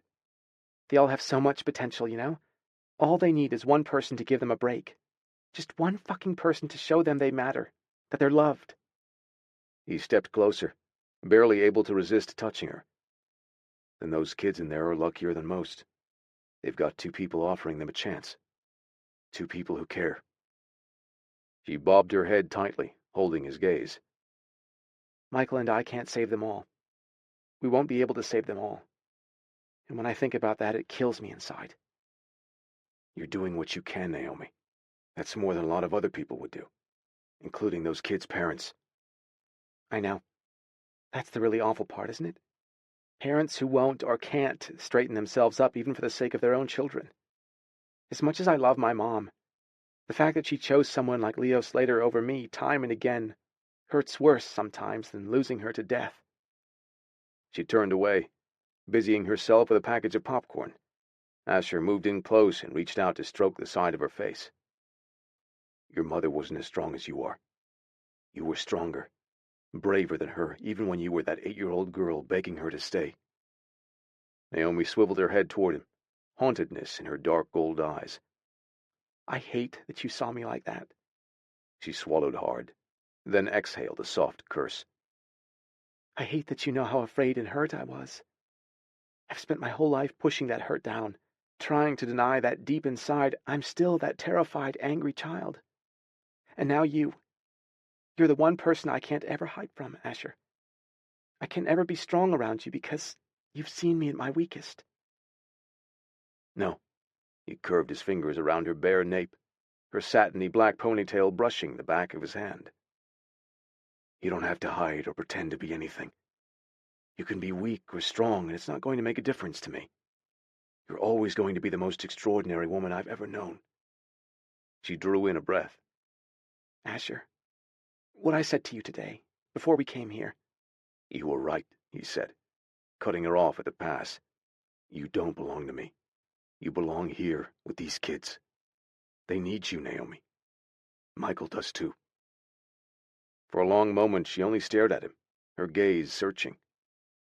"What about you? Tell me what you need." "I need to know you're safe, that you're happy." He pulled his hand away from her before he gave in to the urge to hold on any tighter to something he didn't deserve. "I need to know Slater and those who serve him can never hurt you." "That's all?" "It's enough." He stepped back from her, putting her out of his reach.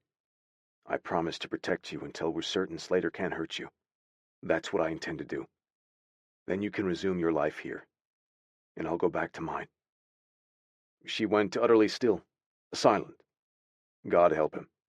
Her gaze looked so bleak he felt as ashamed as if he'd just struck her. For an endless stretch of time, neither one of them spoke or moved or even breathed. Bare feet slapped the linoleum behind them.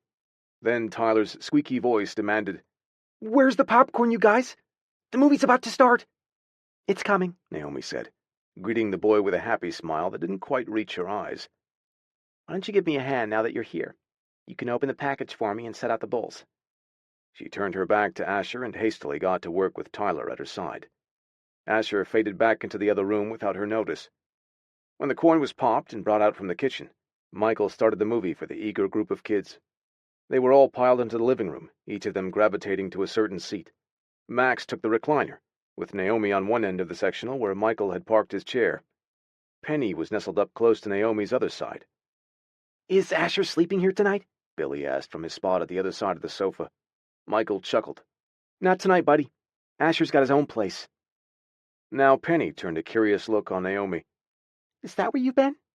She nodded. "I'm staying with Asher for a little while, but I'll be back soon." "Oh," the girl shrugged.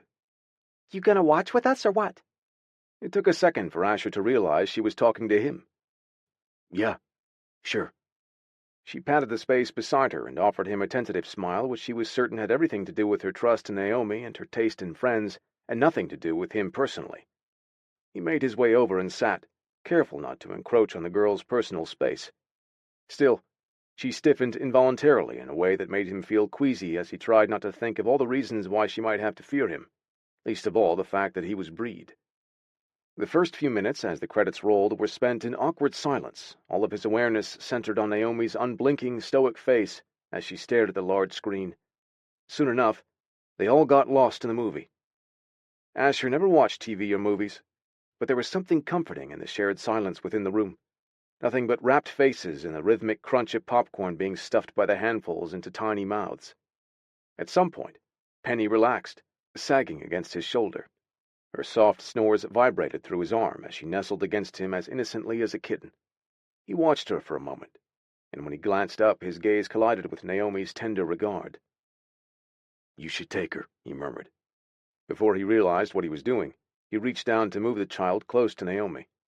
As soon as his fingers touched Penny's bare arm, he was buffeted with the immense force of her memory, transported from his seat on the big sectional to a dusty floor beneath a small bed as he peered through a torn pink bedskirt. Terror clutched him, sucking all of the breath from his lungs. No, not his lungs. Penny's. Her terror seeped through him like acid.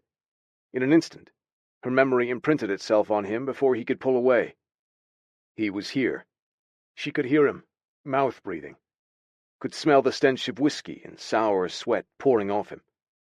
The only question was whether he was too drunk to think of looking under the bed, or if he would. Fear closed around his heart like an icy fist as dark shoes entered her room. The bedskirt fluttered, and a pair of watery gray eyes peered through the darkness. "There you are, Penny girl. What's the matter? Come out and give your stepdaddy a kiss goodnight." Asher rolled to his feet, powered by pure, unadulterated rage. Penny stirred, blinking up at him sleepily from her peaceful drowse. Somehow, as he looked into that little girl's eyes, he managed to keep his voice even. "Sorry, I'm not really into the movie after all. I need to get some air." He stalked from the house onto the porch and sucked in great gulps of warm Nevada air. When the door creaked open a few minutes later, he expected to see Naomi. He had his apology lined up, but he paused when he realized it was Michael. "You okay?" "Yeah," Asher replied brusquely. "All good." Michael nodded, his concerned gaze steady. "It's hard to process sometimes, even for me.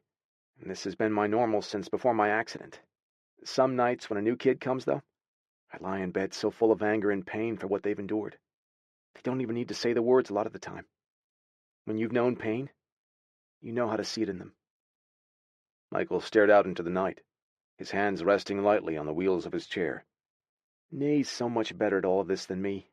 She never lets them see her anger for what they've gone through, the rage that comes along with this work. I, on the other hand," he glanced back at Asher with a wry look. "Let's just say there are a lot of times when it gets so heavy I need to walk away for some air too. Or roll, as the case may be." Asher chuckled. "You do just fine, from what I've seen tonight." Michael gave a dismissive wave. "Anyway, that wasn't the reason I came out here. I just wanted to thank you for helping Naomi. She's the most loyal, selfless person I know. Impulsive and hot-headed too, but I probably don't need to tell you that." Asher felt a grin tug at his mouth. "Just a few of her finer qualities." Michael nodded. "My friend is independent as hell, but that doesn't mean she doesn't need someone to lean on now and again." "She's got you," Asher pointed out. "Not what I'm talking about. I guess what I'm asking is, Does she have you now, too? He didn't know how to answer that. Part of him wanted to reassure the man who loved Naomi like a brother that nothing would ever happen to her so long as Asher was breathing. But he didn't know how he could make that promise when he didn't have the right to feel so protective of her, so possessive. "I will keep her safe," he vowed solemnly, even if that meant keeping her away from himself. Chapter 17. They drove for nearly an hour in awkward, strained silence before Asher finally spoke. "We're going to need some gas before we get back to the ranch." He gestured to a dimly lit gas station with an attached convenience store, the only sign of civilization they'd seen for countless miles on the stretch of I-15. As they pulled off the deserted road and into the rundown station in the middle of nowhere, Naomi thought back to something Asher had told her. "Is this the place where you first met Ned?"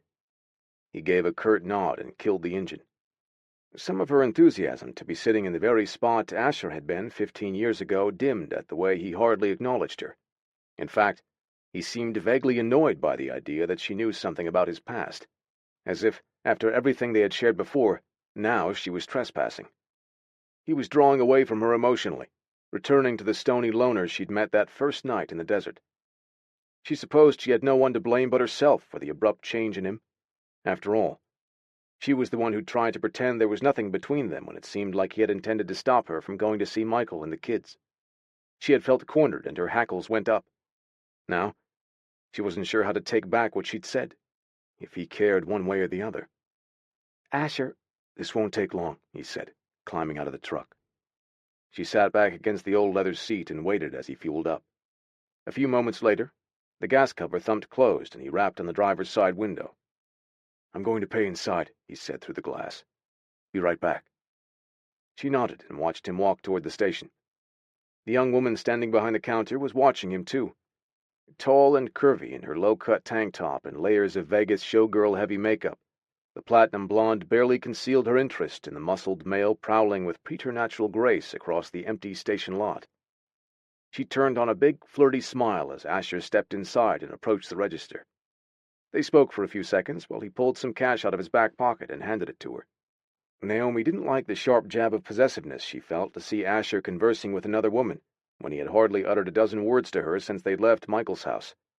Frustrated, she turned the key in the ignition and started scanning for some music on the radio. There wasn't much to choose from, just an old country station that sounded like it was being broadcast from out of a tin can. "Screw it," she said, turning it off and slumping back to glance out the front of the truck. Asher was gone, and so was the pretty cashier. Naomi's stomach dropped, cold and heavy as a rock. Where were they? She didn't want to think about why they had both disappeared so suddenly, nor did she want to acknowledge the hurt and suspicion that was taking up residence in her breast. A few moments later, she spied Asher's head and shoulders towering over the top of one of the aisles. While he stalked out of the place and headed for the truck, the cashier went back behind the counter adjusting the strap of her top. Asher got in without a word of explanation. Naomi watched him put the truck into gear and turn back onto the road. "Everything all right?" He nodded. "Good to go. We should be back at the ranch in less than 20 minutes. As much as it seared Naomi to give in to her jealousy, she couldn't keep a lid on her emotions for long. They had only gone about 5 miles before she glanced over at him in the light of the dashboard. "She was pretty. The girl back at the gas station." He shrugged. "Yeah, I guess so." "Is that why you went inside?" She tried to seem casual, unconcerned, but to her ears her voice sounded hollow. He looked at her in question. "I told you. I went inside to pay." "I know what you told me, Asher." "Okay." There was an edge of irritation in his level tone. "So, what are you asking?" "Nothing. Forget it." She glanced out the window for a long while, knowing she really had no right to ask anything more. He didn't owe her answers or explanations. God knew he didn't owe her any apologies. After all, she'd gone willingly into his bed and he hadn't promised her anything in return. Still, it hurt to think of him being attracted to another woman. It more than hurt to think he might have taken that attraction even further, especially while she waited in his vehicle outside. But damn it, she had to know. When they had finally turned onto the bumpy dirt lane leading to the ranch, she couldn't keep the words from tumbling out of her. "Did you fuck her?" He swung a hard look at her. "What? Jesus. Is that what you think?" Did you? No. He parked the truck and took out the key, his jaw held tight. The tendons in his neck were thick and taut like cables, the angled bones of his cheeks seemingly more sharply hewn somehow, unearthly so. Even in the low light of the truck's interior, she could see that the glyphs on his arms and neck were dark and pulsating. I didn't want sex from that woman, Naomi. I wanted her blood. Maybe she should have been relieved. She knew what he was. She understood he had to feed. But even these words carved her out. That's the real reason you went inside? To drink from her? Yes. A single word, no intonation in his cool, lethal voice. She gave a stiff nod, then practically lunged for the door handle. She couldn't get out of the vehicle fast enough, couldn't get far enough away from him. She spilled out to the dusty ground and ran, not stopping until she reached the paddock fence where the horses stood. Asher was right behind her. "What are you doing?" Go away, please. "Why are you so upset?" She pivoted in the opposite direction of him and stormed another few feet. He seemed to materialize right in front of her. "Tell me, Naomi, why does the thought of me feeding from another woman piss you off?" She scoffed brittlely. Because I'm an idiot, apparently. He gave a tight shake of his head. "You know I'm breed. You know it's my nature. It's a goddamn necessity that I take a blood host." Yes, I know all of that, she snapped, glaring up at his carefully schooled face. I know what you are and what you need. His eyes flashed with tiny sparks of amber. "Then why are you so hell-bent on condemning me for it now?" Because I love you. The admission rushed out of her. Once it was freed, she felt some of the weight lift from her breast. None of the pain ebbed, though. I love you, Asher. And thinking about you being with another woman, drinking from someone, tears me up inside. He scowled, a low snarl building. "You shouldn't say such things." Why not? Because you don't want to hear it? She was seething now, all her cards on the table with him. She had never felt so vulnerable in all her life. I've fallen in love with you, Asher, and that scares the hell out of me. The sparks that lit his gaze had turned molten as she spoke, his pupils swallowed up by the light. As he reached up to cup her face in his hand, she saw his glyphs churning with living color. "Let's go inside now. This is not the place for what needs to be said, and it's not safe for you outside, especially in the dark." She slowly shook her head. It's not safe for me in there either, because every minute we're together makes me want to pretend the rest of the world, the real world, doesn't exist. She withdrew from his touch, even though it was hard to deny herself his comfort. I'm just so scared, Asher. I've been through pain before, but I've never given anyone the power to hurt me like you can. I didn't realize what that meant until tonight. The last thing I want to do is hurt you. He caught her face in both of his hands and gently brought her to him for a kiss. Tender, unhurried, breath-stealing. "And the only vein I want is yours." She frowned. But you and that woman. I went in the station with every intention to feed from her, but I didn't. I couldn't bring myself to put my mouth on someone who isn't you. Asher. Don't, he said, shaking his head. Don't look at me with that kind of relief. Because you're right. Being with me isn't safe for you either. Because if I ever drink from you like I want to, there's no undoing it. I'll be bonded to you forever, Naomi. I'll always want you, crave you, hunger for you. He drew in a breath and let it out on a dark, strangled curse. Hell, I'm going to feel all of that whether I have your blood in me or not. She swallowed, her throat dry. Then take it, Asher. His scowl deepened. You shouldn't say that. You don't really know what kind of man I am. I don't have the honor it takes to turn you down. So don't. She reached up, stroking his handsome face. She could see his torment so clearly now. He wanted her, but he was starving in another way, too. She could see the anguish of it written all over his face. As for honor, I've never known a better man. A faint smile tugged the corner of his lips. You know at least one. Michael. That's not what I mean. I've never known a man I wanted the way I want you. She tilted her head to the side and pulled out the tie that held her hair in its ponytail. Sweeping the loosened strands around to one shoulder, she bared herself to his fevered gaze, to the razor-sharp fangs that seemed to lengthen even more as his gaze locked on her throbbing artery. Ah, fuck, he rasped. His breath sawed in and out of him as he lowered his face to her neck. His tongue was hot and wet as it brushed tentatively over her carotid. I can feel your heart racing. I swear I feel it in my own veins whenever I'm next to you. He licked her again, more deliberately now, a teasing, testing stroke of his tongue over her fluttering pulse. Naomi's heartbeat thudded in her breast, hammering in anticipation of his bite. Asher growled, an animal sound that vibrated all the way into her marrow. Then he pressed his open mouth to the side of her neck and sank his fangs deep. Oh, God! She wasn't prepared, not for the jolting flare of pain, nor the rush of heat that flooded in on its wake. It felt so good, so primal, so powerful. Arousal bloomed in her core, as sudden as a flash-fire, and deep as a volcano. She arched against him, wanton and wild. His body was hard, his erection grinding into her in heavy demand. On a gasp, she tipped her head back and watched the sea of stars overhead blur into a field of diamonds as she lost herself to the pleasure of his heat and his elemental thirst. Each strong pull of Asher's lips and tongue at her vein was echoed by a sensual and building pressure in the center of her. She was wet and panting, desperate to feel him inside her. Asher, I can't bear it. The pleasure is too much. Please. He groaned sharply against her throat, his tongue sweeping over the punctures. A tingling sensation followed as her wounds healed. He shuddered, and when his gaze lifted to hers, it glowed with a devotion that staggered her. Now, I'm taking you inside, he rasped, his fangs enormous and glinting in the starlight. He scooped her up into his arms. My sweet, delectable Naomi, you belong in my bed. Chapter 18. He should have let her go tonight.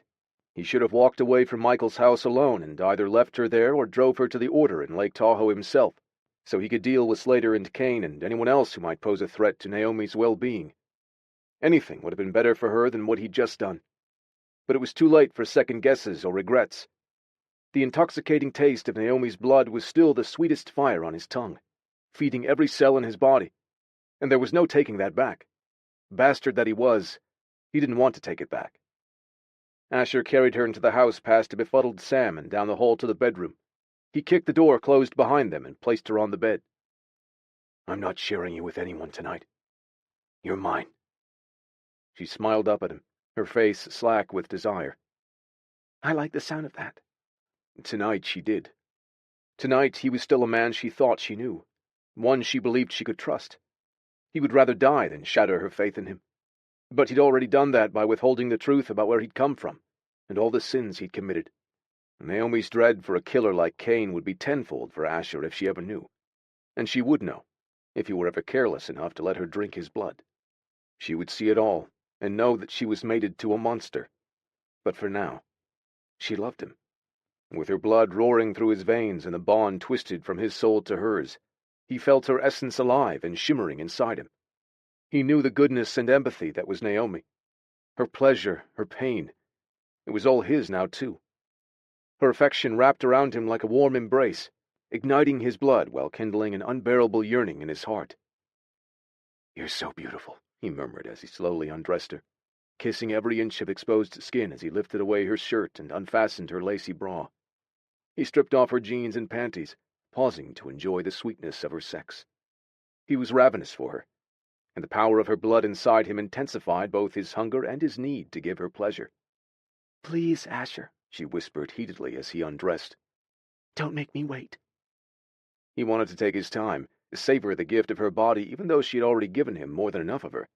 But through the bond he felt her gnawing need in combination with his own, and it was too much even for him to endure. As he came back onto the bed, she trailed her fingers over his shoulder and down his arm to take his hand.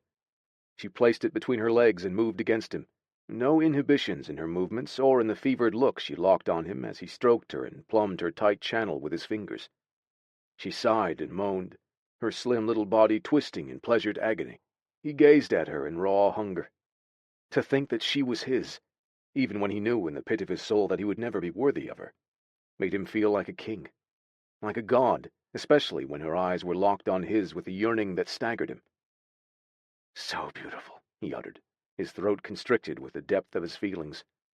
Her tight, tawny nipples made his mouth water, and he could not resist dropping low and closing his teeth over one of them, his fangs scoring her skin for just another taste of her blood. She gasped his name, her spine bowing into his embrace. "You taste like heaven," he rasped against her as he licked at the tiny rivulet that flowed over his tongue, the scent of her skin and the sweetest scent of her breedmate blood driving him to the brink of a need that bordered on madness. Asher! Her expression was beyond pleasure, beyond desire, as he stroked her sex and tugged at her breast with his teeth and tongue. Her arousal was a tightening coil inside him, too. The bond would give him all of her most intense emotions, her deepest joys and ecstasies, her coldest fears and sharpest pains. As staggering as it was to feel her desire for him, and her uninhibited response to his body and his touch, the thought of experiencing Naomi's distress or discomfort was torture all on its own. If he had anything to do about it, she would never know anything but happiness. And if that meant keeping her in his bed for the rest of their days and nights, he couldn't think of anything he'd enjoy more. A snarl tore out of him on the heels of that silent pledge. Sealing the small flow of blood that trickled onto his tongue, he rose over her and moved into position between her parted thighs. She was wet and ready for him, her hips rising to meet the full measure of his thrust. They both moaned at the intensity of their joining. Asher shook as he rocked into her, every cell in his body on fire with the need to claim her, to keep her, to love her forever as his mate. When he was moving inside her, it was easy to deny all the other things he was feeling. The dread of losing her to someone like Slater or his men. The uncertainty of their future even if he were to neutralize that threat. And the pain he would be forced to endure if Naomi were to learn she had given herself to a monster. He had never thought himself a coward until this moment. But as he coaxed her body to a release that left her clawing at his shoulders and screaming his name in ecstasy, he understood just how weak he truly was. Because this woman owned him with every sharp breath and pleasured sigh, with every powerful beat of her heart. Asher watched her surrender everything to him. He felt it in his marrow, through the bond he had no right to take from her. God help him. But it was easy to pretend he was a better man when Naomi was writhing and coming apart in his arms. It was easy to deny his deep dishonor at having given in to his own selfish needs and desires with her, and the guilt of being unable to regret it. Chapter 19. Naomi stepped out of the shower that next morning, feeling different in so many ways, stronger, more rested, every fiber of her being thrumming with a reminder of Asher's incredible passion last night, and his bite. She moaned just thinking about how good it felt to have his mouth on her like that, his fangs piercing the pliant flesh of her neck. Now that she knew what it was to give herself over to his hunger, a deeper craving had begun to take shape within her too. She wanted to taste him. She wanted to drink from his vein and feel the same kind of bond to him that he had described after taking his fill from her. She wanted to feel his bond. It terrified her how much she wanted that, even knowing there would be no coming back from it. A future with Asher, as his blood-bonded mate, his breed-mate. Wrapping a towel around her, she stepped in front of the bathroom mirror and peered at her reflection. She tilted her head, and for the first time in her life she studied the small red symbol under her chin with something other than annoyance or resentment. She'd spent 26 years trying to pretend the teardrop and crescent moon stamp on her skin was nothing more than a birthmark, something to be ignored. Now, she couldn't see it without thinking about Asher and the incredible, passionate world that had opened up to her since he came into her life. She smoothed her fingers over the vein that pulsed just below her ear, unable to contain the broad smile that spread over her face. She loved him. He hadn't said the words back to her precisely, but he'd said other things. Tender things. Possessive things. And all the while his molten gaze had scorched her with its intensity and its raw honesty. God, she had it bad for him. More and more since she'd met Asher, she had been allowing herself to imagine shiny places in her future. Places that had plenty of room for the kids and Michael, yet always with Asher at the center. It astonished her to realize how deeply she longed for those things, and that the other driving force in her life, vengeance on Leo Slater, had begun to take a back seat to this other one. Hope. "You are a love-struck fool," she told her giddy reflection, but not even that dimmed the happy look on her face. She shook her head, and finished drying off, then hurried to get dressed so she could go find Asher and maybe persuade him to help her out of her clothes again after she made some tea and found something to eat. She was finger-combing her damp hair when her phone trilled with an incoming call. She retrieved it from the top of the bureau and frowned at the private caller message shown on the display. There weren't a lot of people who had her number. Michael and the kids, primarily. Instantly, her thoughts careened toward Slater, but she couldn't imagine any way he'd know how to reach her. Still, her finger hesitated for a moment over the screen before she decided to answer. Hello? Hi, a female voice replied. Naomi, this is Sheila from Dr. Davis's office. Oh, sure, of course. Naomi let go of her pent-up breath when she realized it was only the medical assistant at the low-cost clinic where they brought the kids. Is everything all right? Yes, everything's fine. We have Tyler here for his asthma checkup today. Okay. Naomi vaguely recalled the appointment, but usually it was Michael who kept track of those things and made sure everyone got where they were supposed to be. Is there something I can do for you, Sheila? Well, I was just wondering. Tyler's been waiting for someone to come pick him up for over an hour, so I didn't know if you... Wait a second, Naomi blurted. Didn't Michael bring him to the appointment? Yes, he did. But Tyler tells me Michael dropped him off and was going to take care of some banking and run a couple of errands before he came back to pick him up. Like I said, it's been quite a while since we finished with Tyler, and the poor little guy's getting a bit anxious for someone to come and get him. I can imagine, Naomi murmured, a niggling sense of unease creeping over her. Have you tried to reach Michael?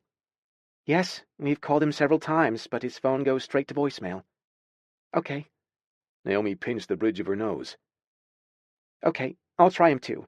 I'm not in the city right now, but I can get there in about an hour. Can Tyler wait there for a while longer? He's welcome to stay as long as needed, the assistant said. I'm sure he'll be relieved to hear that we were able to get a hold of someone. Of course. Please, tell him not to worry. As she ended the call, Asher appeared in the open doorway of the bedroom. What's wrong? I'm not sure. Maybe nothing. He shook his head. It doesn't feel like nothing to me. She knew what he was referring to, the blood bond that had evidently alerted him to the concern that was forming into a cold ball in her stomach. One of the boys, Tyler, is waiting at the medical clinic in the city for Michael to pick him up. He's been sitting there for more than an hour. Asher frowned. It doesn't seem like Michael to leave a kid stranded like that. No, it doesn't. He told Tyler he had some banking to take care of and run some errands. She tapped Michael's number on her phone and shook her head when the call went directly to messages. Asher, I need to use the truck. A dark look came over his features. Not a good idea, Naomi. Not when I can't be there with you. I don't like it. She strode up to him and pressed her palm to the side of his tense jaw. I know you don't, but I can't leave that little boy waiting all alone. He's been abandoned by people he's trusted all of his short life. I'm not going to be one of them. She didn't need the benefit of a blood bond to know that Asher was 2 seconds from refusing. Not that he had much choice. The truck was his, but she knew he couldn't deny her the use of it when it came to one of the kids. There's nothing to worry about, she promised him. Michael gets distracted sometimes. He's probably trying to do 10 things at once and will fly into the clinic parking lot around the same time I get there. Anyway, it's not like it's the middle of the night. No, Asher muttered. It's the middle of the morning, when I can't spend more than 10 minutes outside these 4 walls without incinerating. I'll be fine. She went up on her toes and kissed him, holding his dubious gaze. I'll call you along the way, and as soon as I hear from Michael and make sure Tyler's home safe, I'll come right back home. The light in his eyes changed as she said that word, home. His stern face softened, if only marginally. He speared his fingers into her hair and brought her back to his mouth and kissed her, unrushed and deep. You call as soon as you reach the city. I will. She gathered her phone and the keys to the old Chevy and raced out the door. Several times on the hour-long drive up to Vegas, she called Michael's phone, but only got his voicemail. Each unanswered call made her concern grow colder, edging toward real worry that something had gone wrong with the payment from Moda. Or worse, that Michael ran into trouble. There was no sign of his van in the clinic parking lot when she pulled in. Once inside, she was greeted by distressed Tyler, slumped into one of the waiting room chairs with tears streaking down his freckled cheeks. Hey, buddy, she said, hurrying over to him and hunkering down in front of him to ruffle his shock of red hair. I'm sorry you had to wait so long. You okay? His sweet little face was pinched, nose swollen from crying. Where's Michael? He probably got stuck somewhere running errands. I'm not sure, but we'll find him. Tyler frowned. I thought you guys forgot about me. Never, she assured him earnestly, shaking her head. Never, ever. You hear me? He nodded stiffly, and she took his hand as he got to his feet. With a wave to Sheila behind the glass reception window, she collected her sniffling charge and escorted him out to the nearly empty parking lot. Isn't this Asher's truck? Tyler asked as she helped him into the passenger side. Yes, it is. Where is he? Back at the ranch, sweetie. He wanted to come with me to get you, but he had to stay inside. Because he's Breed, right? She nodded, struck by how easily the boy had accepted Asher as a part of their makeshift tribe. Seeing everyone together at Michael's house had given her a glimpse of what a true family felt like. Her family, the one she hadn't been born into, but wanted desperately to have for the rest of her life. She stroked her hand over the little boy's head. Buckle in, okay? Let's get you home now. As discreetly as she could, she tried Michael's number again as she got settled behind the wheel. No luck. Damn it, where was he? She took another second to check in with Asher, careful to keep the concern out of her voice so that Tyler didn't detect the panic that was beginning to slither through her veins. But Asher knew. His voice was gentle and reassuring, telling her he checked the news for reports of accidents and traffic problems, but found no cause for worry. Thanks, she murmured. I'll call you when I get to the house. For the duration of the drive to the other side of town, she kept Tyler occupied with questions about school and homework and what he might want for dinner. They fell into a familiar, easy chatter until they rounded the corner onto the street leading to Michael's house. And then Naomi's heart clenched behind her sternum. Michael's van was parked in the driveway, which on any other day might seem normal, but at this moment felt very, very wrong. What the heck? Tyler blurted, sending her a confused look. You mean he's been home the whole time? I don't know, honey. Naomi parked beside the vehicle, unable to shake the bone-deep chill that was spreading over her. Why don't you stay out here and let me go talk to him first, okay? To her relief, the boy didn't argue.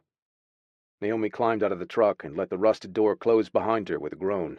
As she entered through the unlocked front door, she dimly remembered that she had promised to call Asher when she arrived. But her feet were moving of their own accord, carrying her inside the quiet house. God, it was too quiet by far. Hello? Michael? Anyone home? It wasn't unusual for the kids to be scattered and off doing their own thing during the day. There was school for some, while others were either too young or too rebellious to attend with the kind of regularity they needed. Part of the deal with the kids who filtered in and out of their house was that they stayed only because they wanted to. To most, that meant having some place to go when night fell or when the desert got too cold or too hot to survive long outside. Letting them have their freedom was part of that equation, no matter how hard it was for Michael and her to adhere to the agreement sometimes. Right now, Naomi couldn't think of anything she wanted more than to hear a herd of young teens and other kids come tearing through the house, preferably with Michael rolling right behind them, or summoning them all into the kitchen for a meal. Anything but the tomb-like quiet that surrounded her as she stepped farther inside. Michael? She drifted toward the bedroom at the end of the hallway. The door was partially open, only wide enough for her to see his empty wheelchair just inside. Michael? Her steps slowed as she approached, her mind reluctant to process what every instinct in her body was trying to tell her. Something bad had happened. Something horrific. She entered the room and glanced toward the floor next to his bed. His legs were sticking out at an odd angle as if he'd fallen out of his chair and into the open closet. Then she saw his blue, lifeless face, and the taut leather belt fastened tightly around his neck. Her heart plummeted. No. Oh, God, no. She stumbled back a step, and she screamed. Chapter 20. The idle waiting and wondering had been driving him insane, so in a fit of activity, Asher had installed his new headboard in the master bedroom. It wasn't ever going to be finished to his liking, and since he needed something to do with his hands, he'd impulsively decided to put the damn thing to use. He had just stepped back to look at the hand-carved piece when an invisible blade plunged into his chest. He staggered back on his heels, bewildered for a moment, uncertain where the attack had come from. And then he knew. With a shredding certainty, he realized the pain he was feeling was hers. Naomi. No! A jagged cry rose up to strangle him. No! The shock and grief she was experiencing tore through him like serrated steel, so agonizing it nearly took him down to his knees. But she was alive. Thank God for that. She was still living and breathing. He could feel her energy in his veins, telling him their connection hadn't been severed by anything as unthinkable as her death. But she was hurting deeply, not because of physical wounds, but with a loss she could hardly bear. She should have called by now. She should have been at Michael's house several minutes ago by Asher's estimate. His body still gripped in her anguish, he fumbled for his phone and called her. Asher. Her voice was wooden, barely a whisper. A sob choked out of her. Oh my God. Asher, he's dead. Michael's dead. Oh, Christ. He swallowed hard, hating that he wasn't there with her. Are you all right? Tell me what happened. She explained how she found him a few moments ago, dead of an apparent suicide. She told him that she was outside the house waiting for the police, whom she'd just hung up with in the second before he called. He didn't kill himself, Asher. Slater's behind this. Yes. He glanced at the time on his phone and wanted to roar his fury. It would be several hours before sundown.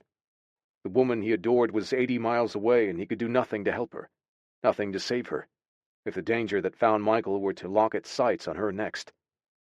At least he could be assured it wasn't Kane who harmed her friend. That lethal bastard would be as hampered by the UV light as Asher was. But without Asher to level the odds, even a human coming after Naomi was a risk he couldn't take.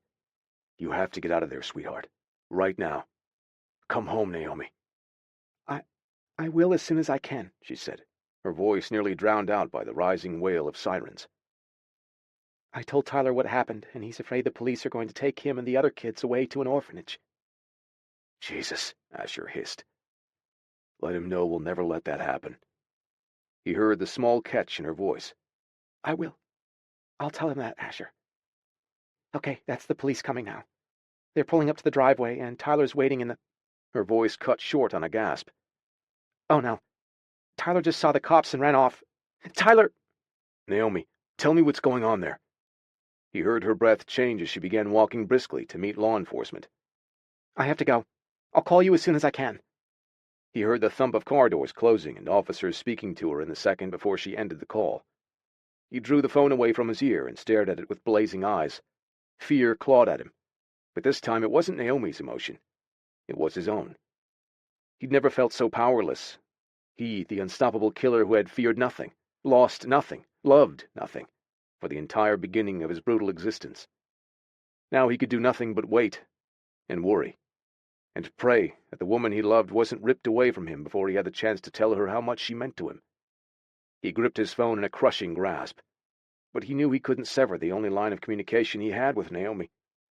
So, on a bellow that shook the four walls of his daytime prison, Asher brought his fist back and drove it into the center of the headboard he'd made, splintering the wood into 1,000 jagged shards. Naomi leaned against Asher's truck and answered all of the questions the police and first responders asked her. No, she wasn't in the house when the deceased took his life. No, she had no knowledge of drug abuse, financial problems, or any other cause that might have driven her best friend and roommate to tighten a belt around his neck and slowly strangle himself with it. No, she didn't know of any other family members who should be contacted about Michael's death. There was only her, and the group of parentless kids who were going to be as destroyed as she was to learn that one of the kindest, most compassionate people on earth was suddenly, inconceivably gone. How many children came and went from Mr. Carson's home on a regular basis, Miss Fallon? And what would you estimate their ages to be?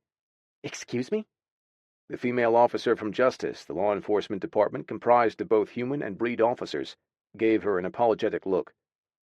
I know some of these questions are difficult, but I'm just trying to establish the possible mental state of Mr. Carson in his final hours. Could he have been harboring any secrets or possible guilt pertaining to any of the kids he invited to stay in his house? You can't be serious, Naomi gaped, fuming. No, of course not. Michael was the one good thing to happen in any of those kids' shitty lives. The officer lifted her shoulder. Just trying to cover the bases. Well, consider them covered, Naomi snapped. We're done here. Her gaze drifted to the curb where the black zippered bag holding her friend's body was being loaded off a gurney and into a waiting ambulance. Here's my number, the justice officer said, handing her a card with her name on it. If you think of anything else we should know, just give me a call. Naomi stuffed Officer Rachel Reynolds' card into her pocket without looking at it. She was never going to use it. She hadn't told the officer that she already knew what happened to her friend, that Slater or his henchmen had gone after Michael and staged his murder to look like a suicide.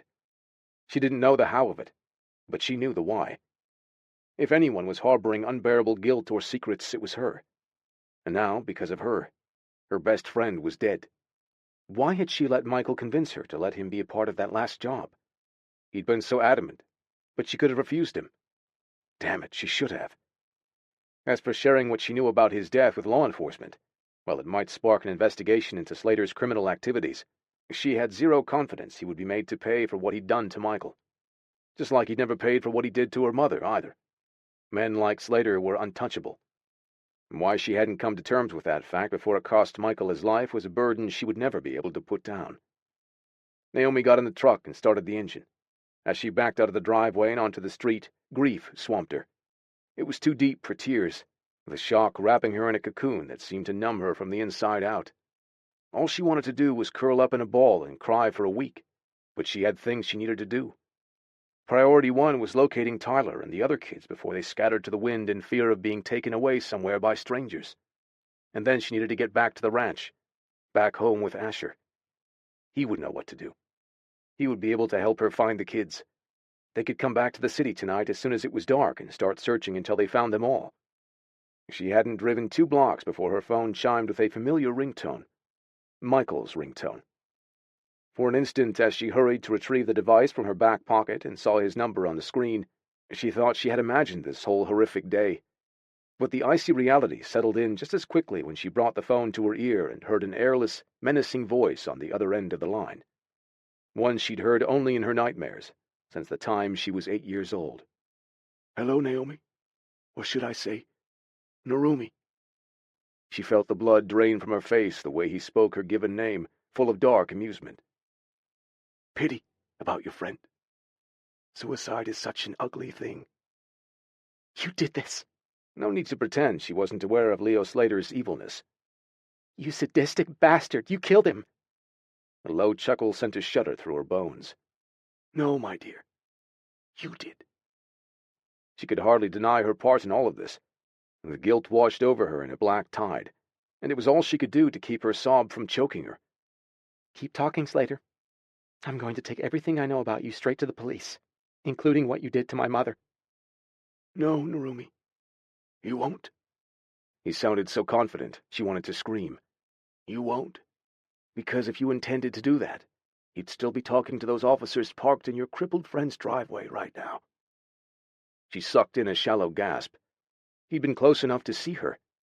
Was he still lurking somewhere on the road with her? Her gaze darted to the rear view and side mirrors, taking note of the scores of vehicles that surrounded her. He could be anywhere, following her by himself or accompanied by any number of his gangster lackeys.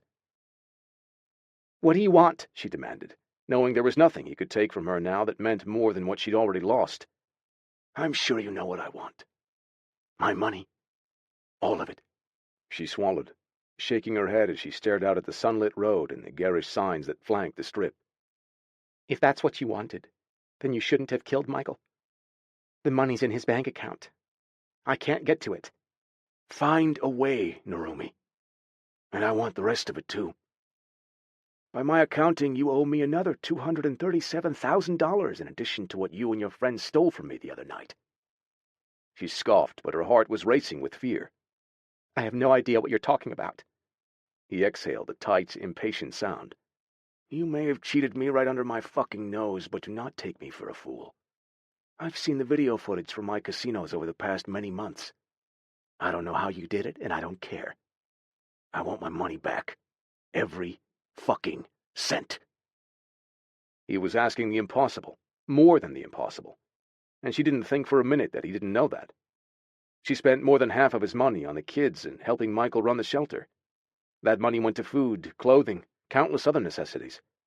As for the little bit she'd made waiting tables here and there or doing any number of other odd jobs, it wouldn't make even the smallest dent in what she owed him, and besides, her menial wages were gone practically before she even brought them home. I don't have all of your money to give it back to you. Then find a way to get it. All of it, he said again, menace in the calmness of his viper's voice. Or you'll be forcing me to take something else from you, if you fail. The line went dead. Naomi's breath gusted out of her, part in relief, part in paralyzed dread.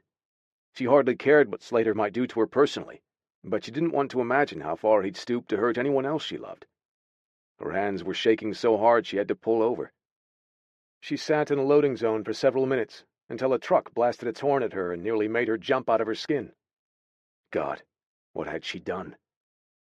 For the last 18 years of her life she'd lived with the sole purpose of getting even with Leo Slater, making him pay for hurting her mother, for taking her away and destroying everything Naomi had. For nearly 2 years now, she'd been chipping away at the monster of her past, cutting him where he would hurt, in the only place a man like Slater would bleed. But even as she was taking his money, each of those little victories felt hollow. That's why she kept going, kept hitting him for more and more and more. Now, she was the only one who'd lost. And even if she had the chance to take every last nickel of Slater's fortunes, even if she could be assured that one day she could destroy him completely before stabbing him in his black heart, she knew that would be an empty triumph too. Simply put, Leo Slater didn't matter. The cost of her vengeance was already too high. She just wanted it to be over. If she could, she'd surrender all of his damned money right now, just as he demanded. But she didn't have access to Michael's personal bank account, nor did she have the more than 200 grand she'd taken from Slater's casinos over time. But she had some, and she could never spend it anyway, knowing every penny she took from Slater was now stained with Michael's blood. Numb and racked with tears she refused to let spill, she glanced at her phone and tapped one of the numbers stored on the device. A perky voice answered. "Anytime Private Vaults, can I help you?" "Yes," Naomi said. "I need to empty my safe deposit box." Chapter 21. Less than an hour later, Naomi walked into Casino Moda carrying a Las Vegas souvenir tote bag filled with $87,000 cash in large bills. Everything she had left from all of her repeated hits on Leo Slater's casinos. Asher had been calling her repeatedly since she left Michael's house, but she had yet to speak to him. She felt awful for silencing her phone, but she knew what he would say if she told him she was heading in to give Slater what he demanded. Or part of it, at any rate. She hoped the money she had to give him would appease him enough to back off and not hurt anyone else close to her. If she had to work the rest of days to earn back the remainder of what she owed him, she was fully prepared to do it. She just wanted him out of her life now and forever. She just wanted to be able to grieve for Michael and bring home Tyler and Penny and the rest of the kids, and never let them go. Those plans bolstered her as she marched through the casino toward the glass central elevator that would take her to the executive offices on the top floor. Her finger only trembled a little as she pushed the button on the panel and waited for the car. Someone was on the way down. As the lift descended smoothly to the lobby level, she found herself staring into the face of a man she'd never seen before. A dark-haired man with arresting silver eyes who she would never mistake for a human. The massive breed male who stepped out of the car stood easily as tall as Asher, and was built just as solidly beneath the crisp white button-down shirt and graphite-colored dress slacks that strained over his muscled physique. In the open V of his shirt collar, an elaborate tangle of dermaglyphs curled and twisted onto his neck. Every instinct in her body told her this was not only a breed male, but the trained assassin Asher had warned her was on Slater's payroll. Kane. Those shrewd silver predator's eyes glanced down at the bag in her hands, then back up at her in glowering suspicion. "Where the fuck do you think you're going?" "I need to see Slater." She tried to step around him, but he was too enormous. His body blocked the elevator doors, which had slid closed on a whisper behind him. "Like hell you do. What's in the bag?" She knew the only thing she should be feeling under his menacing male's gaze was fear for her life. But she was still too numb and in shock from Michael's death to feel anything but fury now that she was staring up at one of the men likely responsible for taking his life. "I'm sure you know why I'm here. To deliver your boss what he's demanded. His blood money." Kane shook his head, his scowl deepening. "I can't let you do that." "What are you going to do?" she scoffed. "Kill me right here in the lobby of the casino? Or take me somewhere and string me up to make it look like I killed myself the way you and the other thugs working for Slater did to my friend?" The vampire's lips pressed flat on a low snarl. "I had nothing to do with that. In fact, I just heard about it from some of the men on the security team." She glared at him, bitterness in her voice. Like I'm going to believe you? I'm sure Slater and the rest of you thugs have been up there patting yourselves on the backs for killing a man who had little chance of defending himself. A tendon jumped in Kane's tense, beard-shadowed cheek. You couldn't be more wrong, at least as far as I'm concerned. And on the occasions that I have killed someone, I never needed an excuse or a reason to make it look like something else. She swallowed, seeing a glimpse of the coldness that lived inside him. I'm sure you must sleep like a baby knowing you have such high standards. Now get out of my way and let me pass. Naomi. His hand clamped around her wrist like a band of iron. His face darkened, even while his irises lit with amber flecks of irritation. If you go up there, Slater will never let you leave. At least not while you're still breathing. She tried to wrench loose, but there was no breaking his hold. From his expression, that kind of strength came easily, without even a thought. Cut your losses and leave town as soon as possible, he told her. There are plenty of places you can go. As a breed mate, you'll find safe shelter in any of the breed communities around this country or any other. Go there. Stay away from Las Vegas. Strange how different this advice sounded coming from someone other than Asher. In the beginning, he'd insisted on nothing less than her getting the hell out of town and staying gone. As much as she balked at the idea then, the thought of being driven away from her city and her life here was something she'd never consider now. Especially if Kane was suggesting she should leave Asher behind too. She glanced down, realizing only now that Kane had a black leather duffel bag at his feet. Where are you going? He grunted. I don't know. Anywhere but here. I've spent too much time working for slime like Slater. I'm done. She frowned, shocked and not quite sure she could believe him. But as he held her stare, she saw deep shadows in his cold silver eyes. She saw the same haunted, bleak bliss that she still glimpsed in Asher's deep blue eyes sometimes. I'll help you get somewhere safe, he said, his tone too solemn to be a lie, even for a killer like him. You can come with me right now, Naomi. I promise you can trust me on this. Maybe she could, but she didn't want what Kane was offering her. Her life was here, and if she needed a safe haven, she had Asher. She shook her head and stood her ground. I'm not going anywhere. I'm already right where I belong. Kane studied her, then exhaled a slow breath. You're making a mistake. I don't run for anyone, not even Slater. Especially not him. No, he said. I'm not talking about Slater. I'm talking about Asher. That took her aback. Suspicious of this killer now, she hiked up her chin. You're going to warn me about him? That doesn't mean much coming from someone like you. Like me? Those sharp eyes narrowed on her in question. I know what you are. Asher told me. You're a cold-blooded killer, a trained assassin. Kane said nothing, not for a long moment. I am all of those things, Naomi. I was born a hunter. But so was he. What? A frisson of uncertainty crept along her spine now. She knew the term hunter, if only in broad terms. There had been a madman among the breed 20 years ago who'd been raising a homegrown army of killers in his hidden labs for decades. All boys, all bred off the same monstrous father using dozens of imprisoned breedmates. The babies born inside the lab were enslaved from the moment they took their first breath, and raised to be killing machines by Dragos until he was finally destroyed by the Order. Was Kane saying he and Asher had been part of that awful program? If so, why wouldn't Asher have mentioned it? You didn't know, he chuckled, but it was a sympathetic sound, one that said he might even pity her. I'm not surprised that you don't, considering the fact that he actually seems to care for you. Never would have thought a bastard like Asher to be capable of the emotion. The bag of money in her arms had been heavy before, but now it was beginning to feel like a lead weight. Tell me what you know. He gave a gruff shake of his head and started to walk past her. Never mind. It's not my place. It is now, she said, taking hold of his shirt sleeve. Damn it, tell me what you know about Asher. You already know the worst of it just by saying his name. What are you talking about?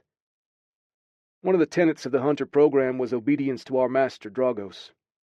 But there were always some who resisted. Headstrong boys, cocky teens, adult males who refused to be broken. Dragos believed in discipline. He believed in making examples for others to follow or to learn from. And to help him maintain his control, he had mind-slave servants to monitor us. But he also had enforcers. Other hunters who'd excelled in their training and who could be called on to mete out justice as he deemed fit. What does any of this have to do with Asher? After the racking pain of what she'd already been through today, she was surprised she still had the capacity for more fear or dread. But she did. They were carving a chasm in her as she waited for Kane to tell her the rest of what he knew. All of us in the Hunter program wore ultraviolet collars that would detonate if we tried to run, or if we fought back against our training, or if we gave Dragos any reason to want us gone. There was one enforcer he relied on the most.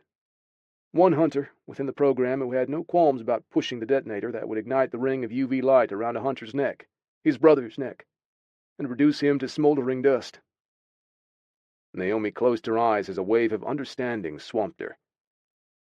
Asher, Kane grunted. There were rumors that he enjoyed his role so much he would touch the condemned in the seconds before he killed them, just to savor their pain, to feel their terror while some of them begged for mercy in the seconds before he ashed them. Naomi felt sick thinking about Asher's gift to recall, to relive, the worst of someone's memories with his touch. God, if this were true, it would make him an animal. Worse than an animal, a sadistic monster. She didn't want to think it. Part of her refused to. She'd only known Asher a handful of days, but she could hardly reconcile the man she loved with the cold killer Kane was describing. I can't believe he's using that name after all this time. He could have chosen to call himself anything once he was freed. We all had that choice. He shrugged. Hell, maybe it's a badge of pride for him. Stop. Naomi shook her head, overwhelmed with everything she'd heard. She had wanted to know, but she couldn't take any more. Not now. Not after today. He hasn't told you any of this? It wasn't a question, because the look of shock on her face must have been enough to remove any of Kane's doubt. But then he seemed to clue in on something more. Oh, Jesus. You're in love with him? Part of her wanted to deny it, but she couldn't force the words out of her arid mouth, not even when Kane's steely gaze was looking at her as though she were the biggest fool on earth.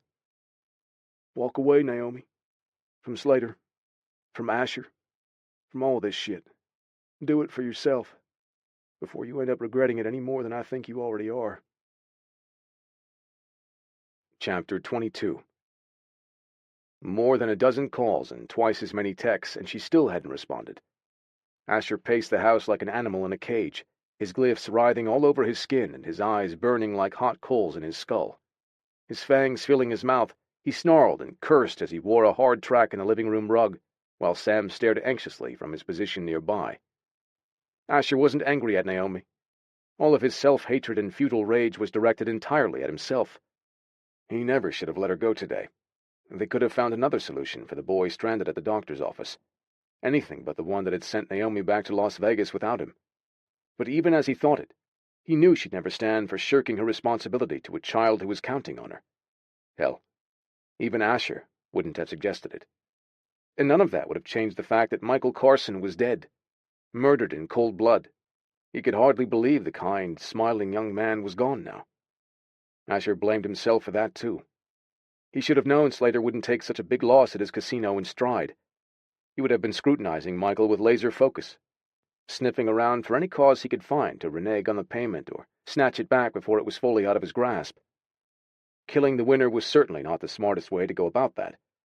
But if Slater thought he had another way to get his hands on the money... Fuck. Where the hell was she? He took out his phone again and started to hit her number when he heard the crunch of gravel in the distance. Finally. It was just afternoon with the sun shining high overhead, but he didn't give a damn. As Ned's old truck bounced on the narrow dirt lane out front, Asher practically yanked the latch off the screen in his haste to meet Naomi as she pulled to a stop at the house. The light seared his vision, and the rising cloud of yellow dust gathered in his throat like cinders as he raced to the driver's side of the vehicle and tore open the door. "Thank God you're okay. I've been going fucking crazy here." She didn't answer. She hardly looked at him as she stepped down from the seat and onto the ground. He gathered her close, ignoring the sharp sting of the sun's deadly rays on his exposed skin. Relief rocketed through him to be holding her again, and seeing for himself that she was still in one piece and not a mark on her. Naomi. He didn't want to let go, but she was wooden in his embrace. Her breath was shallow, her expression blank. "Baby, are you all right?" He could feel that she was. His bond to her blood told him she hadn't been injured, but she was awash with a shell-shocked quiet that shredded him inside. He knew that look. He had seen this kind of numbness before, in other hunters, back when he was a boy. He'd felt it himself after he'd completed his first kill order from Dragos. A shock and horror so deep it hollowed you out. Touching her now gave him a jolt as a new and awful memory flowed out of her to take root in his mind and senses. Naomi's grief and horror as she discovered her friend slumped in his bedroom, his face almost unrecognizable for the awful color and swelling the leather garrote around his neck had caused. He ran his hands over her face, smoothing her slack ebony hair out of her eyes. "What happened after you left Michael's? I've been calling and texting all this time. Why didn't you respond? Have you been out there looking for Tyler or the other kids?" She swallowed and shook her head, her gaze still vacant. How she managed to make it home in her state of shock he had no idea, and he didn't want to consider. He glanced past her and saw something odd on the floor of the truck's cab. A tourist-style tote bag emblazoned with a glittery Las Vegas slogan. The bag was filled with cash. Lots of it. What the fuck? He searched her face, dread snaking up the back of his skull. "Naomi, no. Tell me you didn't go to see Slater." But no, he rationalized. If she'd done that, she wouldn't be alive and standing in front of him now. She blinked dazedly, and a frown pinched her brow. "You're burning, Asher. You can't be out here." He didn't even feel the pain of the angry red patches sizzling on his bare forearms and face. All of his focus, all of his concern, was on her. "Let's go inside." Grabbing the tote in one hand and her in the other, he shut the truck's door and brought Naomi into the house. Sam immediately trotted over, showering her with affection she barely seemed to notice. "Come on," Asher said, leading her into the living room and sitting her down on the sofa. He put the tote bag on the floor, then sat beside her. When her eyes met his again, he felt a withdrawal from her that had nothing to do with Michael or her ordeal today. Something else was wrong here. If her wounded eyes hadn't told him so, the stab of anguish that pierced him through the bond left no doubt. "Talk to me, Naomi. Tell me where you've been." He looked back at the tote full of large denomination bills and cursed under his breath. There had to be tens of thousands of dollars stuffed into that bag. "What are you doing with all of that money?" "I was leaving Michael's house after I talked with the police," she murmured, her voice sounding rusty and unused. "I got a call. Michael's number. Only it wasn't Michael." "Slater." Asher practically spat the name. "He told me he wants all of his money back. Not just the money Michael and I took the other night. All of it. Everything I've ever stolen from him." Asher recalled the steep figure Kane had tossed around. "You don't have that kind of money in that bag," he said, dread coiling inside him when he realized where this conversation was going. "Tell me you didn't plan on doing what Slater asked. You aren't planning to bring him that money, are you?" "I'm not planning to," she murmured. "I already did. Tried to, that is." He vaulted to his feet on a savage curse. "Holy fuck! What do you mean you tried?" She gazed up at him, a bleakness in her expression. "I ran into someone you know. I was on my way to find Slater at Moda, and Kane was on his way out.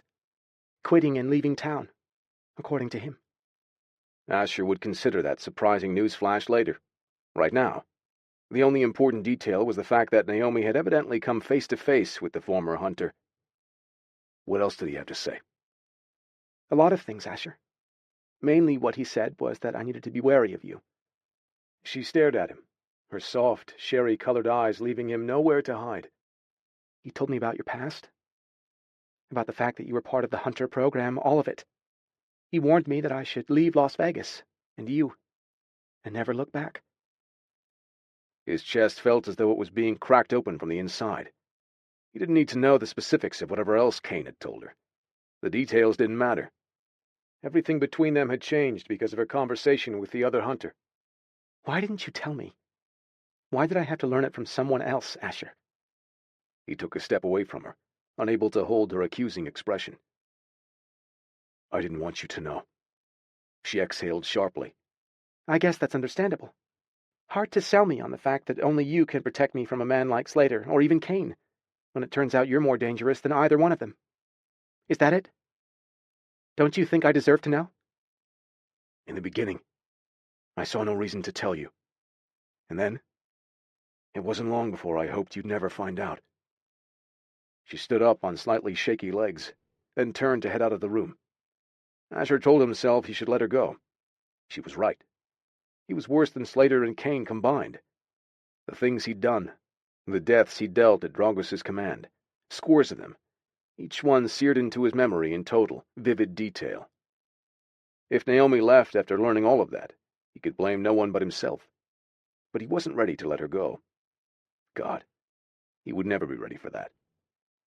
Moving faster than her eyes could track him, he blocked her path. "You deserve to know. As much as I wish you'd never find out all the things I've done, I owe you the truth. Even if it does make you leave me and never look back." Is it true? Were you not only part of that awful program, but its executioner too? Did you really kill little boys and men, your brothers, for Dragos? Her questions came rapid fire and hitching, a barrage of ugly truths. Asher, my God. Her breath caught sharply as her stark gaze studied him. Did you really enjoy it so much that you used your gift to revel in their pain? So, Kane hadn't spared a detail about his past. That came as no surprise. His hunter brethren had plenty of reasons to despise him, but Kane had one thing wrong. "No, I didn't revel in my duty. I hated every second of it. But I did it because I wanted to survive. And because if I didn't carry out Dragos' orders, someone else would. Or he would do it himself. And I wouldn't wish that on anyone, least of all my brothers." He saw her struggling to accept what she was hearing from him. He felt her recoil emotionally through their bond. But she didn't turn away from him. She wasn't trying to leave and never look back. Not yet, anyway. "Kane said you made a point of touching the ones you—" She broke off, briefly closing her eyes.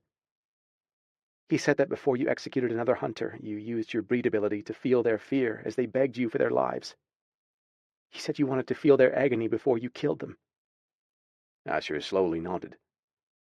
"That much is true. Yes." Oh, my God. Revulsion seeped through their connection, oily and bitter. Oh, shit. I didn't want to believe him. She was repulsed by his admission. He could see it in her stricken expression as much as he felt it in her blood. She drew back from him, but Asher caught her around her nape. "It's true that I laid my hand on every hunter I had to execute. I did want to feel their terror and their anguish."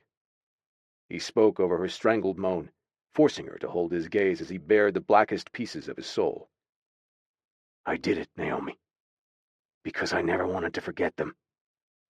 I wanted to remember every face, every pair of fearful or defiant eyes that fixed on me as the last thing they saw. I never wanted to let myself forget the brothers I killed in order that I could keep living. That was my penance. To never forget." She relaxed in his loose grasp, only the slightest bit. Her body sagged with the weight of her heavy exhalation. When she spoke, her voice was almost too soft to be heard, her eyes turning tender on him, even pitying. "How many, Asher?" He shook his head. "Too many.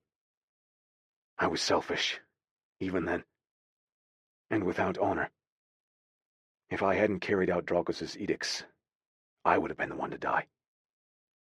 I made certain that when I delivered death it was swift, even when Dragos called for suffering." "I can't imagine how terrible your life was," she murmured. "All of the hunters' lives." No, she couldn't. He wished no one could be able to imagine that kind of brutal, bleak existence. But he and Kane weren't the only hunters walking the earth with memories of those years and sins to be reconciled. There were others. Scythe in Italy now, along with Trigg, another former hunter serving the order over there. Countless more scattered to each corner of the globe in the 2 decades since the program and Dragos were destroyed. Asher smoothed the pad of his thumb over Naomi's slackened lips. "As awful as my life was back then, I didn't want to die. For a long time I didn't know why it was important to me to keep going, to keep living." He stroked her cheek. "Now I know what I was waiting for." She wept softly, but kept her arms down at her sides, refusing to touch him. "It was unfair of me to drink from you before you knew who I was. What I've done. I don't deserve your bond, and I know I won't ever be worthy of it. I'll never be worthy of your love, if I haven't already lost that. He held her face tenderly in his palms and searched her bereft, hurting gaze. I love you, Naomi. All I want is a future with you at my side. But I don't know if you can ever look at me the same way as you did before. No, I can't, she admitted softly. But I can't blame you either. I won't blame you for doing what you've been born and trained to do, Asher. What hurts the most is that you didn't give me the chance. You didn't trust me enough to be honest about your past and how it shamed you. Instead, I had to learn it from someone else. I've never felt like a bigger fool. I know, he muttered, his own self-loathing like acid in his throat. I'm sorry for that. I'm sorry for so much where you're concerned. She eased out of his reach, her voice constricted. It doesn't matter right now. Michael's dead, Asher. Because of me, my best friend is dead. And Tyler and the other kids could be anywhere in the city now with no place to go. We'll figure that out, he vowed. And as soon as the sun goes down, I'll take care of Leo Slater. No. She shook her head, wearier than he'd ever seen her. He's taken everything he can from me now. I'm finished fighting him. He won. He doesn't matter anymore. Only those kids do. She stepped away from him, bringing her arms across herself. Then she turned and headed down the hall to the master bedroom and closed the door, quietly shutting Asher out. He stood there, knowing she wouldn't want him to follow. Not this time. He felt her sorrow in his veins as she broke down in private behind the closed door and mourned her friend alone. Chapter 23. A quiet knock sounded on the door. Naomi had dozed off on the bed at some point, exhaustion and grief finally dragging her down into a deep sleep. She roused now, feeling both rested and yet utterly drained. Come in. Ironic to be granting Asher permission to enter when it was his bedroom, his house, his life, that she had intruded upon with all of her problems. She sat up on the bed as the door swung open and he stepped inside, accompanied by Sam, whose entire body wiggled in excitement as he trotted up to her, looking as though he hadn't seen her for a week. Hey, sweet boy, she said, unable to resist ruffling his neck and stroking his floppy ears. Tongue lolling, he danced and whined in front of her, his blissful ignorance of the day's many traumas somehow comforting to her now. How are you doing? Asher asked, watching her pet and scratch the happy hound. I hope I didn't wake you. No, she shook her head. I was awake when you knocked. What time is it? Just after 5. She blinked, stunned. You let me sleep all afternoon? Asher's smile was hesitant. You needed the rest. She had needed it, if only to escape the grief that was still clawing at her over losing Michael. But sleep was only temporary relief. Sooner or later, she had to wake up. Just like sooner or later, she would have to deal with all of the arrangements and adjustments that would now need to be considered not only for her friend, but for the kids who'd just lost their only port in a storm. And then there was Asher and her.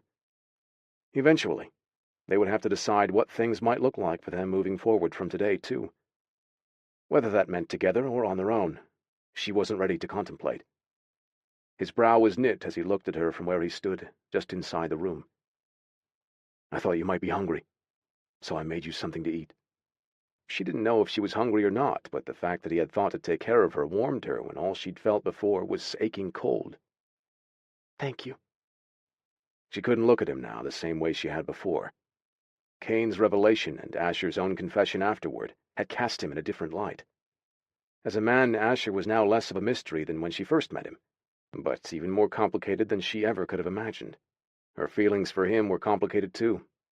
Her love hadn't dimmed, not even after Kane had given her more than enough reason to doubt Asher, to despise him even. But she couldn't stop loving him, not even before she knew the full truth from Asher himself. Asher, she thought, her heart aching for everything he had endured. As for his name, the epithet he'd kept all this time, she understood now that it wasn't a badge of pride as Kane had assumed. Asher had kept his derogatory name for the same reason he kept the memories of all the hunters he'd been forced to execute, as yet another reminder of his remorse, his penance. Kane had totally misunderstood Asher. So had Naomi, until today. She glanced at the pile of splintered wood that lay on the floor of the bedroom. What happened to your beautiful headboard? He shrugged, his mouth pressed in a flat line. After you found Michael, feeling your pain and fear through your blood, knowing I was miles away and couldn't do anything to help you if you needed me, He abruptly stopped speaking and let out a low curse.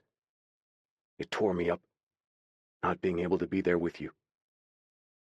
Oh, Asher. The hand-carved piece she'd seen him labor over for days, and which had obviously been a project that he'd been perfecting for far longer than she knew, was completely destroyed. The center of it looked as if it had been smashed with a sledgehammer, or a breed male's driving fist. It's just a slab of wood, he said. Maybe I'll make another one someday. Naomi got off the bed and walked up to him, laying her palm against his cheek. It astonished her how much this man meant to her after only a few short days and nights together. How deeply would she tumble if they had forever? She went up on her toes and pressed a kiss to his lips. She intended it to be only a small kiss, but she didn't realize how much she'd been missing his contact until his strong arms wrapped around her, holding her close to him. They kissed for a long moment, tenderly, apologetically. When Asher finally released her, his irises were glittering with flecks of amber light. He wanted her, but he was holding that need in check, if only barely. Naomi felt it too. The yearning to lose herself in something good after all of the bad they'd been through today. But she couldn't indulge in her own needs or desires, not when there were still things to be done back in the city. Come on, he said, taking her hand. Once you get something in your stomach, it'll be dark outside. We can head into Vegas and start looking for Tyler and Penny and the rest of the kids. Thank you. She twined her fingers through his as they walked, grateful beyond words for the fact that he understood without her even saying so. What did you make me to eat? It smells delicious. She stared in surprise and amusement when she saw the feast he prepared. Waiting for her on the table was a large bowl of canned chicken soup, cooked chicken breast on a plate of salad, a bowl of cereal, and a cup of fresh fruit, plus the entire loaf of French bread they'd brought home from the grocery store the other night. I didn't know how hungry you'd be, he murmured. So I made all the things that I know you like. She laughed in spite of the anguish that had ridden her all day. It's perfect. I think I know who to call the next time I need to feed an army of starving kids. She sat down and ate, amazed to find she did have an appetite after all. Once she'd had her fill, she and Asher headed out from the ranch and made the drive into Las Vegas to begin searching for the kids. They started with the parks and shelters in and around the Strip. They'd found plenty of kids and young teens hanging around, but none of the group they were hoping to locate. They had even driven past some of the seedy areas of the city, through industrial lots and freight depots, some of the places desperate kids tended to look for shelter when they had no better options. As the night wore on, Naomi couldn't hide her frustration, or her fear. I hate knowing they're out here somewhere and don't know I'm looking for them. What if they run, Asher? What if we never find them? We will, he assured her, his deep voice determined. We'll search the whole damn state and more if we have to. She nodded and sat back, looking out the truck's window at the flashing casino lights and soaring high-rise hotels. Casino Moda stood out like a tower made of diamonds, all the way up to the winking beacon lights on its rooftop helipad. Sleek, inviting, no hint at all of the monster who dwelled inside. Asher cleared his throat. Maybe we should drive past Michael's house. She had deliberately avoided asking him to go there, not at all ready to revisit the place that would always be the source of her worst nightmares now. But Asher was right. They had to try everything. At her nod, he turned onto the street that would take them into the residential area off the Strip. She reached over and grasped his hand as they turned onto Michael Street. She didn't realize she was holding her breath until the truck approached the darkened house, and Michael's van still parked in the driveway. The air in her lungs leaked out of her on a ragged sob. It hurts so bad, Asher. I know, sweetheart. He brought her fingers up to his lips and kissed them. I can't ever come back here again. Neither can any of the kids who lived here. He nodded, turning a solemn look on her. You don't have to. None of you do. There's plenty of room for everyone out at the ranch. Are you serious? Yeah. We'll find a way to make it work. Her heart leapt inside her ribcage. She tried to reach him for a hug, but her seatbelt restrained her. Shit. Laughing in spite of her tears, she popped the buckle and threw her arms around him, peppering his face with grateful kisses. He bent his head to hers, a smile playing at the edge of his sensual mouth. Maybe I should pull over if you're going to do that. She was so swept up in the moment that the sudden ringing of her phone in her back pocket took a second to register. Michael's ringtone again, only this time it hit her senses like a hammer on glass. Oh my God. Asher's face darkened even as his eyes lit up with fire. He veered over to the curb and put the truck in park. If it's Slater, let me handle it. But she already had the phone at her ear. Hello? You disappoint me, Narumi. Slater's voice sliced through her. I would have thought my message today was clear enough. And yet you still haven't brought my money. I told you, I don't have it. I have some, but... All of it, he cut in sharply. That was my demand. Asher's eyes blazed as he listened next to Naomi. If Slater were in arm's reach, Naomi had no doubt that Asher would already have torn the man's throat out with his bare hands. Why do you insist on making me hurt you, Narumi? Do you remember what I said? If you don't give me back the money, I'll be forced to take something else you care about. She didn't want to guess what that might be. He'd already ripped out her heart today. What more could he do? I can give you what I have. $87,000. The rest of it... Every fucking penny, Slater said. Then he started to laugh, a maniacal sound that chilled her veins. Every penny of mine in exchange for yours, Narumi. Her breath caught. What? In the background, she heard commotion followed by a young girl sobbing hysterically. Bring her here, Slater ordered. The cries got louder as the girl came closer to the phone. She sniffled and choked on her tears. Naomi? Oh my God. Penny's jagged, fear-filled sobs shredded her. Penny, don't worry. We're not going to let anything happen. The sound of a hand striking a tender cheek split the air on the other end of the line. Penny shrieked, then started bawling, begging Naomi to help her. Bring the money. All of it, Slater snarled. Our sweet little Penny here is going to have a terrible accident, too, unless I decide to take my debt out of her flesh. Chapter 24. Holy shit! I just won $1,000! Jackpot! Oh my God! $2,500! I can't believe it! Asher strolled about 20 paces behind Naomi as she made her way through the large pit of slot machines at Casino Moda. As she walked, she casually traced her fingers over every machine she passed, lingering just long enough to finesse the mechanism inside into hitting a payout on every spin of the wheel. The din of excited voices in the casino grew like a swelling tsunami in her wake, along with the nearly deafening sounds of the whirring, chiming, dinging machines as they vomited out thousands upon thousands of Leo Slater's profits. It didn't take long for the shouts and cheers of the 20, 30, 50 and more winners to incite a stampede of new players to elbow their way in for a chance at the money that seemed to be flowing non-stop from the slot pits. People on the street began pouring into Moda now, too, as word got out that something unusual was happening inside. Cash grab! Someone shouted. Cash grab in the slots! Asher couldn't help marveling at Naomi's steely resolve as she set off pandemonium right under Slater's nose.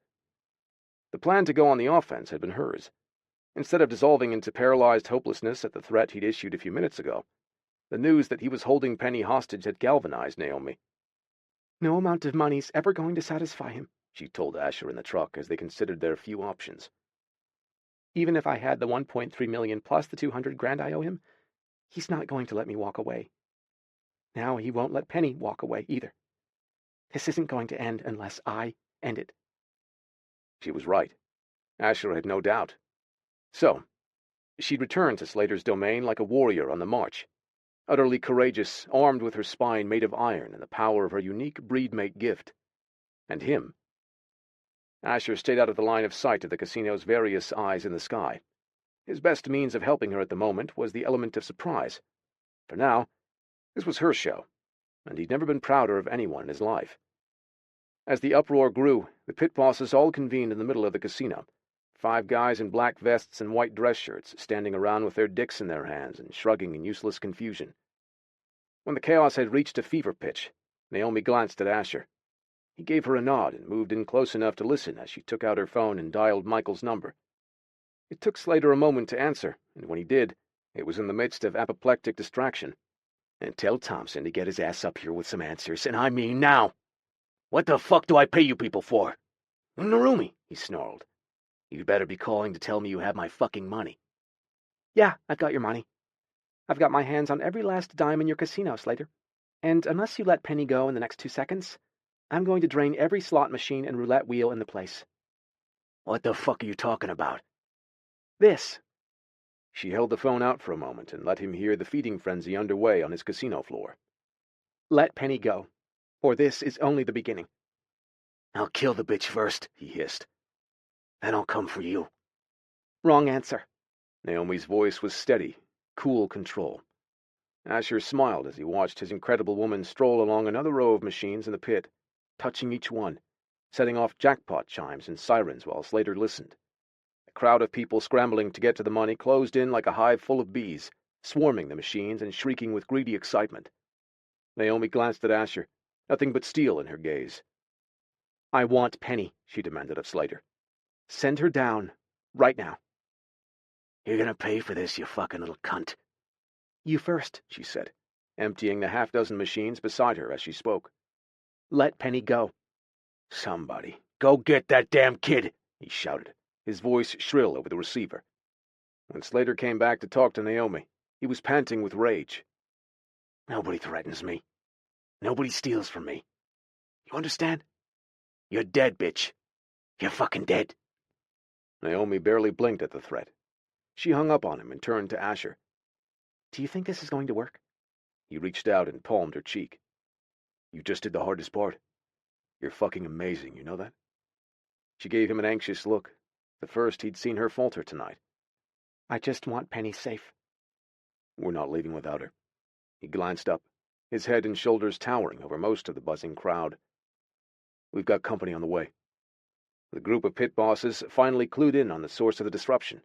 A couple of them touched their wireless earpiece and blanched, no doubt on the receiving end of Slater's tirade. All 5 men started jogging toward them. Go, he told Naomi. Stay low. I'll handle these dumb fucks. The men split up, 3 sprinting toward Asher while 2 others fanned out to cover the perimeter of the clot of shouting, screaming, shoving casino patrons. Naomi disappeared into the throng, her petite size and sleek agility aiding her in hiding in plain sight. Asher swiveled his head in the direction of the oncoming casino managers. A simple flash of his fangs convinced one of the men to turn tail and run in the opposite direction, but the other pair kept barreling toward him. He charged at them too, grabbing their lowered heads in his hands and skull-smashing them unconscious. He had more trouble on the way. The Slater's security detail had decided to join the party now. 6 men moved in from other parts of the casino to look for him. One cowboy already had his service pistol in hand, brandishing it as he charged for Asher. Bad move. Asher was in motion before the human even knew what hit him, tossing the guard halfway across the floor. Another trigger-happy rent-a-cop fired his weapon over the teeming swarm of casino patrons, and suddenly the excited squeals and cheers turned into a panicked stampede. As the crowd screamed and dove for cover, the other security men opened fire. Shots rang out from multiple directions, a few of them hitting their mark. Asher didn't feel the bite of the multiple rounds that slammed into him. His attention was focused completely on something else. Across the large casino, the glass elevator descended to the lobby. Inside stood Slater, short and stocky, with graying dark hair and a jowly face currently pinched with anger. His hands gripped Penny's thin shoulders in front of him, as if he were prepared to use the lanky girl as a shield. Surrounding the pair were Slater's team of heavily armed bodyguards. Fuck. Where was Naomi? Asher scanned the area for her as the floor security closing in on him tightened ranks with guns blazing. He dodged the fire and the relentless stream of terrified civilians bolting from all directions for the exits. Naomi! Another shot hit him, square in the chest. Asher's fury was on full boil now. Bellowing, he mowed down the team of humans, his hands a blur as he crushed bones and twisted spinal columns, working to clear a path toward Slater and the child. As the elevator doors opened, the new team of armed men spilled out. And then he saw Naomi. Slater took his hands off Penny as he stepped out of the car and gaped at the chaos going on inside his prized casino. The momentary inattention was apparently all the opportunity Naomi needed. She raced forward, making a desperate lunge for the elevator. No, Asher growled. Naomi, no! Too far away to warn her and hit with a new barrage of gunfire, he couldn't reach her before Slater realized she was there. Asher roared. Naomi! She was in the open elevator car and had the sobbing girl under her arm as Slater pivoted around and saw them. Without a second's warning, he slammed his fist into Naomi's jaw. She went down like a stone, crashing into the back wall of the glass compartment. Asher tore forward on a leap and a thundering war cry. He was only a second too late. His bloodied body collided with the closed doors as the car began a swift upward climb, with Slater looming over Naomi's unmoving body and Penny slumped in the corner, dissolved in terrified screams. Chapter 25. Naomi opened her eyes on a groan. Her face was pressed against the cold marble floor of the elevator as it rose swiftly through the center of Casino Moda. Penny's thin arms were wrapped around Naomi's shoulders, the girl sobbing over her slumped body. Naomi's jaw hurt like hell, but she was alive. Penny was alive. Oh, God. Asher. She'd seen him under heavy gunfire from casino security and Slater's personal bodyguards. He was breed, so she knew it would take a lot to slow him down, but that didn't ease the terror that was sitting like ice in her stomach. Barnes, get up to the helipad and start the chopper. Slater was talking to someone on his phone a couple feet from where Naomi had dropped after he struck her. Just me. I'm on my way up now. Naomi pushed herself up onto her hands, her vision swimming. A heavy foot slammed into the center of her spine, knocking the wind from her lungs as she was pinned to the marble tile once more. "Leave her alone," Penny wailed. "Stop hurting her, you asshole!" Like a viper, Slater struck hard and without warning. The savage blow sent the girl flying backward into the wall of the elevator car. The instant her blonde head hit the sharp chrome handrail, she slumped bonelessly, leaving a trail of blood on the glass behind her. "You son of a bitch!" Naomi vaulted to her feet, adrenaline and fury surging into her bloodstream. She would have jumped on Slater in attack, but when she wheeled around to face him, she found herself staring into the business end of a big black pistol. His expression darkened with menace. Let's go, Naomi. The elevator car stopped, and the door slid open soundlessly onto a private floor of the building. Naomi managed a furtive glance at Penny and was relieved, if only marginally, to see her chest rising and falling even though she hadn't moved. Start walking. Slater fisted his hand in the hair at the back of Naomi's head and marched her at gunpoint toward a steel door marked Roof Access, Personnel Only. You were always a pain in my ass, he complained. You and your mother both. More trouble than either of you were worth. Doesn't surprise me that you turned out just as uppity as she was. Naomi didn't miss the past tense reference he used. Is that why you killed her? He chuckled. I didn't want her dead. But what choice did she leave me? That last night she came to my place with her fucking ultimatum. Get help for my anger issues or she was going to press charges on me? Stupid bitch had a camera full of photos. All the bruises I gave her. The broken bones. I mean, who the fuck did she think she was? Naomi's bile rose to hear these facts now. After years of wanting the answers, thinking her mother hadn't been strong enough to walk away from a deadly relationship, the truth hurt even worse. So, she stood up to you and you had some of your thugs get rid of her? Or did you have Kane put his special skills to use for you? Kane, Slater scoffed. That breed bastard turned out to be a goddamn traitor. I paid the asshole $1 million a year to look out for my interests, inside and out of the casinos. And what did he do? Stab me in the back. He must have known for months about your thieving. But I had to learn it from one of the pencil pushers in accounting over at the gold mine. Naomi drew in a breath, more than surprised at that information. But Slater still hadn't totally answered her question about her mother. What happened to my mom? It doesn't matter if you tell me. I'm sure you have no intention of letting me live. And as terrified as she was at the idea, she took small comfort in the fact that Penny was alive back in the elevator. And if Asher was at all able to reach her, he would make sure the girl was safe. She didn't want to consider all of the rounds Slater's men had fired at Asher. She'd seen him in action. He was unstoppable. But he wasn't immortal. Even one of the breed could be killed if the wounds were catastrophic enough. She refused to let the thought take root. She couldn't let herself imagine that he might be suffering, or worse.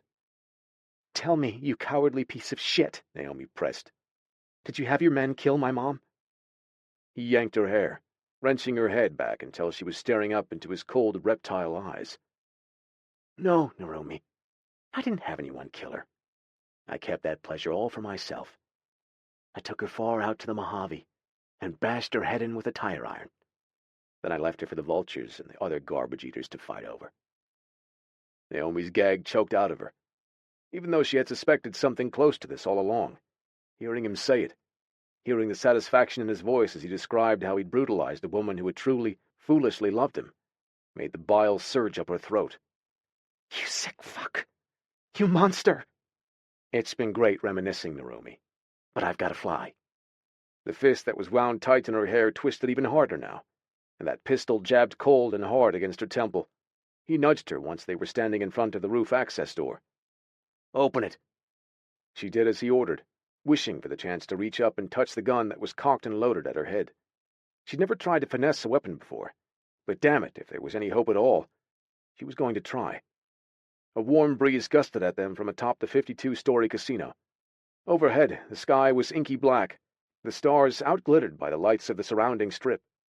The moon cast a milky glow onto the roof's concrete surface and glinted off the black helicopter that sat on the large bullseye circle of the helipad. The rotors were unmoving, no sign of anyone in the cockpit. At her back, Slater let out a curse. Where the hell is my pilot? Barnes, he shouted. Why the fuck isn't this bird ready to fly? Barnes had another commitment. Asher's deep voice was an unearthly growl coming from somewhere behind them. With his hand still grasping Naomi's hair, Slater whirled around, holding her in front of him like a shield. What the fuck? Standing atop a large air-conditioning unit, Asher looked like something out of a horror movie. Immense, seething, otherworldly, with his glyphs churning everywhere they were visible on his body. His eyes were molten coals, throwing off heat like a furnace. His lips were peeled back in a murderous snarl, baring his teeth and the enormous dagger-sharp length of his fangs. He'd never looked more formidable than he did in that moment, but Naomi saw the way his chest labored with each breath, and he was dripping blood from more wounds than she could count. Your boyfriend's breed? Slater gave a dry chortle. I might have guessed your taste in men would be as questionable as your taste in roommates. God help her. She wanted to see Slater suffer. He deserved nothing less than a slow and protracted death, things she could only dream of delivering on him. If Asher's narrowed glower were anything to go by, he wanted Slater's pain too. He leapt into the air, a swift arc of motion that carried him over Naomi and Slater in less than a second. Slater looked up, gasping as he watched Asher vanish into the darkness. Holy shit! Where'd he go? The hold on Naomi's hair fell away as Slater pivoted wildly with his weapon, and then Asher was in his face, grasping him by the throat. Slater bellowed like a man possessed, squeezing the trigger over and over and over again. Sharp staccato clicks that didn't release a single round. What the fuck? He sputtered, disbelief in his wild eyes. What'd you do to my gun? Asher raised a questioning brow at Naomi. She shrugged and smiled. Slater's grasp on his weapon went slack as Asher lifted him onto the toes of his polished loafers with the strength of one arm. Then he walked Slater backwards across the rooftop, not stopping until they were very near the edge of the more than 600-foot drop. Slater clawed at Asher's grip, but it was no use. Please, he sputtered. Let me go. Oh, fuck. Oh, shit. Asher pushed him even closer to the ledge, lifting him until his feet barely skimmed the concrete of the rooftop. Slater's face was a mask of horror, bleached white and slack. His cruel eyes rolled in his skull, as if his brain were torn between looking down at the strip all that distance below him, or into the emotionless face of the breed male who literally held his fate in his hands. You can't do this, Slater gasped. What do you want? I'll give you anything. Beg, Asher said, inching him farther. Slater's heels hung off the building now, his toes dancing on the very edge. Beg for your life, and maybe I'll let you live. Please, Slater wailed. Yes, I'll beg you. I'm pleading with you. Please, don't do this to me. Asher shook his head. Don't beg me. Beg her. Slater swallowed, a strangled croak under the pressure of Asher's fingers clenched around his windpipe. Please, Narumi, I'm begging you. Forgive me. I loved your mother. I swear it. I never meant to hurt her. If I could take it back, I would take it all back. You have to believe me. No, I don't have to believe you. He choked on a blubbering sob. Then let me make it up to you. Keep the money, all of it. You can keep it. I'll give you more if that's what you want. It's not what I want, she replied tonelessly, feeling nothing for the man now. Not even hatred.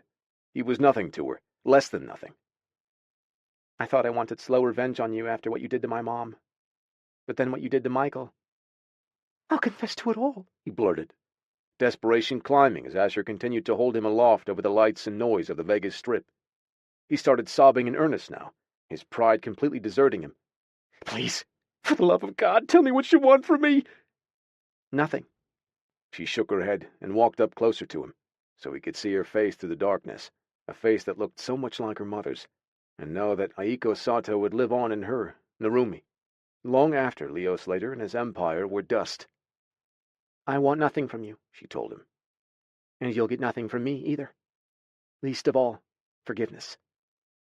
A low whine began to build inside him as he stared at her, fury rolling to a swift, hard boil.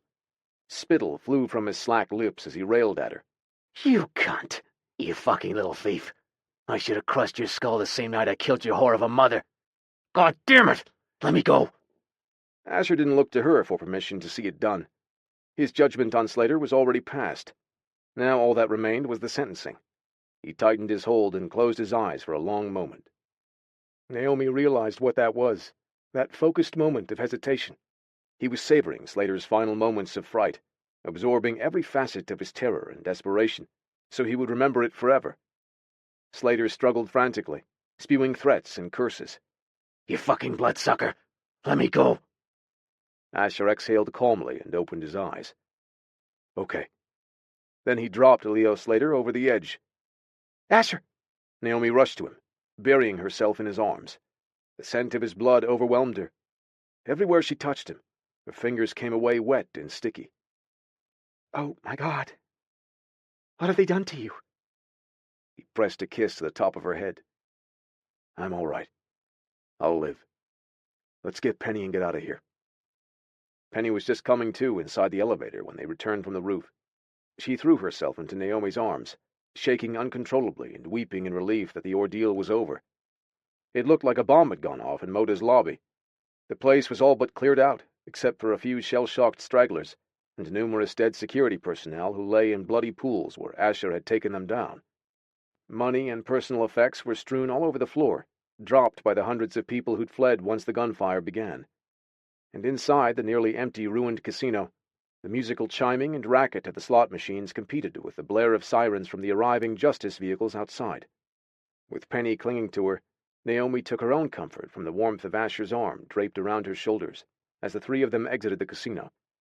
Excuse me, sir. Ma'am? A female officer approached as soon as they stepped outside. It was the same woman who'd responded to the call at Michael's house earlier that day, Officer Reynolds. Naomi bristled at the sight of the woman, even though she couldn't fault her for doing her job. Oh, hello. Miss Fallon, isn't it? At Naomi's nod, the officer studied her with more than passing curiosity. Then she turned her suspicious gaze on Asher. With his fangs extended and his eyes lit like coals, there was no mistaking him for anything other than Breed, but the law enforcement official didn't even flinch. Can either of you tell me what happened in there tonight? From what we understand, the machines malfunctioned, and it sounds like casino management got a little overzealous in their response to the situation. Asher grunted. More or less. The officer looked him up and down. You don't look so good. We've got an ambulance out here if you need medical attention. Or an emergency blood host. He shook his head. I don't need any of those things. What about you, Miss Fallon? Naomi hugged Asher closer. I just need to be home. They started to walk away, and the justice officer cleared her throat. Just one more thing, if you will. When they paused, she gestured to the street several yards from the casino entrance. You wouldn't happen to know anything about the body that landed on the pavement a few minutes ago, would you? Hard to tell for sure, but we think it's Moda's owner, Leo Slater. Asher glanced at Naomi before meeting the officer's narrowed stare. After the amount of money he lost tonight, odds are good Slater probably jumped. The female snorted. Suicide, then? Stranger things have happened, Asher replied. The cop nodded. All right, then. Justice will be taking a look into this whole thing, but maybe not that closely, she added, low under her breath. And as she waved them off, Naomi glimpsed a peculiar mark on the officer's wrist, the same teardrop and crescent moon symbol she had under her chin. You all take care now, the officer called from behind them. Chapter 26. Naomi stuck like glue to his side the whole drive back to the ranch. Asher knew his wounds were as severe as they were numerous, but they would have been much worse if he didn't have some of her breedmate blood inside him. As bad as his condition was, that thought kept him grounded as he pushed Ned's old truck to its limit in order to get Naomi and Penny home and safe as quickly as he could. His own needs could wait. After the night they'd just had, and having come too damn close to losing either one of them, he wasn't taking any chances. Is he going to be okay? Penny whispered to Naomi as they arrived at the house. Can vampires die? Asher's not going to die. Naomi cupped the girl's worried face, but turned a solemn look on him in the low lights of the dashboard. Not as long as I have something to say about it. They headed toward the house, Naomi tucking herself under his arm.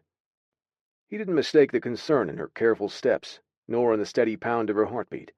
Her love for him buoyed him, as much as her petite body wedged tightly against him propped him up as he hobbled onto the porch. You have a dog?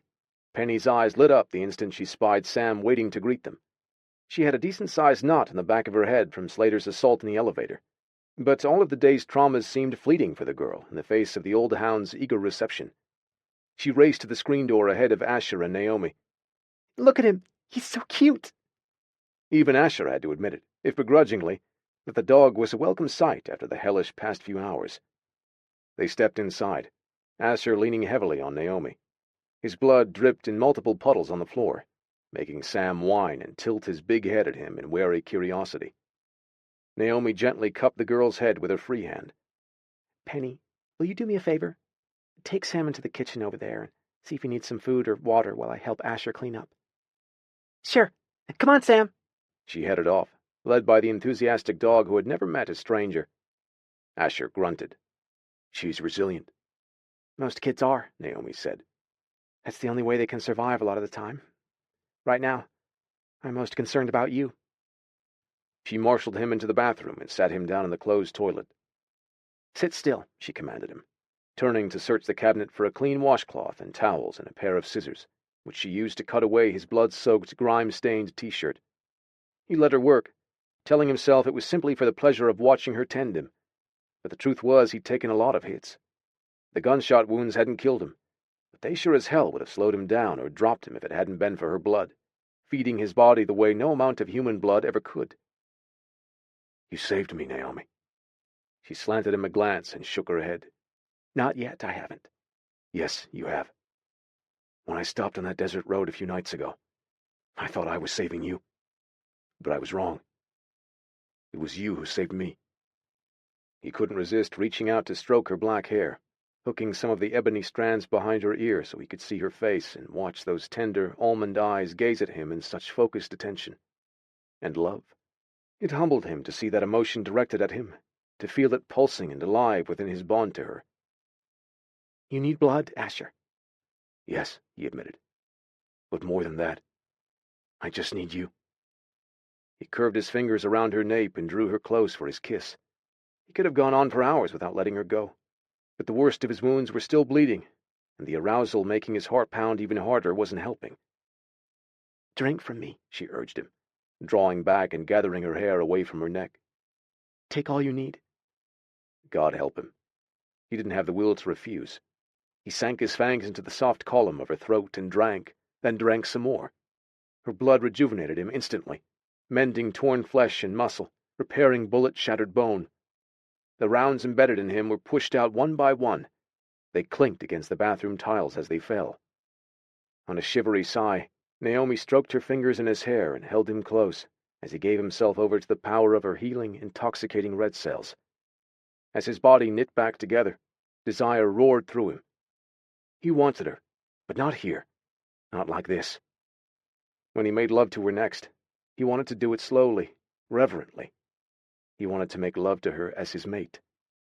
He groaned and swept his tongue over the twin punctures, sealing them closed. I need you, he whispered against her skin, his voice rough with emotion. Not just in my blood, Naomi, but in my life, forever.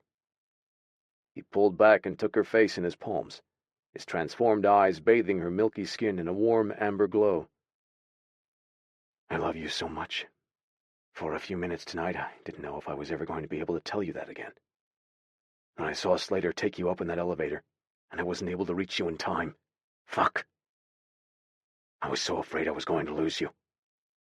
She shook her head, leaning forward to kiss him. I love you too, Asher. I never want anything to separate us. Nothing will, he assured her, then blew out a harsh breath. I was so damn proud of you tonight, even though it scared me shitless to see you take Slater on the way you did. I was in awe of you, the fact that you don't run from any challenge, no matter how much I might wish you would. She laughed softly, pressing her forehead to his. I guess I'm a lot like my mom. It's strange how much I realize that now. I thought she was weak, but Slater's confession proved just the opposite. She stood up to him. In the end, she took him on too, and he killed her for it. Asher cursed, fury flaring in his gut. I wanted to make him suffer in his final moments. I know, she whispered. I saw what you did with your gift. He couldn't deny it. That was the first time I ever savored a death. Now, every time I think about what he did to you and to Michael, even to your mother, I'll remember his horror. I'll remember his hopelessness. And I'll like it. Asher. She caressed his cheeks, her gaze tender. Then she bent her head and began to kiss the patches of his chest and torso that weren't riddled with mending wounds. You've healed me, Naomi. In places you can't see, too. But you've also ruined me. I never want to know what it's like to live a day without you in my life. She looked up at him. I'm not going anywhere. This is home. Right here, she said, lifting her head to kiss his mouth. And right here.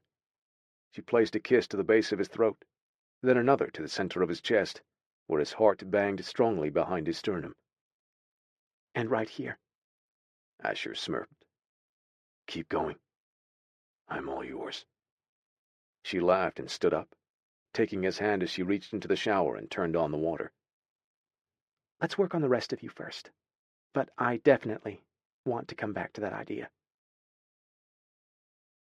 Chapter 27. Naomi stepped out of the master bedroom wearing Asher's t-shirt, her hair still damp from the shower. As much as she wanted to lose herself in the comfort and passion of his arms, her thoughts were also on the little girl inside the house with them. She crept up the hallway and smiled to find Penny sound asleep on the sofa, Sam's big body wedged tight against her on the thin cushions.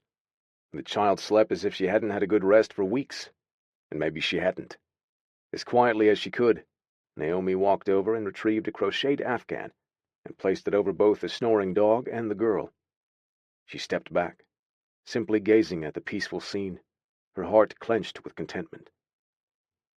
"Hey." Asher's low whisper caressed her senses as he came to stand beside her in nothing but a loose-fitting pair of gym pants. His wounds were all but vanished now, the worst of them nothing but raised pink marks on his golden skin. "Sam's in his glory." Naomi nodded. I can't stop thinking about the rest of them. The other kids back in the city. He placed a soft kiss to her shoulder. "We'll go back tomorrow night, as soon as the sun's down." What if we don't find them all, Asher? Then we'll go back again the next night, and the one after that, until we bring them all home. Home, she murmured, turning to look at him. I like the sound of that. Me too. He lifted her chin and brushed his lips over hers. Come with me, Naomi. The girl will be asleep until morning. He brought her back to the bedroom and closed the door silently behind them. His kisses were passionate, yet tender, reverent, worshipful. As weary as she was from their ordeal, his mouth on hers awakened a feverish desire. She wanted him. Each touch left her on fire. Each kiss left her desperate for more. And he wanted her, too. Naomi slid her hand beneath the slack waistband of his pants and took his length in her grasp. He was pure steel as she stroked him, yet velvet and hot against her palm. When he reached under her t-shirt to caress her breasts, she sagged against him. Then he moved his hand to the drenched and aching juncture of her thighs, and she was lost, whimpering softly with longing. There was no hesitation once he brought her to their bed. He entered her with a long, slow stroke that nearly made her come on the spot. They made love quietly, chasing a swift, shared release that left both of them shuddering with the intensity of their need for each other. It was some time before either of them moved or spoke. Naomi had never felt more joy in all her life. nor more fulfillment. But her thoughts kept coming back to Slater, and the unforgivable price Michael had paid for participating in her pointless quest for vengeance. The souvenir tote bag full of Slater's money sat in the corner of the bedroom. She stared at it, hating the sight of it now. I can't keep any of his money, she murmured. I meant it when I said I didn't want anything from Slater. Not even the money. Asher rose up on his elbow and gave her a sober nod. We don't need it. We don't, right? We'll figure it all out. I can get work somewhere. She smirked at him. Work that doesn't require wigs or a dozen fake IDs. I'm going to go totally legit from this point on. He smiled. You don't have to worry about that. Yes, I do. Taking care of half a dozen kids doesn't come cheap, Asher. I realize that, he admitted. And correct me if I'm wrong, but aren't we going to make room for more than that? I was thinking we've got room here at the ranch for at least 8 to start. More, once I outfit the spare rooms with some of Ned's furniture and make a few more bunk beds. At some point, we could even add an addition to the house. Are you serious? Naomi stared at him. I love that idea. But Asher, unless you've discovered gold out here or you're sitting on some oil rights, I don't think we're going to be able to do any of that. I don't have either of those things. Then what? When Ned died, he left me this house and the land that came with it. He left me that beat-up truck and that old yellow dog out there, too. But he also left me something else. He rolled off the mattress and strode gloriously naked over to the bureau and took something out of the top drawer. In his hand was an envelope bearing the return address of a bank in Las Vegas. He handed it to Naomi. Open it. She tore it open and pulled out the folded sheet of paper inside. It's a bank statement from last month with your name on it. Her gaze drifted to the account total. Holy shit. That's a lot of digits. He chuckled. We'll get by. We'll more than get by. But where did... One of Ned's passions was making furniture. Another was playing the lottery every week without fail. 2 years after Ruth died, he hit big. $1.5 million, plus change. Oh my God. Naomi sat back against the pillows, her fingers trembling as she stared at the total again, which had compounded with interest into a figure teetering near twice that amount. He didn't spend a penny of it, Asher said. He told me that without Ruth around to enjoy it with him. What did he need it for? I don't think anything would please the old man more than to know his windfall was going to help give a bunch of kids a new start in life. She couldn't believe what she was seeing, what she was hearing. Asher, I don't know what to say. He sat down on the edge of the bed, his gaze intense. Say you'll let me share it with you, and those kids. However many you want. An image flashed through her thoughts, through her heart and soul. She saw Asher and her some years into the future, a house full of chattering, wild kids and a ranch full of animals. She saw herself holding a tiny baby in her arms, one with beautiful glyphs like his father, and her own black hair and tilted almond eyes. Asher nodded. I want it too. I want the whole thing. With you, my amazing Narumi, as my woman and partner. The only friend I'll ever need. As my blood-bonded mate. Her throat clogged with joy. I can't think of anything I want more. A low groan vibrated in Asher's chest as he moved closer to her and brought his wrist up to his mouth. With eyes flashing bright and hot, his pupils as thin as razors, he sank his fangs into the corded muscles and tendons and opened his vein for her. Drink, he said tenderly. Be mine forever. Asher, she whispered, lowering her head to accept his gift and his bond. I have been yours all along. He dropped his head back on a hissed curse as she took the first sip. His blood rushed hot and tingling across her tongue. Each swallow was a revelation, sending heat and power roaring into her with the force of a tidal wave. She moaned and took some more, her thirst uncoiling, awakening something inside her that she never even knew existed. It was him. Asher. She felt him in her senses, in her marrow, in every shimmering, unfurling particle of her being. She felt his love braiding together with hers as their bond took hold. Asher eased her back down onto the bed beneath him and entered her while she fed, her hungry mouth still latched onto his wrist. She couldn't get enough of him, This incredible breed male. Her man. Her love. Her eternal mate. Epilogue. 4 weeks later. Asher hammered the last nail into place and stood back with a grunt of satisfaction. What do you think, guys? 5 young boys stood in a semicircle in the wood shop, assessing the newly finished bunk bed they'd all worked on together.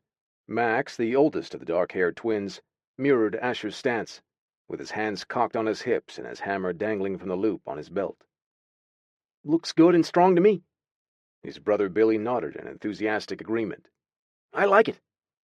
Another nod from Juan, who stood between Tyler and the newest kid to move out to the ranch, a shy 12-year-old named Kevin.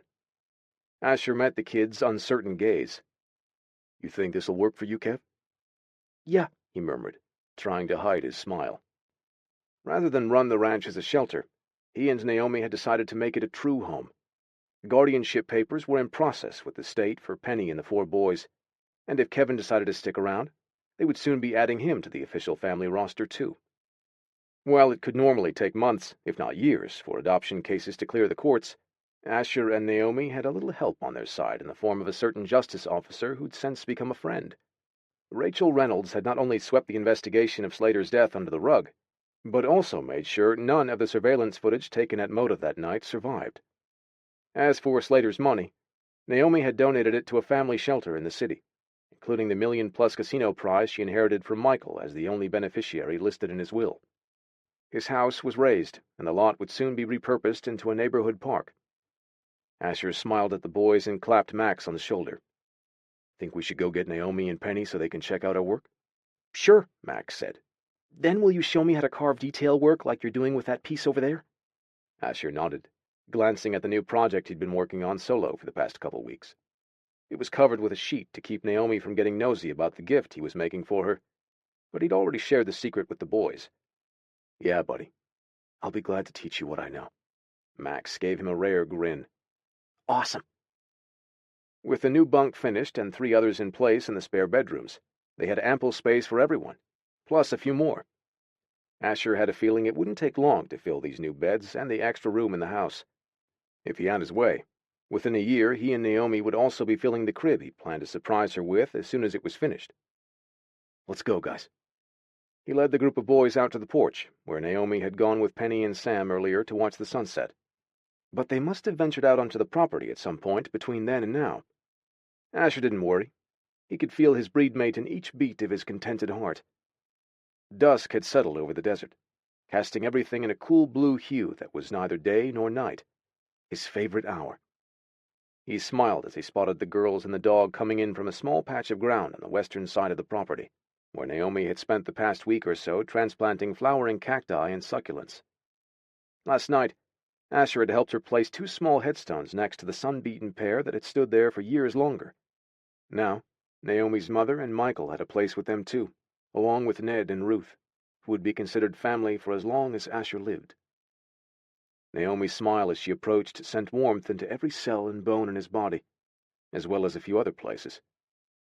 It's such a beautiful evening, she said, greeting him with a brief kiss. Penny and I decided to take a walk and pick some wildflowers for my mom and Ruth. How's the furniture making coming along? Billy was first to answer. We finished the bunk bed, and it looks awesome. Naomi rewarded all 5 boys with a bright smile. That's great news. I can't wait to see it. Typical of kids. They were already distracted by Sam, who'd found a stick and was now begging someone to play with them. Within moments, the group took off together along with Penny, taking turns tossing Sam's new favorite toy in the front yard. Asher glanced at Naomi, watching her delight as she observed the giggling pack of rambunctious children. Look how happy they are, Asher. He grunted and drew her close. I like looking at how happy you are. I am, she said, glancing up at him. I never knew I could be this happy. I didn't realize how good it could feel to finally be home. He kissed her, ignoring the groans and shouts of, "You gross!" from Tyler and Billy out in the yard. I love you, he told his mate. The home that makes me happiest is the one I see in your eyes. Naomi's gaze held his in the soothing calm of the rising darkness. Come sit with me for a while, she said. Then she took his hand and led him back toward their house, where Ned's pair of hand-carved rockers waited for them on the porch.